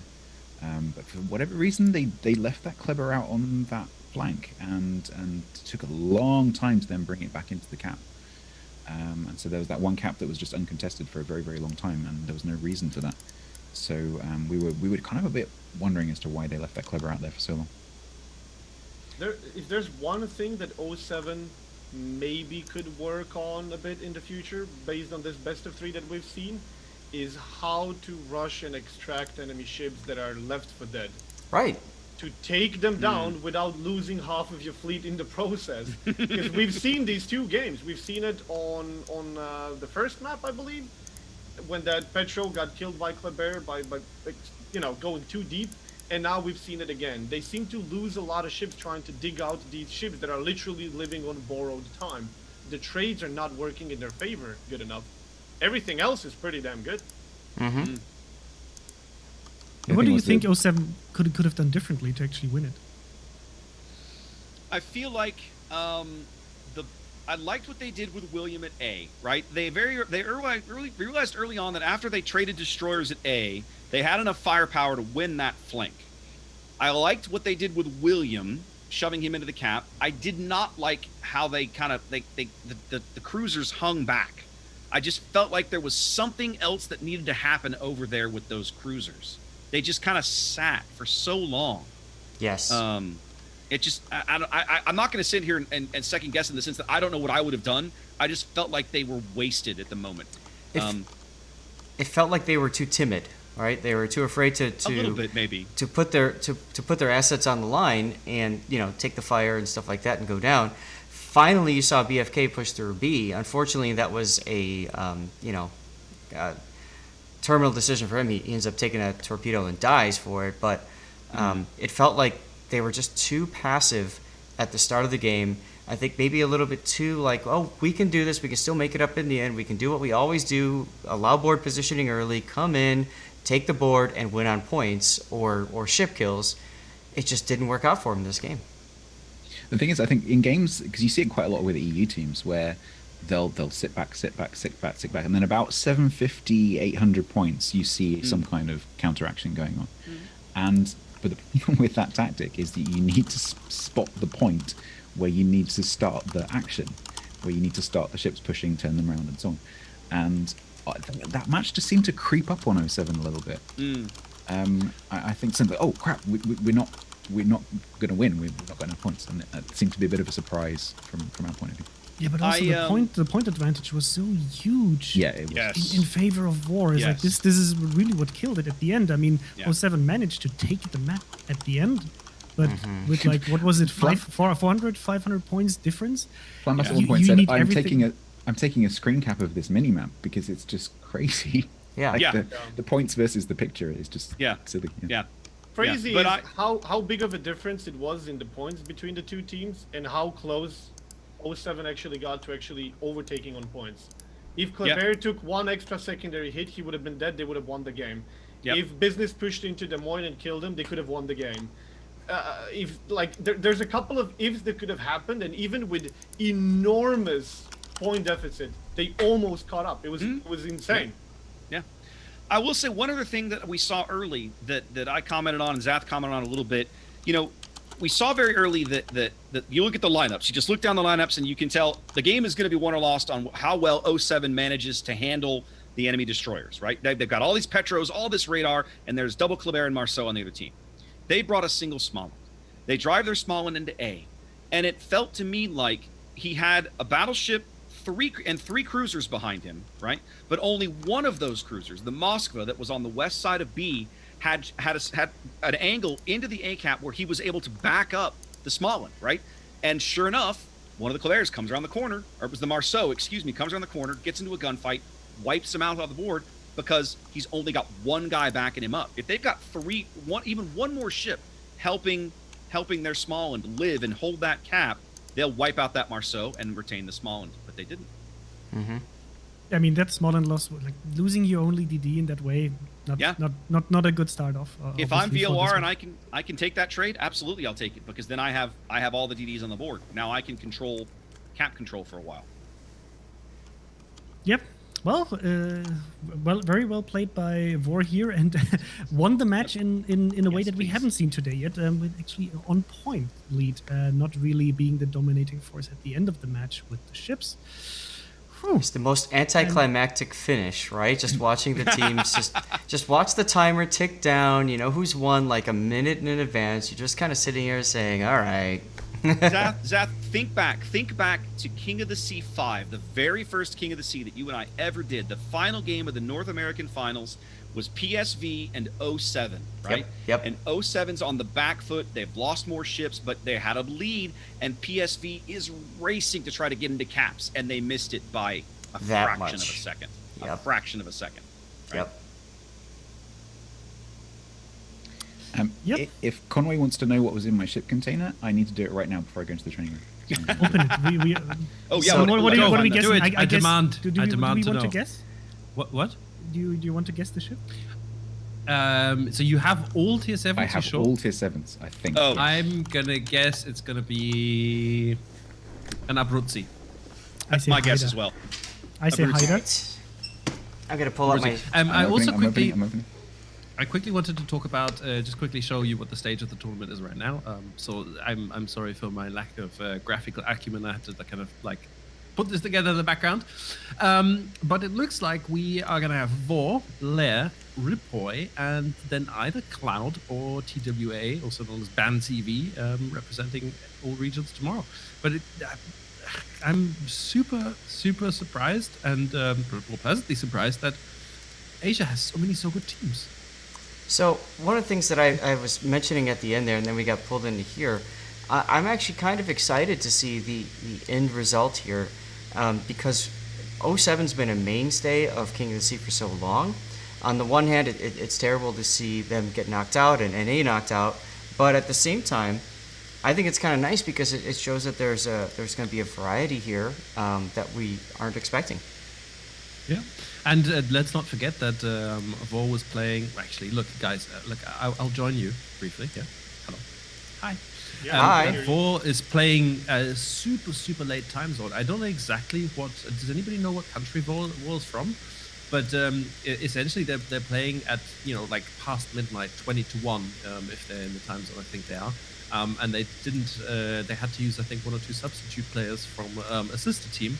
So they're not even playing with the full A team. So very impressed by what they were able to do. Yeah, overall, like what I love to see is you have certain compositions, right? And we saw in the EU regional finals very Petropavlovsk heavy setups, and teams also seem to kind of struggle when Cheeky Breaky, for example, was bringing like the full Petropavlovsk Yes. approach here on loop, and teams were struggling with it. To see like how teams on that level think out of the box, how to get around a setup that is very heavy on this, and try a very creative approach of how to achieve the actual objective of winning the battle, even if it's not about establishing full dominance with ships, but also go for an approach like this. Yeah, absolutely. And look, you may sit here and you may go to think like, hey, this was not the honorable thing to do. This was, like they ran away, they hid in the corner, but they won. They win is a used win. this. This is and something it's I would about love some of winning. you to see. Like I would love to see some of you in random battles think about, hey, we're actually leading on points and we can win this on points. I don't have to get that last kill. Stop As, winning harder. as old man Well- would say, they need to win harder.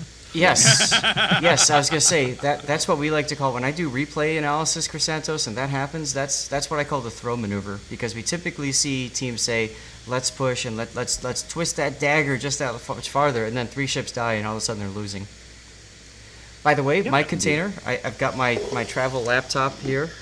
So I'm logged into my NA account on my travel laptop, and my container was in Indianapolis. Nice. Mine was Mine was Ashitaka. Actually, Oh, nice. You got doubloons for it? I got doubloons. Yes. Oh, that's a lot. Of Zath, doubloons. Zath, I'm sorry, you got the booby prize of tier 7. I mean, I already had it, so I got 7,500 I like know. balloons. Indianapolis. I'm sorry. Could have been a destroyer. Could have been less. You know. It could have. Good It could middle have. ground right there. And I'll tell you what, I definitely need doubloons. Stats, how do you make that ship work? It folds like a cheap house of cards as the first time anything shoots at it. Which one, Indianapolis or Ashitaka? Indianapolis. Indianapolis. Pensacola has more armor than Indianapolis now. I've never found that. I just play it a Yeah. bit like a slow Des Moines, like park it next to it, like traditional nose in, just sneak up on stuff, wait like a trapdoor spider. Don't overpush. And chat, Years of bow chat, armor. if you get your tier 7 premium ship today or tomorrow, because we're still going to have that drop also tomorrow on the live stream, and you want to know for whatever ship is actually in there how to play it, I can recommend the channels of all of these guys around us, Absolutely. and of Flamu. If you want to know how to play these ships or get a good impression of like what can it actually do, you will be able to either ask them live on stream to show it to you, or watch one of their reviews about the ships that have been released in the past and get a good idea of how to approach that ship. Whew. Do we want to move on to the next game? Because the next game is going to be starting in a few minutes. And Yes. we're going Should we to have be a quick seeing look at the- what we are going to be expecting? Yes. Absolutely. So on the European side here, we have our champions, BANCV, well, TWA, BANCV as they have changed their clan tag, playing versus Cloud Light. I think, no, it's Smile that always has two teams, right? Not Cloud? I'm not sure. Smile has two games. They have usually. Smile and They have Smile two Gaming, I teams, think, right? Yeah. But this one is the Russian.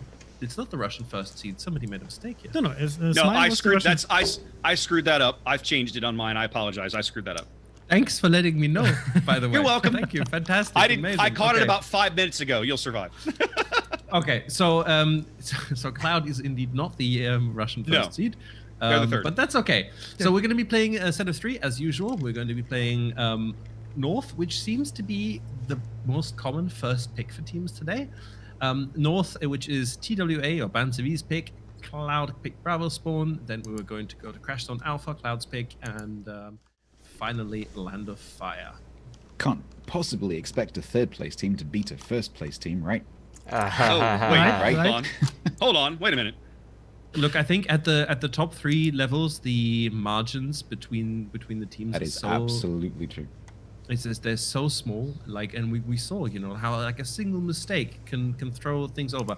I think if in the last game 07 hadn't thrown away their Småland, then they might have stood a chance. Well, you know, hindsight is always 20/20, but this one, yeah. complete new match, new teams, and for me, TWA, especially as a team that also loves to field like full cruiser compositions and also be aggressive, should be a really good match to see how they will cope with the Russian meta that we were seeing from Cloud. And I haven't seen Cloud the last weekend, so I'm curious to see how they are going to approach this. Are they going to be as aggressive as LAIR, for example, or Smile usually? Or They are they going to our play last hope. Flambas is really pulling for one of these West teams to make it to the top 4. Come on, one. Please, just one of you. Look, I Just one of you. I've seen TWA play in every tournament since the beginning. They've always played a fantastic game, and I think that we saw 2 weeks ago that their game at the moment is absolutely on point. They played almost flawlessly, and I think if I believe they have what it takes to take the ocean. Junk took 2 points off of them. Junk took I 2 was gonna points. say, that was a Junk good was match. very good. And how did Yes. Junk do earlier? They got 2-0. Yeah, not so great. So like it just goes to show that the teams that are playing here, none of them are a joke or a pushover. And since we had that information earlier, Smile actually won. Smile won. Smile won. Okay, so Smile but is they also lost. advancing. They lost 1 game to REPOI. Yes. Okay. Whew. So, what are your expectations for this match? TWA versus Cloud, guys. What do you think is going to happen? Going to see aggressive play or surprisingly, like more focused on? But look, in that case, quickly, I'll have to set the record straight because I think earlier we got the information that REPOI won, and that was still what was in the overlay. So I apologize for misinforming everyone. I will fix it. Can we do some bribes here? Like a CC container for every player of TWA if they win? you can offer this to them. So TWA, if you're listening, Flambas is going to give you a CC container if you win this match. Look, I appreciate what you're trying to do, but I honestly don't think that TWA will be able to take much use out of a CC container. You never know. Maybe. It's always good to have more stuff. No, Yes. I know what you mean. Yes, it's good to have more stuff, but I also think they probably have most of the things that are in there. True. And they're getting a tier 9 container. You I also heard it think they here. probably have most of Conway's that, trying but you to know. shut this down. It's not my fault. I tried. Conway's not letting. TW, if you want to hate anybody, hate Mr. Conway. Hashtag blame Mr. Conway. But that's, you know, it's tradition around here to do this anyway, so that's okay. So yeah, but going back to my question, what do you think? What were you going to see here in terms of gameplay? So I don't know Cloud very well, but TWA, we've watched them so many times that to me they are a very flexible team. They're able to play lots of different play styles on lots of different maps. They know the maps very well, and I think they respond very well. We've seen that through this tournament, previous tournaments, where if they get heavy pushed, they can react to it pretty quickly. And if they need to play the long game and do that whole 800-point push thing, they can. We've seen them do it all. But then we could say the same thing of 07. So, my money's on BANCV, TWA, but who knows? Who knows? Sorry, what did we at the end? The Cloud is which team? Third of CS. CIS Okay. third. Yep. I'm going with BANCV. I have to. You don't sound sure. We need one team. Full confidence of this. This is more believing than that this is not what gonna I get- think is going to happen. Not gonna get any flack from me for making the homer pick because I just did it 3 times, so don't sweat it. Nah, I mean, these guys have been through pretty much everything there is, and they're composed of really, really experienced players. So if they can't pull it, nobody can. So my hopes and prayers are there. All right, everybody's readied up. I think we're gonna be dropping here in just a sec. My prediction is I have none. I think who's gonna win? You, the Oh, no, no. viewers. Lord No, Seth, no, you're no, under yeah, the it's not allowed. impression they don't This get can't the work. constant No. answer.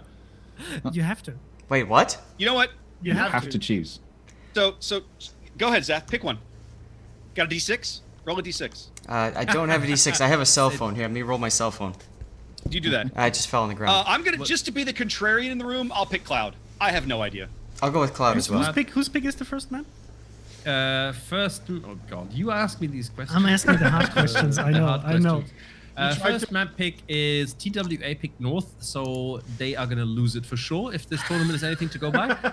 So my prediction is TWA loses first game, but then wins 2 in a row to win 2-1 and proceed to international. Okay. Finals. Go on.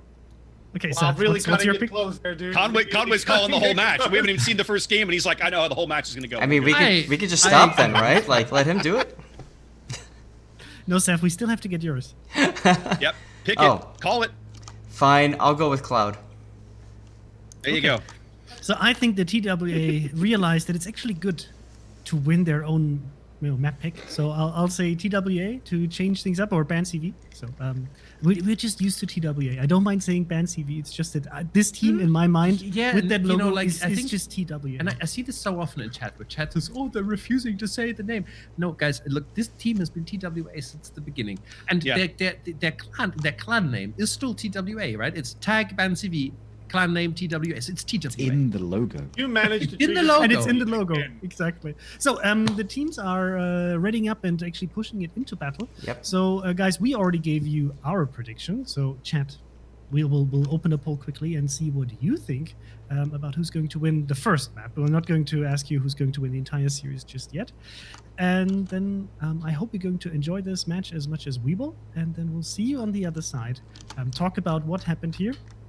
And don't forget, Twitch shops are still running. If you have any questions, feel free to ask them in chat. We will try to answer as much as we can. Enjoy. Yes, best See of you luck after to the both game. teams. May the better team win. Yep. Good luck. See you soon. Bye bye.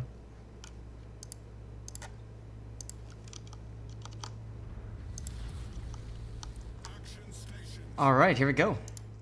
Indeed. All right, ladies and gentlemen, welcome to game 1 of this final semi-final round here. That was dumb. I sounded kind of repetitive there. But anyway, the last semi-final match of the day here as we bring you BANCV. TWA is their clan name.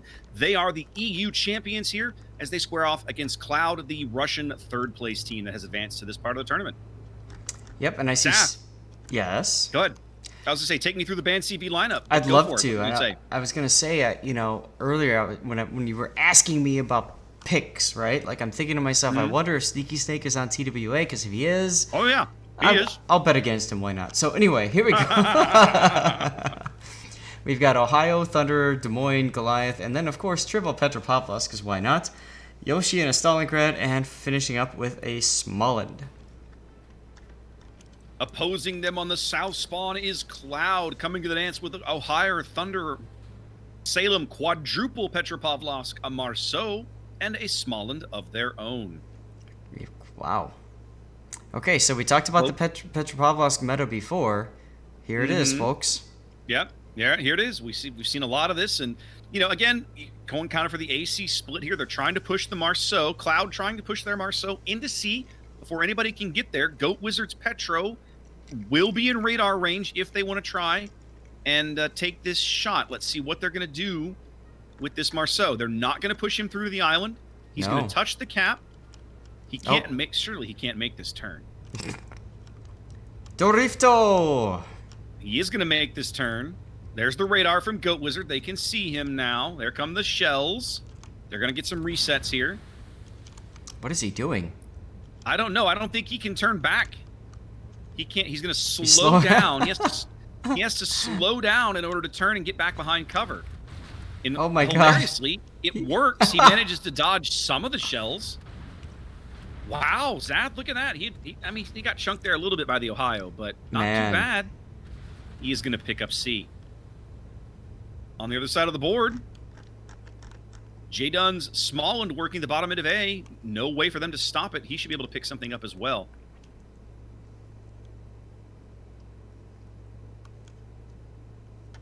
Actually, he just got... Okay, he did get radared by Akia's Petro over by B, yeah. Mm-hmm. Pushed out of the cap. On fire. Ouch. Good solid hits there. Lots of shells falling on his deck. But the Marceau does succeed in picking up C. As J Dunn reverses back onto A momentarily, he'll start ticking that one up once again.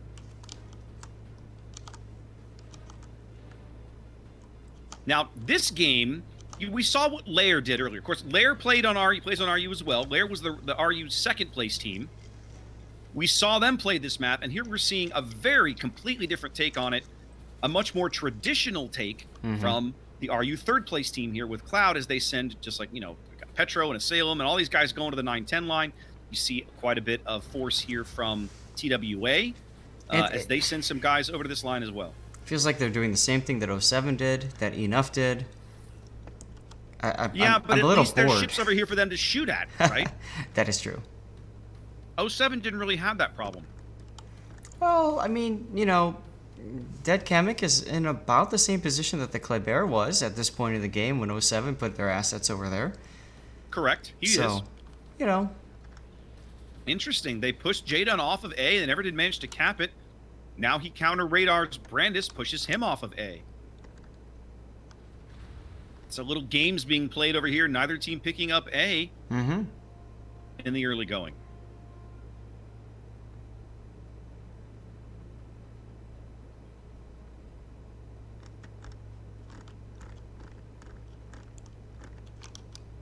Info radar coming off of Sneaky Snake's Des Moines over on the 9 line. They're looking to see if they can figure out where Dead Kamek is.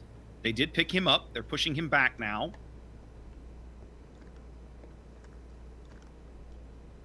Sneaky putting good damage into him, just driving him further south down the 9 line. Yep, it won't kill him, but it'll definitely make him think about things for a little bit. Oh yeah, it just pushes him back and allows Sneaky to move up a bit.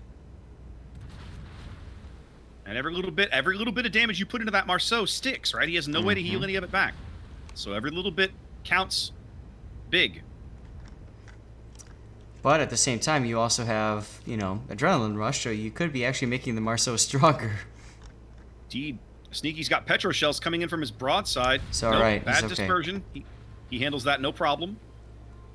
As it looks as if Brandis might finally bag 8. Nope, they get a reset on him somehow. Not sure if he's spotted. Nope. They got a blind reset on him, apparently. What? Well, I'd be Or they he's had in him- the same or they had spot. him- Huh. Either that or they just had him radared briefly enough and just fired some shells. Succeed in the reset. They push him back. He has to get back onto the cap and try again. In the meantime, B cap empty, going nowhere. TWA keeping a Stalingrad and a Thunderer playing the center part of the map.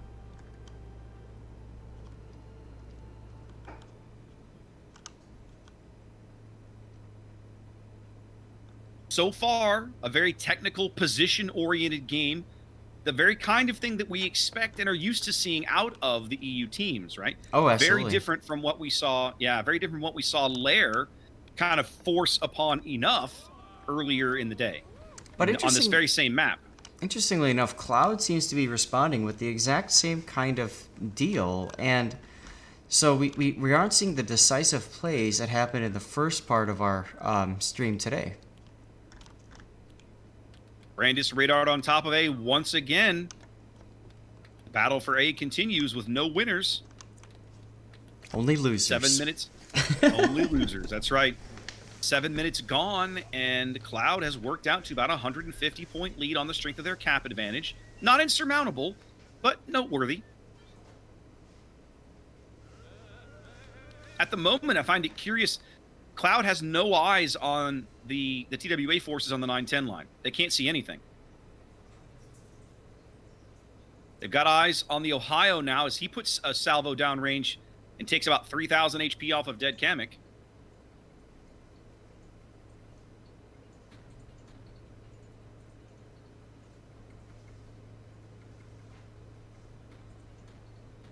Once again, the small one down at the top of A.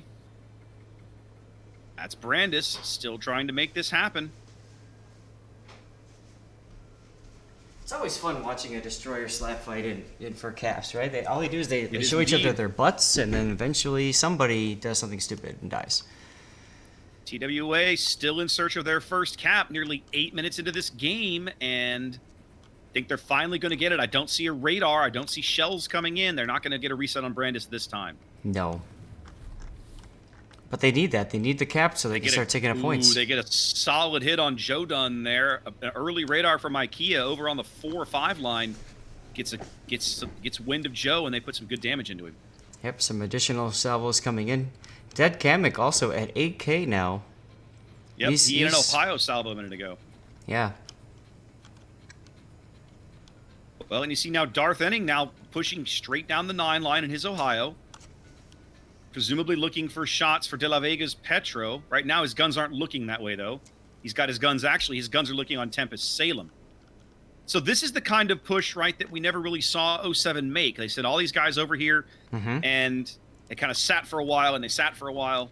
And now you see TWA with a similar position, but they are moving up here as we approach, not quite, but approach the halfway mark of the match. Yep. I mean, the Salem, just like the Goliath in that previous game we were mentioning, is in a good position, right? Kiting away. He's got the super heal. Mm-hmm. The big question is can TWA deal with all of these ships? I mean, Sham just takes a decent chunk out of Goat Wizard there in the Petro as he moves down farther south on the 10 line. Well, one thing that I like to watch, that I'm watching TWA do on this 9-10 line, they're like leapfrogging, right? They push Sneaky up. Sneaky moved in behind the island that he's stuck at right now. Then they moved Darth Henning up. Now he's kind of stuck in behind an island. He's just kind of chill here for a bit, or he's got a little bit of cover from at least some of these ships. And you see now Goat Wizard moving up, moving down the 10 line, like leapfrogging to his next island. So they're just slowly working down, working with the cover they have available to try and make something happen. Mm-hmm.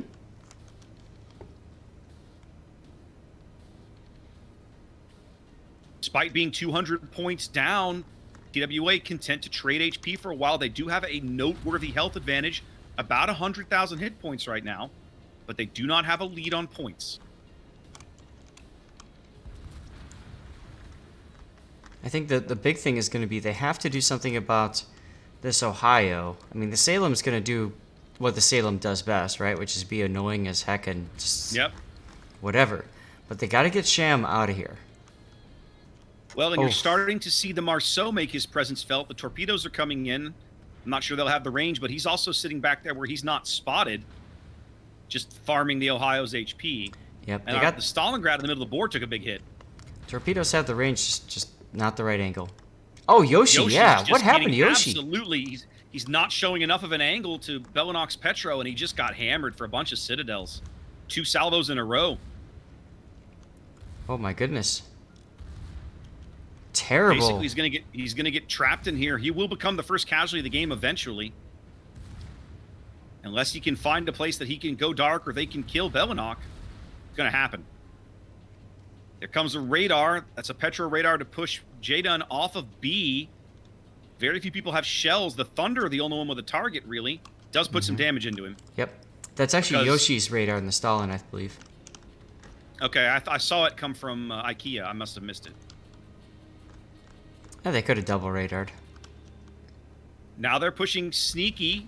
TWA pushing Sneaky over, trying to step onto the C cap. That health advantage they had is starting to whittle away, though. They coughed up a lot of HP on Yoshi, and Yoshi will be going out in a little while as soon as they can get some shells on him. Yep. Look at this Marceau. At the moment, they can't see him. They're guessing. But There they get him. is. They guess correctly, and there he goes. That's a shot from the Thunder at near max range. Mm-hmm. Through the island. Nothing but ship. Wow. First blood going to Cloud here in game 1 as they now hold a 300-point lead. 8 minutes to play.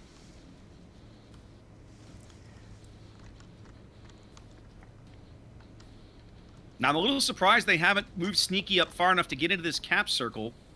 He's kind of trying to reorient, I think. I guess probably because the Thunder, the Thunder back there has got shots on him. He's actually switched to AP because Belenok is moving up. This might be a mistake. Mm-hmm. This could be bad. Bella could take a ton of HP. He could lose a ton of HP for this move. He's alright. He'll be okay. Seems okay. The bigger thing is Goat Wizard versus Sham.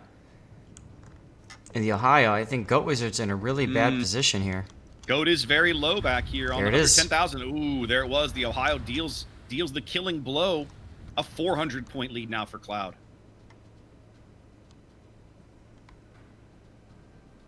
TWA trying to find their way into this game, a game that they could honestly, they're not completely out of it. The health advantage they had is now gone. They're trying to shove one of these Petros into B. He's going to take at least a couple of torps. No, just the one. They've got eyes on the Marceau, and the small end up ahead is on 980 HP, Zath. That's right. They've got to kill one of these. They've got to kill one of these destroyers.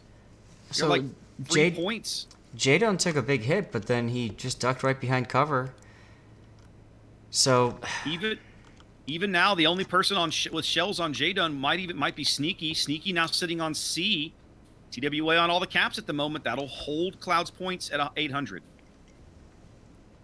big hit though on IKEA. IKEA just took a big hit and turning out to avoid the hit from Bella. He took a big hit from the Ohio. Yes. They're going to get him in a salvo or two. Oh. Yeah, there's more Citadels from Bella. Bella's position has been just brutally punishing another brilliant salvo. Well done. That's what we see on North. It rewards teams with very good position, punishes those who show broad. Yep. All kinds of good angles to play on this map, and so for the moment, Cloud has found them all. Several low-health ships that TWA could still take advantage of. This game is not out of reach for them, but they are running out of time. They need to bag some kills very soon. It's getting Bella harder would and be a harder for decent them to pick. win. 5 minutes left. Bella would be a decent pick if they can find a way to make it happen. Well, Blood Legend they is can't trying. see him.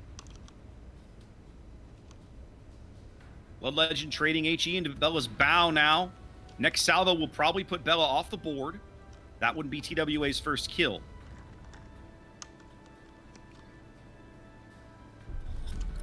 There it is. He's going to take a couple of torpedoes for his trouble.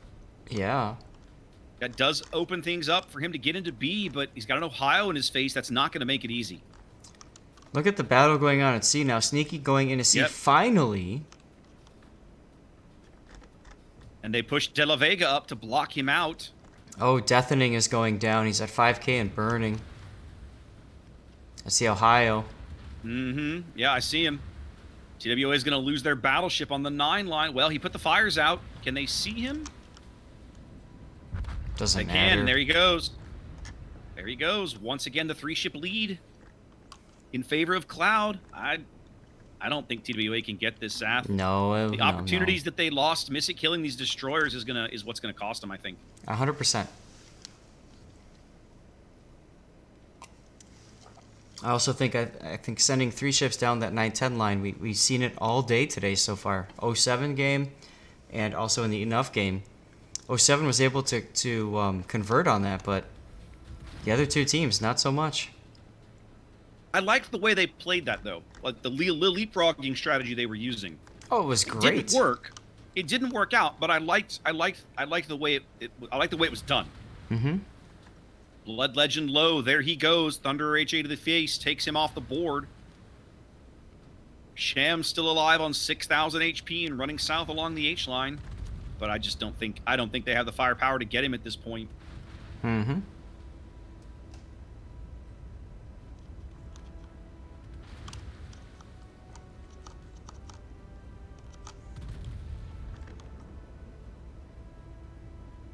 Now I'm gonna say this, Seth.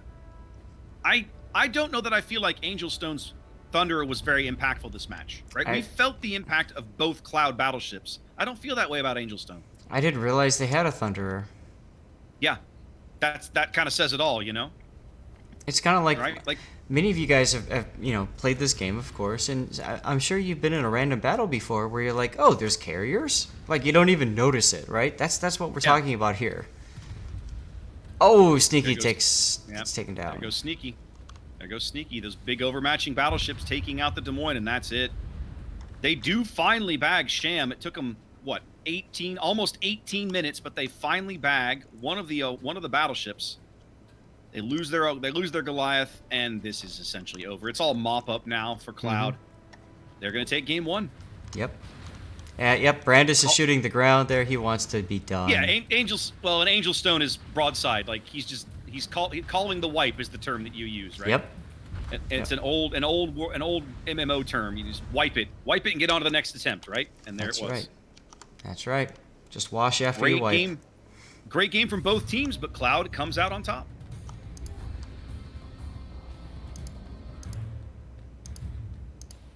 Hey, look, Zath, we got to pick right. I'm excited. I'm excited. That's awesome. Hasn't happened much today. But that's okay. Like, that's what's so great about these tournaments is it's not about the team anymore. It's about like all the crazy things that happen in the battle and how teams react to them. And that's what I want to see in a tournament. I don't want to see. I'm going to put a football reference, an American football reference in. I don't want to see the New England Patriots win the Super Bowl. That's getting boring. Well, Right? 75% of you thought that TWA is going to take this first map, and I hate to tell you this, but you were wrong. Yeah. Let's get our guests in and talk about how Cloud managed to make this their win on TWA's map.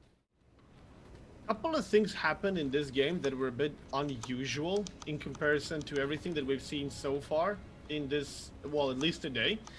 Cloud kind of played TWA's game with positioning and grinding each other down, and TWA was having a pretty strong 100,000 HP lead difference. They were kind of playing their own game. And then it's literally like somebody kicked them off the rails and they lost the Stalingrad. He got completely caught and surprised there. They lost the Stalin, and then everything started going against them. As good as they were at the beginning, now they were starting to get grinded down.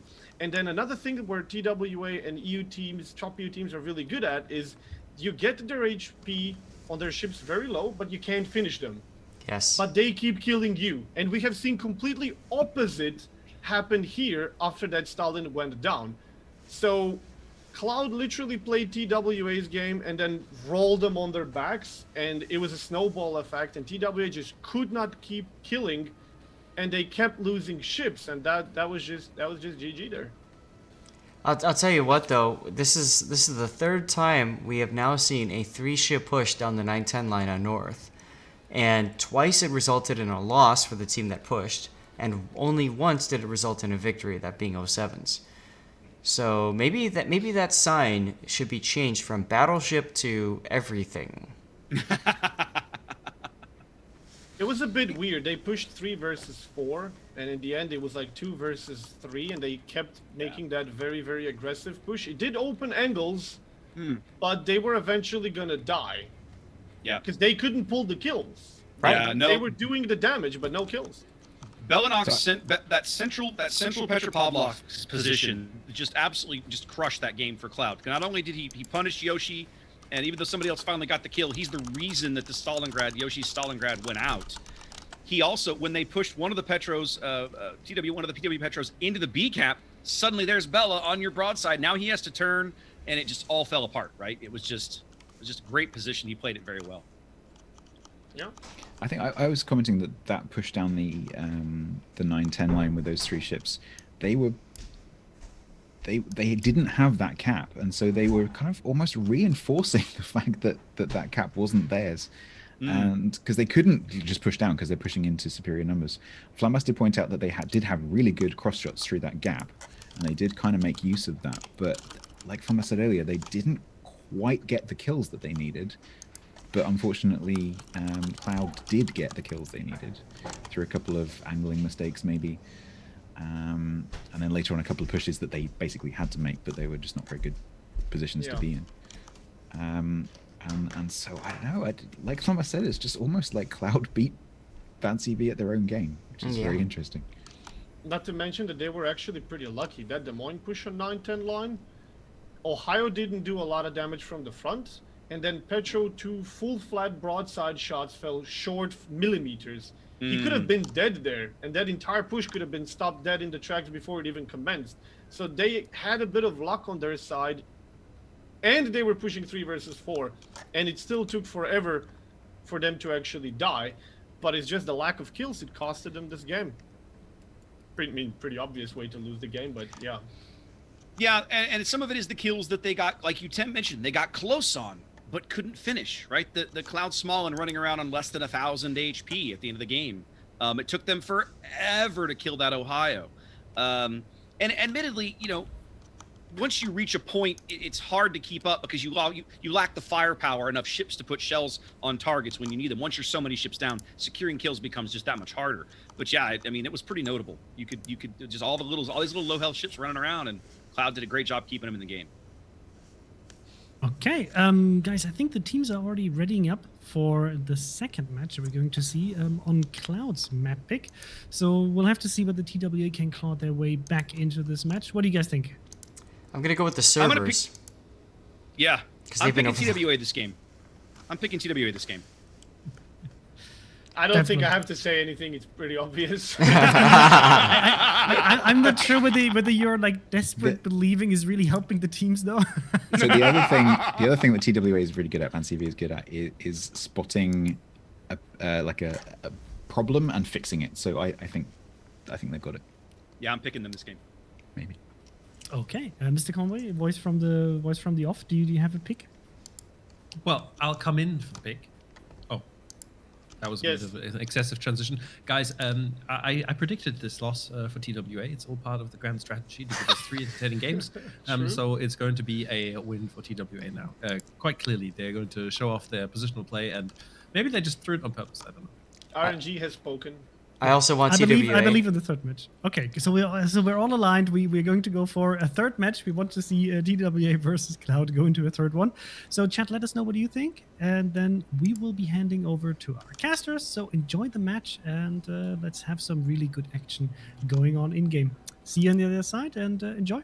Yes, and TWA, don't you disappoint me.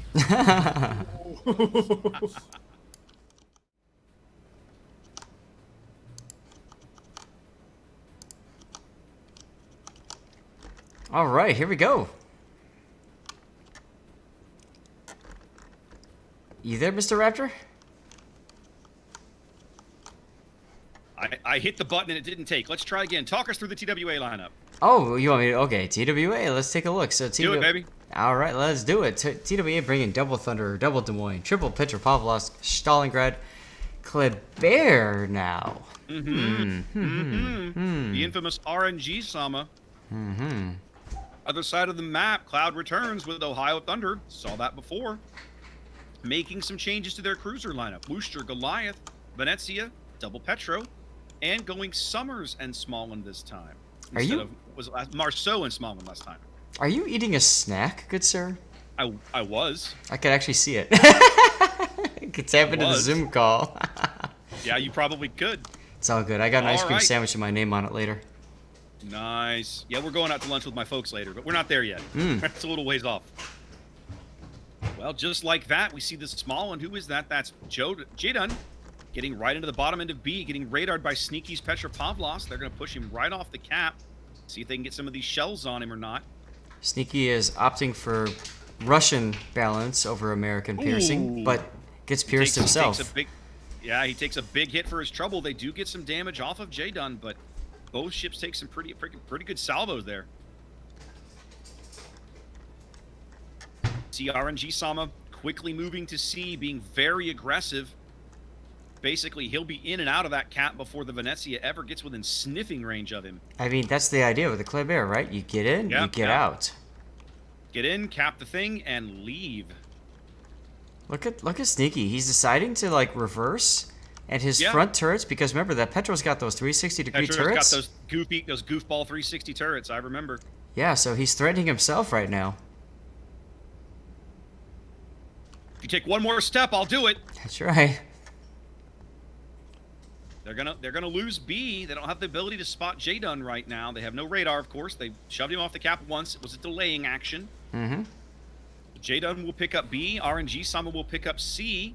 Both teams will be taking up a cap here in game 2. Now, Cloud's got 2 destroyers, so generally speaking, again, we talked about this before, that means that they will have the vision advantage, and they might also therefore have the initiative advantage as well, being able to determine where they want to give battle, and you can see that they're already setting up to give battle at A cap. Well, and that's one reason that we saw 07 commonly take triple destroyers, right? They liked putting the early pressure on an opponent, and we saw Gaishu's team do the same thing, right? You take lots of destroyers, you put that early pressure on them, you force them to make a play, or the next thing you know, they're down 300 points, and now they feel like they have to make a play or they're in trouble. That's right. A little bit of info radar from Tempest Petro down in A. Let's see what he can see. All he can see is Yoshi's Stalingrad. Yep. That's not really a shock to find a Stalingrad in that position. I was going to say, not much to see there. Now, look at this. Dead Comic doing what Summers does best. Smoking 2 DPM cruisers. Smoking his buddies through this gap on the south side of A. Now, let's see. Nope, they're outside of your range of Yoshi's radar, so Yoshi can't radar and pick them off in there. They are still out of the range of Blood Legend's Petro radar, but not for much longer. Yep. I feel like thanks to all of the new radar ships like Petropavlovsk and Nevsky and whatever, it feels like Smoke is falling out of fashion, if you will. It does a little bit, but at the same time, look how well it's being utilized. That's what I'm getting in this at. Tournament. That's exactly what I'm getting at. Is that people are starting to discount Smoke in favor of radar, and I don't think it's really having as big of an impact as people think it does. Radar, that is. Indeed, Yoshi now coming under sustained fire from Palik's Worcester. And Belanok is the one in the Goliath this game. Dead Kamek Summers getting spotted a little bit. Radared by Blood Legend. Must be radared by Blood Legend, but that's expired now. Is he in range of the Des Moines radar? He is not. They're pushing Yoshi back, well back off the cap now. But look what the smoke allows Sham to do in the Ohio. He just cruises up here. He's just gotta walk up there and be like, "Hey guys, I'm here now." You know, like, What's up, fellas? right. What's up? So this is kind of the opposite of what we saw in our first game. We talked about a firing line that whoever put it up, I can't remember now. Was that it was LAIR? It was LAIR put REPOI. up It was REPOI. REPOI. REPOI. Yep.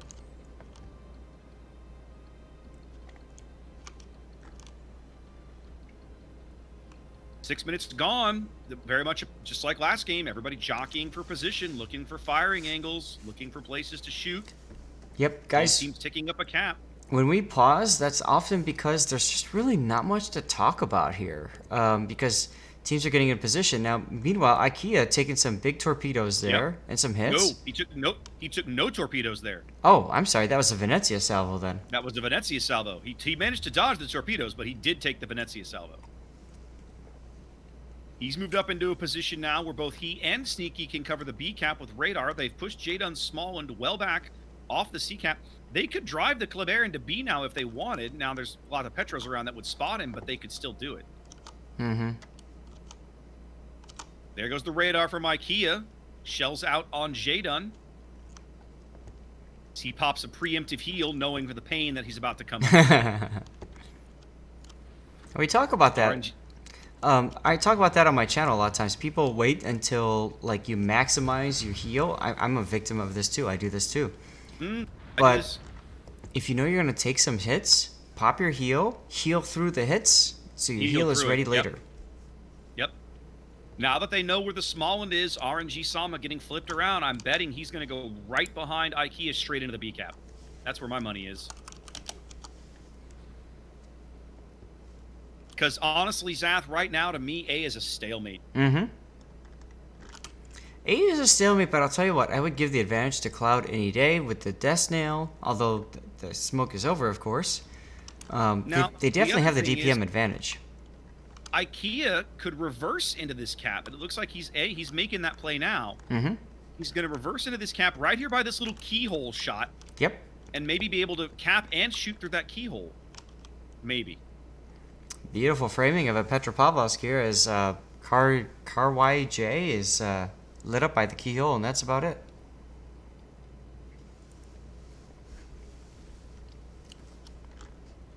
Yep, there's IKEA. He'll be stepping onto the cap momentarily. He will have shots. What he doesn't have is vision. In fact, right now, TWA can see no enemy ships. It's kind of like that little island on the Goonies, you know, like that little formation. Waiting to see how Cloud responds. They know now that somebody's in the cap. Sorry, let's get their view. There we go. Yep. Waiting to see if they pop a radar or something. Nope. Car did not Okay, radar. They can see IKEA now. I'm not sure how. Maybe there's a radar up and I missed it. But they can see him.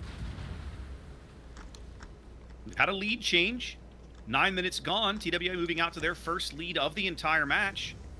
It'll continue to grow now on their double caps.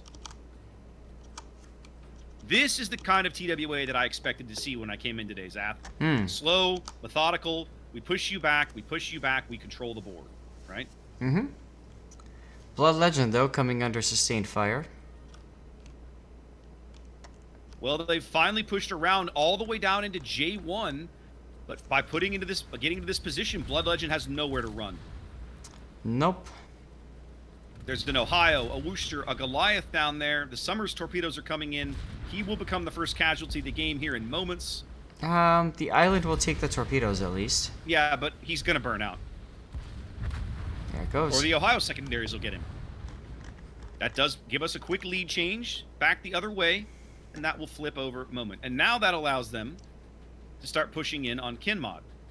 I feel like Blood wasn't expecting 4 ships to be in that corner. I think he was expecting No, 1 or 2. I don't think he was. Yeah, I don't think he was expecting that at all. Not that many. I certainly don't think he was expecting the Ohio to be down there. But he certainly was. TWA, you see them now trying to redeploy in such a fashion that they seem willing now to surrender the A cap as long as they can retain control of B and C. Yep. They're pulling the Sunder, they're pulling Angel Stone and Yoshi back off the A cap. They're going to try and extract Kinmod. The trick is, I'm not sure if they can. He might end up just becoming sacrificial. I mean, at that point, sacrificing one ship to tie up 4 in a place is not a bad decision. It's not a bad play if they But- can make it work and it translates into a win. Correct. You have to make something of it, though. Like, you're doing that to allow the rest of your team to rotate around to come back from the flank. Like seriously, I would be putting TNG into the middle of this map right now. TNG? Or TWA. Sorry. Okay. Like, if I was the TWA caller, I'd be saying, okay, screw kiting away from A, turn everybody around from wherever they're pointed, and have them make revolutions for the middle of the map. Like, you need to break through someplace. You need to cause some sort of, like, we've got this. You know what I mean? Well, they can continue to see Shams, Ohio. They're continuing to beat him up. Mm-hmm. Thunderer, Stalingrad, and Des Moines all focused on him right now. That would be good points if they can. They need to try and claw back a kill. Kinmod actually has much better cover here than Blood Legend did down at his island. There's a much taller island segment here. He'll be in better shape. Yep, here comes Good his hit radar. on Sham. That should detect dead milk. Yep. Dead Kamek, I'm sorry. Yep. Dead Kamek lit in the bottom of the A cap. RNG Sama's Kleber going in on him, getting some resets. They're going to surrender the A cap, but they're not going to let Cloud have it for free, right? They're going to make him earn it. No.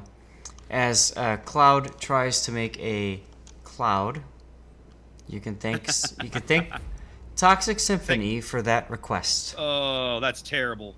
That's terrible. And now they've pushed. Who is this? Carriage? Something like that. There's another Petro basically in the bottom end of the B cap that stops those points. Sham is very low on fire and at 5,000 hit points and falling. Yep. They need that kill, Zath. They're TWA gonna get needs it. that kill. They're They're gonna going to get get it. it. He's going to burn out here in seconds. Boom. There it is. TWA out to about a 300-point lead here. 7 minutes to play in Game 2. They're looking good to force a Game 3. Now, Sneaky's pretty low in the middle of the board. Something's been slapping him around. Angel Stone showing why I love the Thunderer in ranked. The moment they cannot see Sneaky, they're having to. So basically, TWA is pulling him out, extracting him from that position. Oh, they bagged the Wooster. Mm-hmm. That's a nice kill. That gives them a ship lead now, and they're just that much closer to a victory. Every time I look at Sneaky, his turrets are pointed at himself. Very Honorabrew. Mm-hmm. IKEA taking some shots. And he's okay. RNG Sama a bit kind of. He's not careful to get caught out there by one of these Petros or the Summers. Although if I'm a Summers, I don't know why I'd court a gunfight with a Kleber. That seems like a fight I'm going to lose. Mm-hmm. Still, RNG Sama's going around the corner. No, he changed his mind. He's just toggling his throttle. Yep. I agree with this decision. No point in going around the corner just yet. No, there's no need. Finally up over 900 points, Zath. It's over TWA 900. closing in on a win. They've got J-Dun spotted up here on the edge of the map here. He's over on the 9 line, trading long-range fire with Goat Wizard. I question the wisdom of this. I would say if he was in a Haragumo, maybe I could see that happening because of the 25mm pen, but Yeah, or 27. but not with the 120s. With the 120s, you're hoping for fires. Right, exactly. And they already got Small one. ones small ones with 120mm guns won't do a ton to a Des Moines. He'll just burn for a little while. No, and if you got the one fire going, why bother wasting on another, wasting your hit points potentially, trying to set a second fire? 90 seconds on the timer. TWA looking strong. They've got Bella quite low in the bottom end of the A cap, 7,000 and falling. Can they see him? They cannot. They've lost sight of him. Whoa. Nope. They continue to reset the Petro in B. Here comes a radar. They now see Kamek and Carriage in C as less than a minute now for Cloud to pick up a kill. Or something. 5 minutes in the game, 50 seconds left for the win. for TWA. RNG Sama's going out. He's going around the corner, Zath. He's rushing Tempest. Starboard torpedoes are already in the water. Here come the port ones. He just wants Look to at this end guy. this. Look at this guy. He's an artist with this ship, Zath. When the Petro dies, the game ends. That's right. Death Going pick. out. Here we go. There it Ta-da! was. TWA claims game 2, looking like the team we knew they were. Well, of course. Of course. I mean, they didn't play badly in game 1. There was a couple of things that went wrong, but it wasn't like a badly played game at all. And here in game 2, that's the team I expected to see. Oh, absolutely, yes.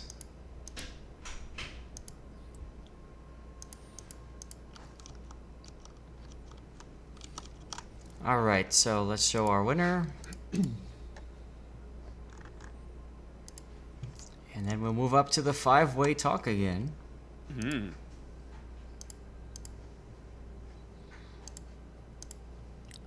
Welcome back. So the collective belief of the casters, fingers crossed from the EU server to at least get into a third match, actually helped, and we're going to be seeing a third match. I'm very happy about this.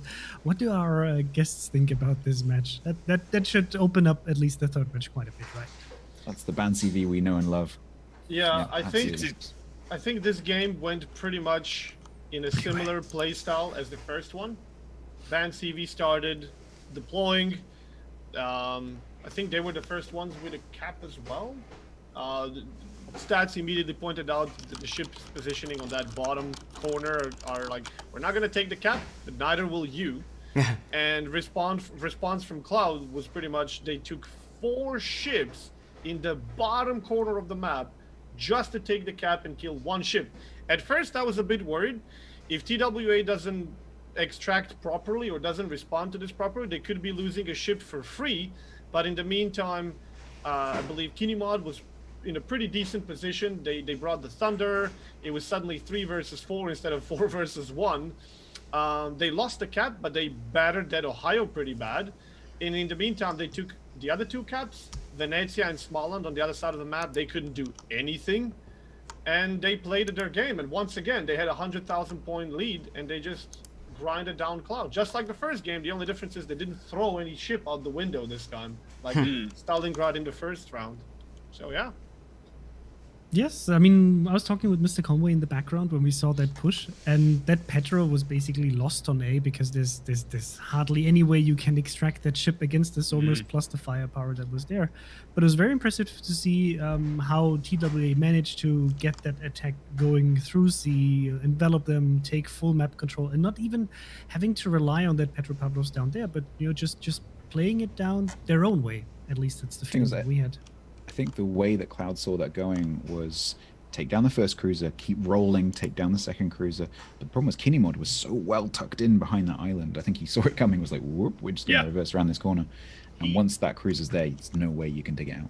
Yeah, he did a brilliant job. He also, Zath and I talked about that his position at that next island in the chain, farther up, farther north, had better cover than where Blood Legend's Petro was farther south. So they picked off Legend, but Kinemod had better cover, was able to back up and basically like, no, you want to hit me, you're going to have to come up here and get in my face. He had cover is the difference. Yeah, exactly. Yeah. Exactly. Petro didn't have any cover. Right. Yeah. Yeah, no, that was an extremely well-played match. Zath and I were talking about it in the game, basically saying that's the TWA that we expected to see when we sat down to cast this match today. The board control, the positioning, look, we own caps. It's up to you to figure out how to break back in, have fun. And that was exactly what I expected to see out of them. They played that very well. Yeah, the dream lives. Yes, and we're not the only ones who believed in TWA because I predicted this. Can I just say I was right? Up until this point, yes. Up until this point, I was right. Yes. You're not the only one. Confident in our boys that they can put it through, but like Cloud deserves it just as much. They've been playing some great World Cups. I thought it was an interesting approach because you don't really see Woosters in competitive at this point too much because there are other ships that fulfill that role in a better way. And you could see that pick was specifically designed to follow that one position. For that one position to farm whatever is going to try to dig in there. But that makes me wonder actually, because if you know you're going to go down to that corner and do a 4-ship push of some kind, would you take a Worcester? because it doesn't. We were just saying it doesn't really push very well once the smoke runs out. Once the smoke runs out, but while the smoke is up, I mean, While the smoke's up, absolutely. I don't think it was really meant to. I don't think it was really meant to push. I think it was more meant to overcome the islands, use the flat islands to just lob over and position it behind one of the islands, and just over time weather things down, especially together with the Goliath. The Goliath also has the shell angles that are not really that. I think their plan was to be in the corner and just stay there, and then they realized, oh, we can't actually do that. We're going to have to move forwards. Yeah, TWA is too clever to just sit there and get farmed, right? Yeah, I think TWA was a bit too good for Cloud in terms of response in fire. They burned down Dead Ohio so fast that Worcester was literally, I'm alone. The DD went for the cap, Goliath is in smoke, and I lost. Bye. That's it. Looks they picked them apart pretty good there, and not to mention that there was a big blab for 50,000 damage on one of the Thunder, I believe from Cloud. Halfway across the map, they were kind of sitting broadside, and he lost I think 50k in one volley. So he was immediately lost all HP and the pressure that he could do in the late game. So just.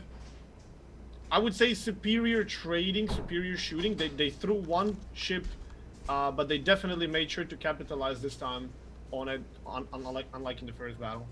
It's great to see that both teams are able to do this, because it was the other way around on the first map, in the way that Cloud actually managed to trade. But if you play against players of this caliber, like a Battleship player like Angelstone, you don't want to make any mistake, because they're going to punish you. Absolutely. And can I just say that Kleber charge at the end, the RNG summit, that was like watching poetry and art. It was beautiful. He comes out, he gets the starboard ones, he turns to port, he gets the port ones. Like, there's all these torpedoes. Have fun.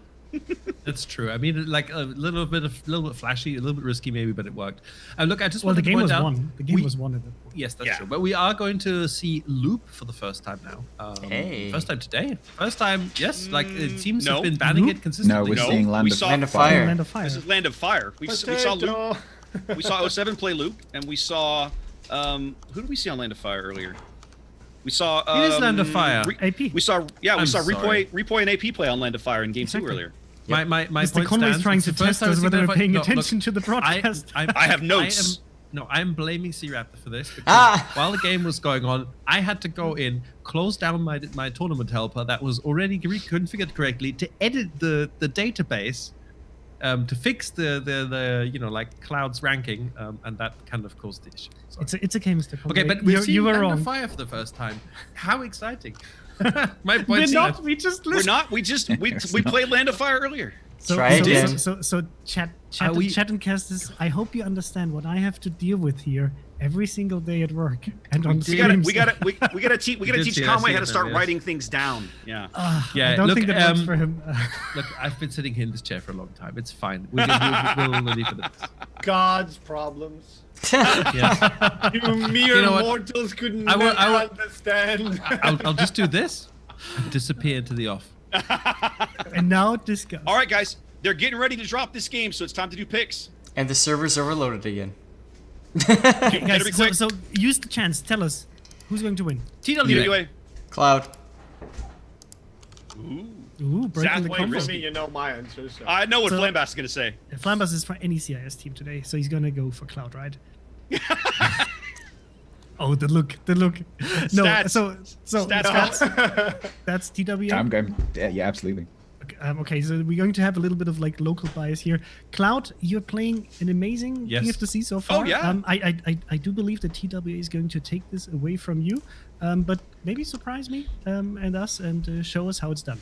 So chat, let us know who's going to take this one before we hand back to our casters with the final match. This is a best of 3, right? So this is the 3rd match. Whoever wins this one is going to advance into the semifinals for tomorrow. So that should be quite interesting.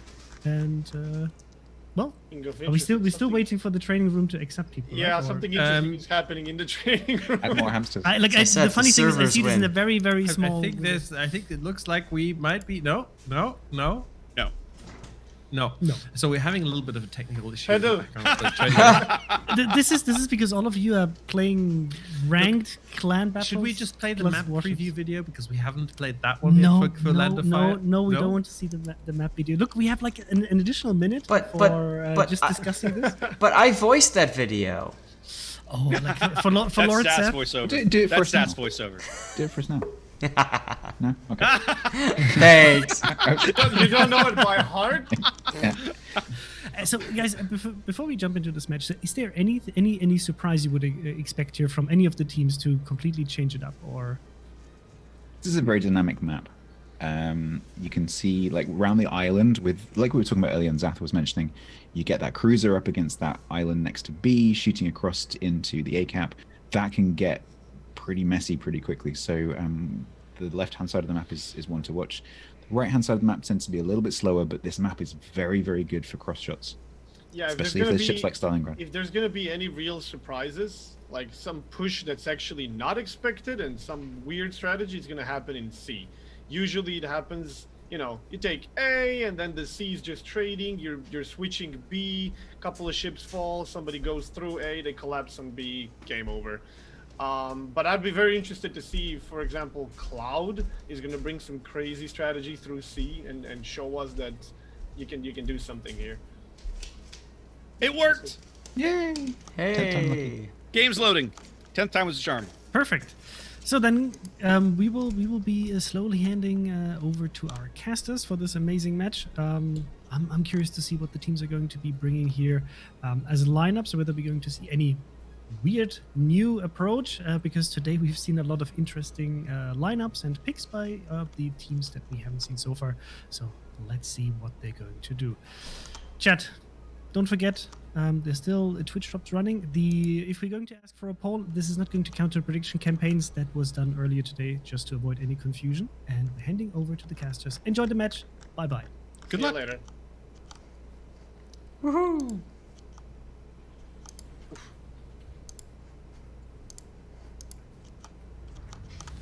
All right, good sir. All right. Who do you want? I'll take Bance. I'll take TWA. Ladies and gentlemen, this is Game 3, winner take all here in the semifinal match of our big international tournament. TWA coming to the dance with Thunder and Kremlin, Double Des Moines, Hindenburg. Haven't seen much Hindi today. Go Yoshi. Yoshi's my new favorite player in this game, by the way. Yoshi! Triple Petropavlovsk rounding thing out with a small one this time for RNG Sama. I'll tell you what though, Cloud, take a look. We have a Yu Yang appearing again. We have a Yu Yang sighting, indeed. Wow. So we got Ohio, Yamato, which we haven't seen Cloud take yet. Worcester, Salem, Goliath, Petropavlovsk times 3 because, just add Petropavlovsk. That's right. There's the right way, the wrong way. Sorry, the right way, the wrong way, and the Russian way, which is just the wrong way with more Petropavlovsk.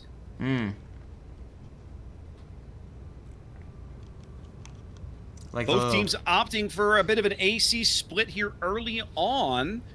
I'm seeing, you see what the Yang and the Petro are doing on the 4 line, Zath. Does that look familiar? I feel like we've seen that of another team today. I'll be curious to see if that's a smoke Yang and not a radar Yang. We don't know. Yes, it is. Dead Kamek is making a Cloud out of his position there. So we have smoke Yang instead of radar Yang. Now, there's going to be somebody that goes, why would you take Yang instead of Gearing? I'll tell you why. Yu Yang has a better hull form when she gets shot at. She sits lower in the water than Gearing. Gearing has a tremendous amount of freeboard. She eats AP from all angles for breakfast. Yu Yang sits lower in the water, and she has those deep water torpedoes, which will impact every opposing ship except the opposing destroyer. Yep. So in other words, in a 1v1 slap fight, Yu Yang typically has an advantage. Typically. Hey, she can. Yeah, she can. Well, we see TWA. They're going to make their play at C as RNG Sama Smallland is headed onto the top end of that cap. He is not quite in radar range, but he will be momentarily from these Petros on the south side of the cap. I expect him to get radared and shoved off. We'll see. Yep. Ikea taking some hits. All the way through this gap. Where's Ikea? Where is he this time? North of Tempest. Ah, yes, he's on the opposite side of the island from Tempest. Yep. So they're going to just stare angrily at each other for a little while? So they are, as they do indeed, radar RNG Sama. Don't hit him for much damage, but they'll probably push him off the cap. He takes some chip damage here and there. Both teams with a Petro hugging this island on the western edge of the B cap. The Wooster, whose Wooster is this? Powix Wooster that had pushed up towards the B cap, backed off, and is now kind of turning back towards the middle of the board.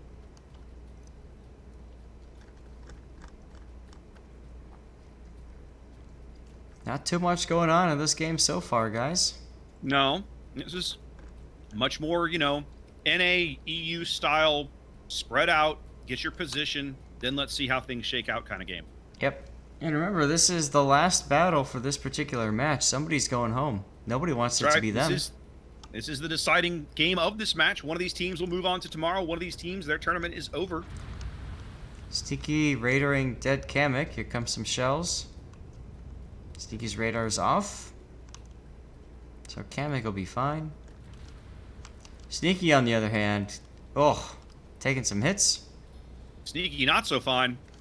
Going in the same Sneaky position trying to get into this cap. as that Salem was, yeah. Well, yeah, we saw Quincy suffer this earlier, right? Yep. In order for him to get into this cap and point his bow to the southwest, he basically has to give up his broadside to this Petropavlovsk. Ouch. He just took a 10K hit there, so even now he's not angled well enough to avoid the full pen damage. He's making the turns at. This is a mistake. Yeah, what is he doing? I feel like this is a mistake. I would have turned to bow in and then reversed out. Here comes a Yamato salvo Zath. Misses.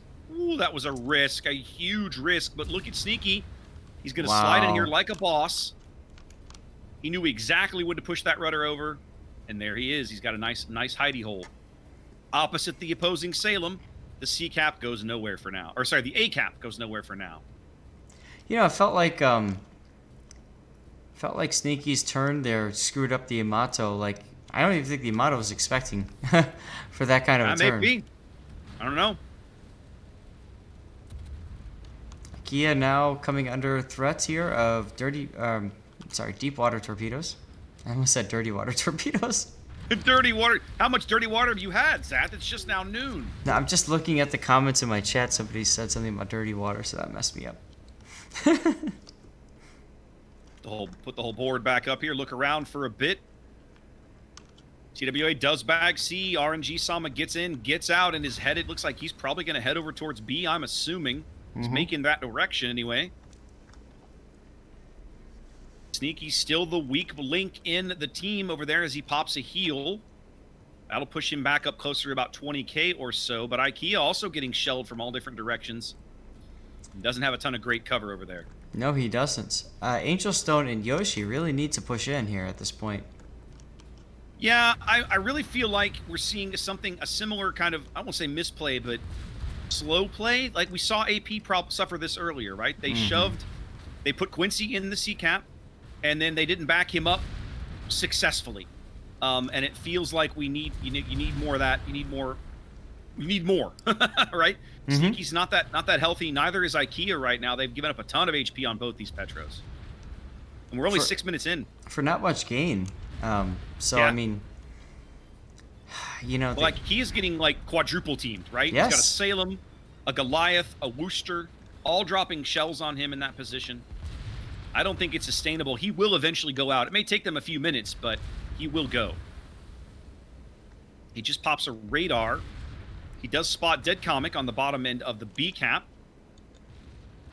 RNG Sama now opening fire on Comic. Getting some free damage into the Yang. Well, sure. And I mean, he doesn't have a heal, so that's permanent damage. You can get sure. it, take it. Now, I'll also point out Tempest is getting pretty low over here as well. Angel Stone and Yoshi have been doing a good job beating him up. So lots of fire, concentrated fire on these cruisers on the edge of the B cap. Take a look over all the way on the 10 line on the other side of things. TWA shoving a Kremlin into a Petro. This is going to end badly for this Petro. There goes they IKEA. do finally get IKEA. I mean, the Petro can't even ram. The ram will not kill him. No. It's like the ultimate David and Goliath scene right here. Feels bad. Petro looks like he might try. He's going to go for the ram, but it's not going to be. He's going to do a lot of damage. No, he's going for a drive-by. He's going to try the drive-by, but it's going to fail. And that was bad.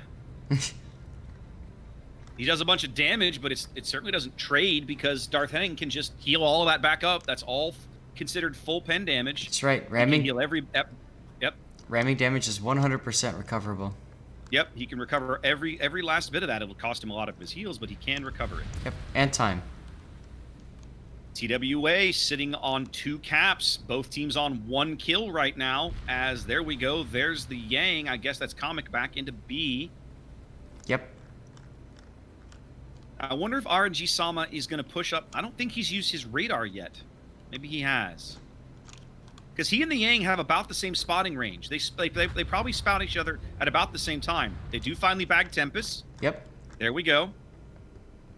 Here comes Sneaky's, some Petro radar picking up Comic. Sneaky's back to a half health already. They've got Comic lit now as they push him out of the bottom into the B cap.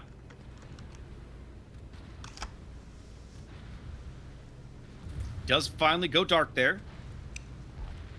As he gets her salvo back on RNG. Good salvo back on RNG. But for the moment, we're not quite to the halfway mark of the match. TWA working on a 300-point lead. And a ship lead, too. Yep, they have a ship lead, a cap lead. Everything's coming up TWA here in Game 3.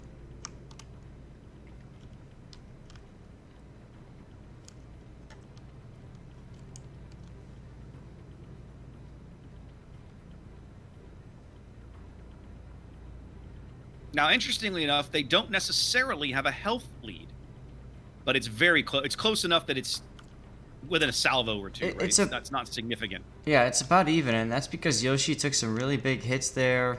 RNG Sama's low-ish, and Goat Wizard as well. So, you know, and of course, don't forget Darth Ending in the Kremlin with that ram. So, I mean, indeed, TNG definitely down a little bit on health points, especially per ship, but I don't know that Cloud can convert that. Yes? As I look at the 10 line again, I see Sham. Yeah, right? I know. I see Sham staring down Henning. If I'm Henning, I just go ram him. Just get it over with. Get the Ohio off the board. Of course. See what Henning does, but if I'm in his shoes, that's the play I'm trying to make. They're about to try and push De La Vega's Petro into the C cap. Not sure this is sustainable. Surely he'll come under fire from Goat Wizard. Well, there's the radar from Goat, so of course they know that De La Vega is there, but Goat is... Oh, he can shoot now, yeah. He's fine. I love this position. When I play clan battles in Legendary Des Moines, this is a great position to be in. Which one are you talking about? Where Goat Wizard is. Oh, where Goat Wizard is. Yeah. And then Dead Kamek just got detected by radar, so Goat's like, yeah, I'll just shoot you instead. See Henning now. Henning moving out. Oh. His guns are pointed. Ooh. I think they're gonna get Kamek here, Zath. They do. They do. It's a 2-ship lead for TWA as more Kremlin shells fall on De La Vega. This is actually a really good play for Henning. He's going to try and push the Ohio. He's going to try and take the Petro out while he rams the Ohio. I don't think they can stop him, Zath. Nah, that's what a Kremlin does. He's getting low, 25,000. But they need to kill. You'll see if he can kill it. He needs to do catastrophic damage to this Petro. That wasn't it. He barely dings him for about 5K there with that salvo. I gotta say, I love the Tokyo Game Show camo. Nice choice. 10K and falling for Henning as he's desperately trying to get off this ram. There he goes. No. He fails. He made the right play. He just wasn't able to pull it off, but they are going to get De La Vega off the board between all the spam and the fires and everything. It's going to happen. Yeah, De La Vega pushing a little bit too far and really exposing himself. Well, they're also spamming poor Ichigo Kurosawa to death. Check that out. Check the Yami. Yep. He's getting very, very low. TWA is definitely going to win this match. Yeah, they're up 2 ships. They're about to be up 3 ships. They're going to burn out this Yamato. The surviving battleship for Cloud is on the 10 line. Yeah. It's kind of all over but the crying here. Surprising that they took a Yamato, though. Sneaky continuing to hold down A, but even if he dies, it doesn't really matter at this stage. Gets a good hit into the Goliath. I thought They'll probably be able to... Go ahead. thought Jaden was going to go around the corner. He didn't. No, he didn't, and I think they're going to be able to burn Sneaky out, right? The Goliath has the ability to do that with his ridiculous HE. So I think eventually they'll get there, but it's going to take them so long. There's only 7 minutes left in this game, and there's only 2 minutes left on the timer. Right. Pollock just got hammered in his Wooster. There's Des Moines AP falling on his broadside. There he goes. Yeah, this is over. TWA's going on to the top 4, Zaf. Look at Just this. a matter of time. Look at this attempt to execute Sneaky Snake and failure. Wow. Failure. I missed it. What a death pick right there, guys. There was. Well played to both teams, but TWA rescues the West from a complete shutout. They will move into the top 4.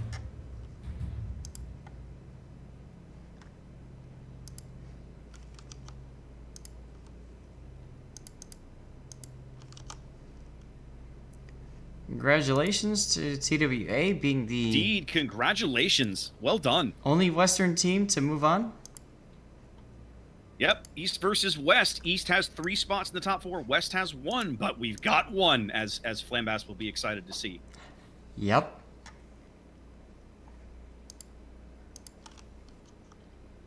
And we're back here with TWA taking this set of matches and advancing to the semifinals. Congratulations to TWA, and let's get our guests in and talk about how they managed to do this with, at least in my point of view, a very convincing showing here on the Lands of Fire map. This was all TWA. Flambas is gonna dance out of his chair. He's so excited. We got the first EU team that passed this stage, so I'm happy. We got the hope. I'll tell you what, though, my buddy Sneaky made me nervous with that turn early on, showing his broadside to God and everybody on 10,000 HP. I was like, oh. Sneaky Snake snuck away, or? Oh, yes. man. I was a bit surprised that he actually got away with that. Mm-hmm. Yeah. Yes. Yeah. He shouldn't have. He shouldn't have. No. I was surprised to see that he would survive that. I don't think the Yamato was expecting it. 2 Yamato volleys did exactly 0 damage on him. Yes. I think. So he was Yeah. very lucky to get away, and then Ike went down very soon afterwards. I'm like, oh my god, 2 Petros are out of action so quickly. Yeah. And then they just somehow turn it around. Like, what? This tournament, we've seen so many cruisers from teams of varying levels of experience, including the very top teams that we've just seen, push a cruiser down to that island at the A cap and kind of get halfway there and go, oh. And you can kind of see them going, okay, well, I need to go left a bit because I need to angle, but I need to go right a bit because I need to get to the island. Uh-huh. And you know, most of them don't make it. And I think this move was powered by a lot of belief. I do have a question though that I would like your opinions on. Why would you ever bring a smoke Yu Yang? So we were talking. So I'll give you my opinion because I talked about this when we started the game. Mm-hmm. They obviously wanted a smoke destroyer. Okay. They obviously wanted something with a decent rate of fire, and because they did exactly what we saw REPOI do on the same map with smoking a Petropavlovsk up to the south side of that island on the western edge of the B cap. So we started the game like, okay, he's going to have smoke. Yep, he did. The reason you would take that instead of Gearing, in my opinion, is Yu Yang's a harder target. She sits lower in the water. Gearing's freeboard, and I'm not going to be kind about this, Gearing's freeboard is garbage. She sits way too high in the water. When you compare the same hull on Yang, Yang sits at least a meter, if not 2 full meters lower in the water. So Yang is a harder target to hit. Right. Okay, but if you you took an example of a Gearing, I would go further and say Summers. Their concealment is pretty Fair. similar, if not the same. He gets Fair. more torps, more range. They also hurt a lot of guns, similar HP, and Smoke is gonna be bigger, longer, better. Why Yu Yang? It just made no sense to me. There's a better ship in the game for that exact purpose. So that was a bit of a weird pick there from the team, but Well, I thought they would be, And, using sorry. it more to make the booster be more maneuverable and dynamic on the map and being able to push him to other places, but they didn't really use it for that. No. And Summers can kill DDs with Torps. So it's got all the advantages, in my opinion. I also assume that they thought they were going to get more out of the Deepwater Torps than they actually did. Because Deepwater Torps are very effective, and you look at the lineup, there's 8 other ships on the opposing team that can all take these torpedoes. So that's a pretty high percentage of high value targets that you can get those things on. I just don't think it happened this game. I just don't think it's worth the benefit of what you give up in compared to the Summers. I don't disagree with you. It's not worth it, especially if you've got if you're planning to use it against moving targets because of the short detection range, low reaction time. Fine. But on that map, the big stuff tends to be camped stationary, in which case detection time doesn't really make a difference. And everybody has a Hydro. Yeah, it just doesn't make sense. So I'd like to be able to ask them, like, why did you do that? Even though I don't think that for this match it would have made a huge difference if they would have, for example, deployed the Somers. Maybe they would have been able to land, an additional torpedo here. But was just overall, a I don't weird- think this would have been like the tipping point for the match to use the Somers here, for example. I was just curious because it was a bit of a weird pick. I'm like, you bring a Yu Yang, okay, and then I saw smoke Yu Yang. Yeah. What am I missing here? Okay, they had a good idea with the plan, even though any other destroyer could have done almost the same thing as Yu Yang and probably better. Their initial idea was very strong. They got to their positions with minimum HP loss. They got the angles.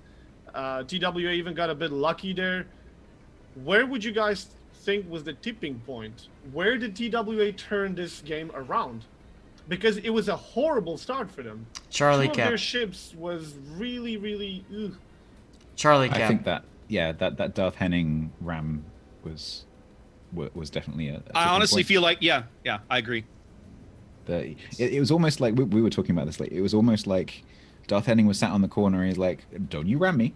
Don't you ram? Oh, okay, all right. I can survive this. It's gonna hurt, but I can heal it back." Exactly. Yes. So I think they took that ram. Yeah. Reluctantly. Push the I cube think into that- my chest. And I just think that Cloud didn't really get that much out of their setup on the other side, on the A cap, because No. that Salem wasn't really leveraged that well. They got the Hindenburg down to like 10k, but then the Hindenburg just sailed away after doing its job of countering the Petro on the B cap. So I don't think they really managed to use those assets as well as they could have. They definitely got Ikea and Lightong down pretty quickly, even before the Cloud Petro would be dying. And both teams set up in a way they can counter exactly that position, right?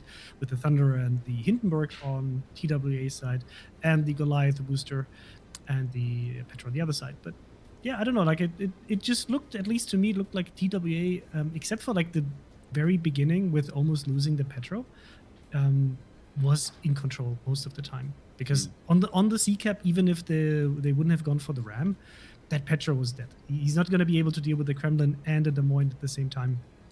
And then they had a problem with the Petros just sitting there, and anything could have killed that. Okay, guys, should we have a quick look at the tournament format to see what we can expect tomorrow, right? So we have our final results. So tomorrow we will be seeing VOR, or 4. If you have any sort of graphics, could you share? Well, I have the graphic that Statsblog showed earlier, and then I literally just put if text Conway's gonna- files on. I just put text on it. If Conway's going to talk through it, it's going to be pretty obvious on our screens anyway. Yeah, but yeah. you know So that bracket's- anyway, we have, yeah. If you switch to it, so we're gonna see 4 tomorrow, and LAIR and BANCV and Smile. Now we are going to be starting tomorrow's broadcast at 4 o'clock Central European Summer Time. That's 2 o'clock UTC, 10 o'clock Eastern Daylight Time, and 7 o'clock Pacific Daylight Time. And if you happen to be in Singapore, it'll be at 10 o'clock in the evening. So wherever you are, you should definitely tune in for this. It's going to be a whole lot of fun. Use Google to find your own time zone. Use That's Google, my yes. that's my piece of advice. Google the UTC and what it means for your 14 local time. 14, 2 o'clock UTC. God help you if you live in one of those funky time zones that adjust by 15 or 30 minutes. Yes. God, then I don't Move. know. I'm already not great at math anymore. That would really breaks my brain. This would not. It would know, not fly. It is interesting. Warships time. Warships time. Hey, I agree. Like I've tried. we But, need a you server know, time, we have don't we? UTC, so like this is what you use, right? So I would love to have warships time. So A lot. it doesn't make a lot, sense. A in lot. it. A lot. That doesn't make that much sense for us because we don't have a single shard universe. That's so. okay. It's the one time you communicate with everybody else. Like at this time, warships time, we meet. Okay.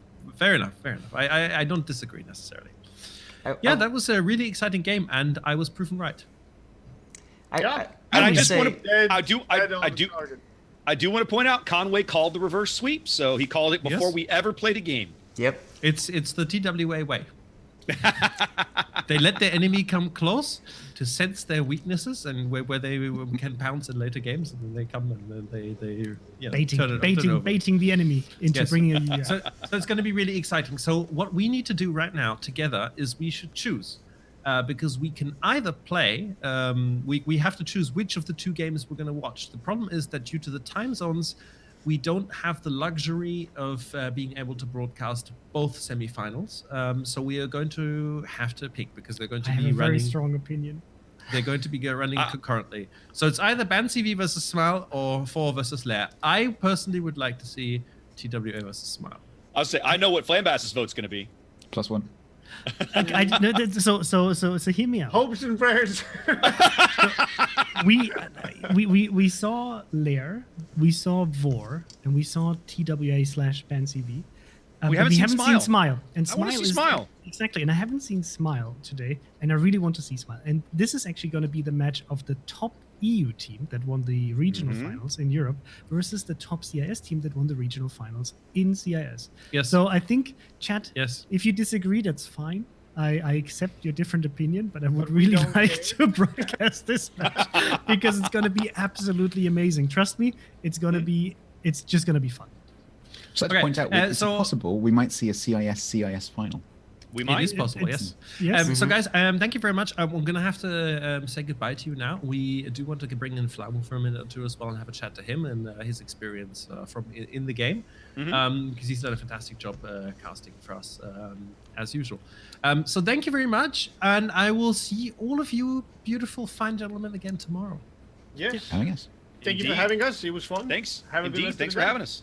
And chat, if you want to see these guys outside of King of the Sea, they are broadcasting by themselves. You can always just catch them on their own channels, but they're also streaming on their channels. You can find all of the names right beneath their title, right? Yes, you should follow them. You should follow them, exactly. And otherwise, they also most of them have a YouTube channel. So if you want to enjoy some VODs, it's also the place to go. So thank you guys for joining us and doing an amazing job here with us, talking a lot about the games that we've seen today. Absolutely. And see you back tomorrow. Yep. Absolutely. Looking forward See you to it. then. Thanks, guys. Thanks, guys. Goodbye. Bye-bye. Bye.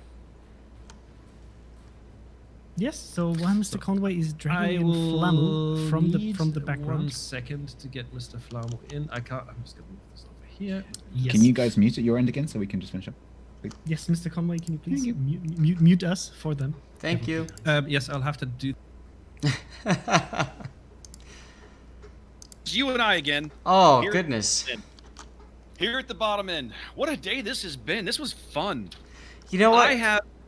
Go ahead. It was fun, but I gotta say it feels weird that only one end of the bracket remains. You know what I mean? Like Smile versus TWA. I gotta say, I have historically resisted casting in an international event. This is the first time I've done it since you and I did it for King of the Sea 7. Do you remember? Yes. Yes. We went to Austin and we did the regional finals on a Saturday, and they kept us over. And on Sunday morning, we came back to do EU versus NA almost exactly 2 years ago this fall. Yes. And we did it on YouTube while the main channel did their thing over on Twitch. And then And after that, the- I basically swore the whole thing off. after that, we booked it to the airport so I could fly home. That's right, you had to fly home. You had to fly home. But after that, I basically swore the whole process off because it just didn't. I didn't see the value in it. It wasn't, to me, it wasn't as much fun as doing the regional events. Doing this today, tying us in with a larger group of people, we know our teams, they know their teams. We saw our bracket, they saw their bracket. This has been a tremendous amount of fun. Yeah, And yeah. even if we don't ever go back and do this on the main channel again, I'm encouraged to maybe round up a different group of casters. Like, let's say next time it's, maybe they get Flamu to do the main channel stuff or whatever. I'd probably still want to grab like Stats and Flambass and try and put something together on our own. Because this was a tremendous amount of fun and I really enjoyed it. Oh, no doubt. Absolutely, yes. Yep. All right, guys. Well, I'm done. I got nothing else to say, Zath, other than, guys, thanks for watching. Thanks for tuning in. We appreciate all the support, the cheers, the follows, the subs, the resubs. If all of that, if you did any of that today, I apologize. We don't really see any of that while we're doing these tournaments. We're busy focused elsewhere. But if you did any of that today, guys, big shout out and thanks to all of you. I think I'm good. I think I'm going to go have the rest of my afternoon. How about you, Zath? Yeah, it feels really weird. We started at 6 a.m. We're now just about done. We'll do something similar tomorrow, a little bit shorter. Stevie's on my lap. Rest of my day. He wants some attention. Gotta go and do some other stuff. But yeah, it was a lot of fun. Sadly, I opened up a whole brand new Maker's Mark. I was ready for today, and 07 went out, but it is what it is. And yeah, I'm really looking forward to tomorrow. Like, seriously, like, I love seeing the different ways that these teams are playing this game. Yeah, and I mean, we're going to see more of it tomorrow. I'm really looking forward to seeing Smile. I've heard so many good things about them over the years. I've watched some of their VODs on YouTube. I'm looking forward to seeing them in person. That's going to be a lot of fun. So, yeah, Zath, I think we should call this. I got to find somebody to raid. Yep. Should we tag team somebody? What do you think? We could. I just posted in my chat asking if people have any suggestions. I like to make up a poll and allow them to determine. But if you'd rather we pick somebody, that's perfectly fine too. I typically. Ashley's doing her mental health charity stream today. I'm gonna raid Ashley. Okay. I was gonna say I typically prefer to raid people that have like less than 100 people watching. Ashley would count for that. Yes, she does. You know what though? I might raid Frag because he's also doing World of Warships. Okay, sounds good. And also under 100. Man. Awesome. But guys, the reason why we do these rating is to allow you to kind of see other people out there who who play the same kind of game that we do. And it's a great opportunity. So we'll see what people are going to post in here and how people vote. But guys, we'll see you again tomorrow morning. And thanks for being a part of the stream. Thanks for watching. Yep. And I hope you enjoyed it. Any feedback, please send it away. Yep. Thanks for tuning in, guys. And we will see you tomorrow. Be safe, wash your hands, take care, and be back here in the morning with a strong cup of coffee. We're not done yet. We got some more games to play. Or dirty water. Or dirty water if you're a bold man like Zach. Yeah. See you guys. Catch you later. See ya.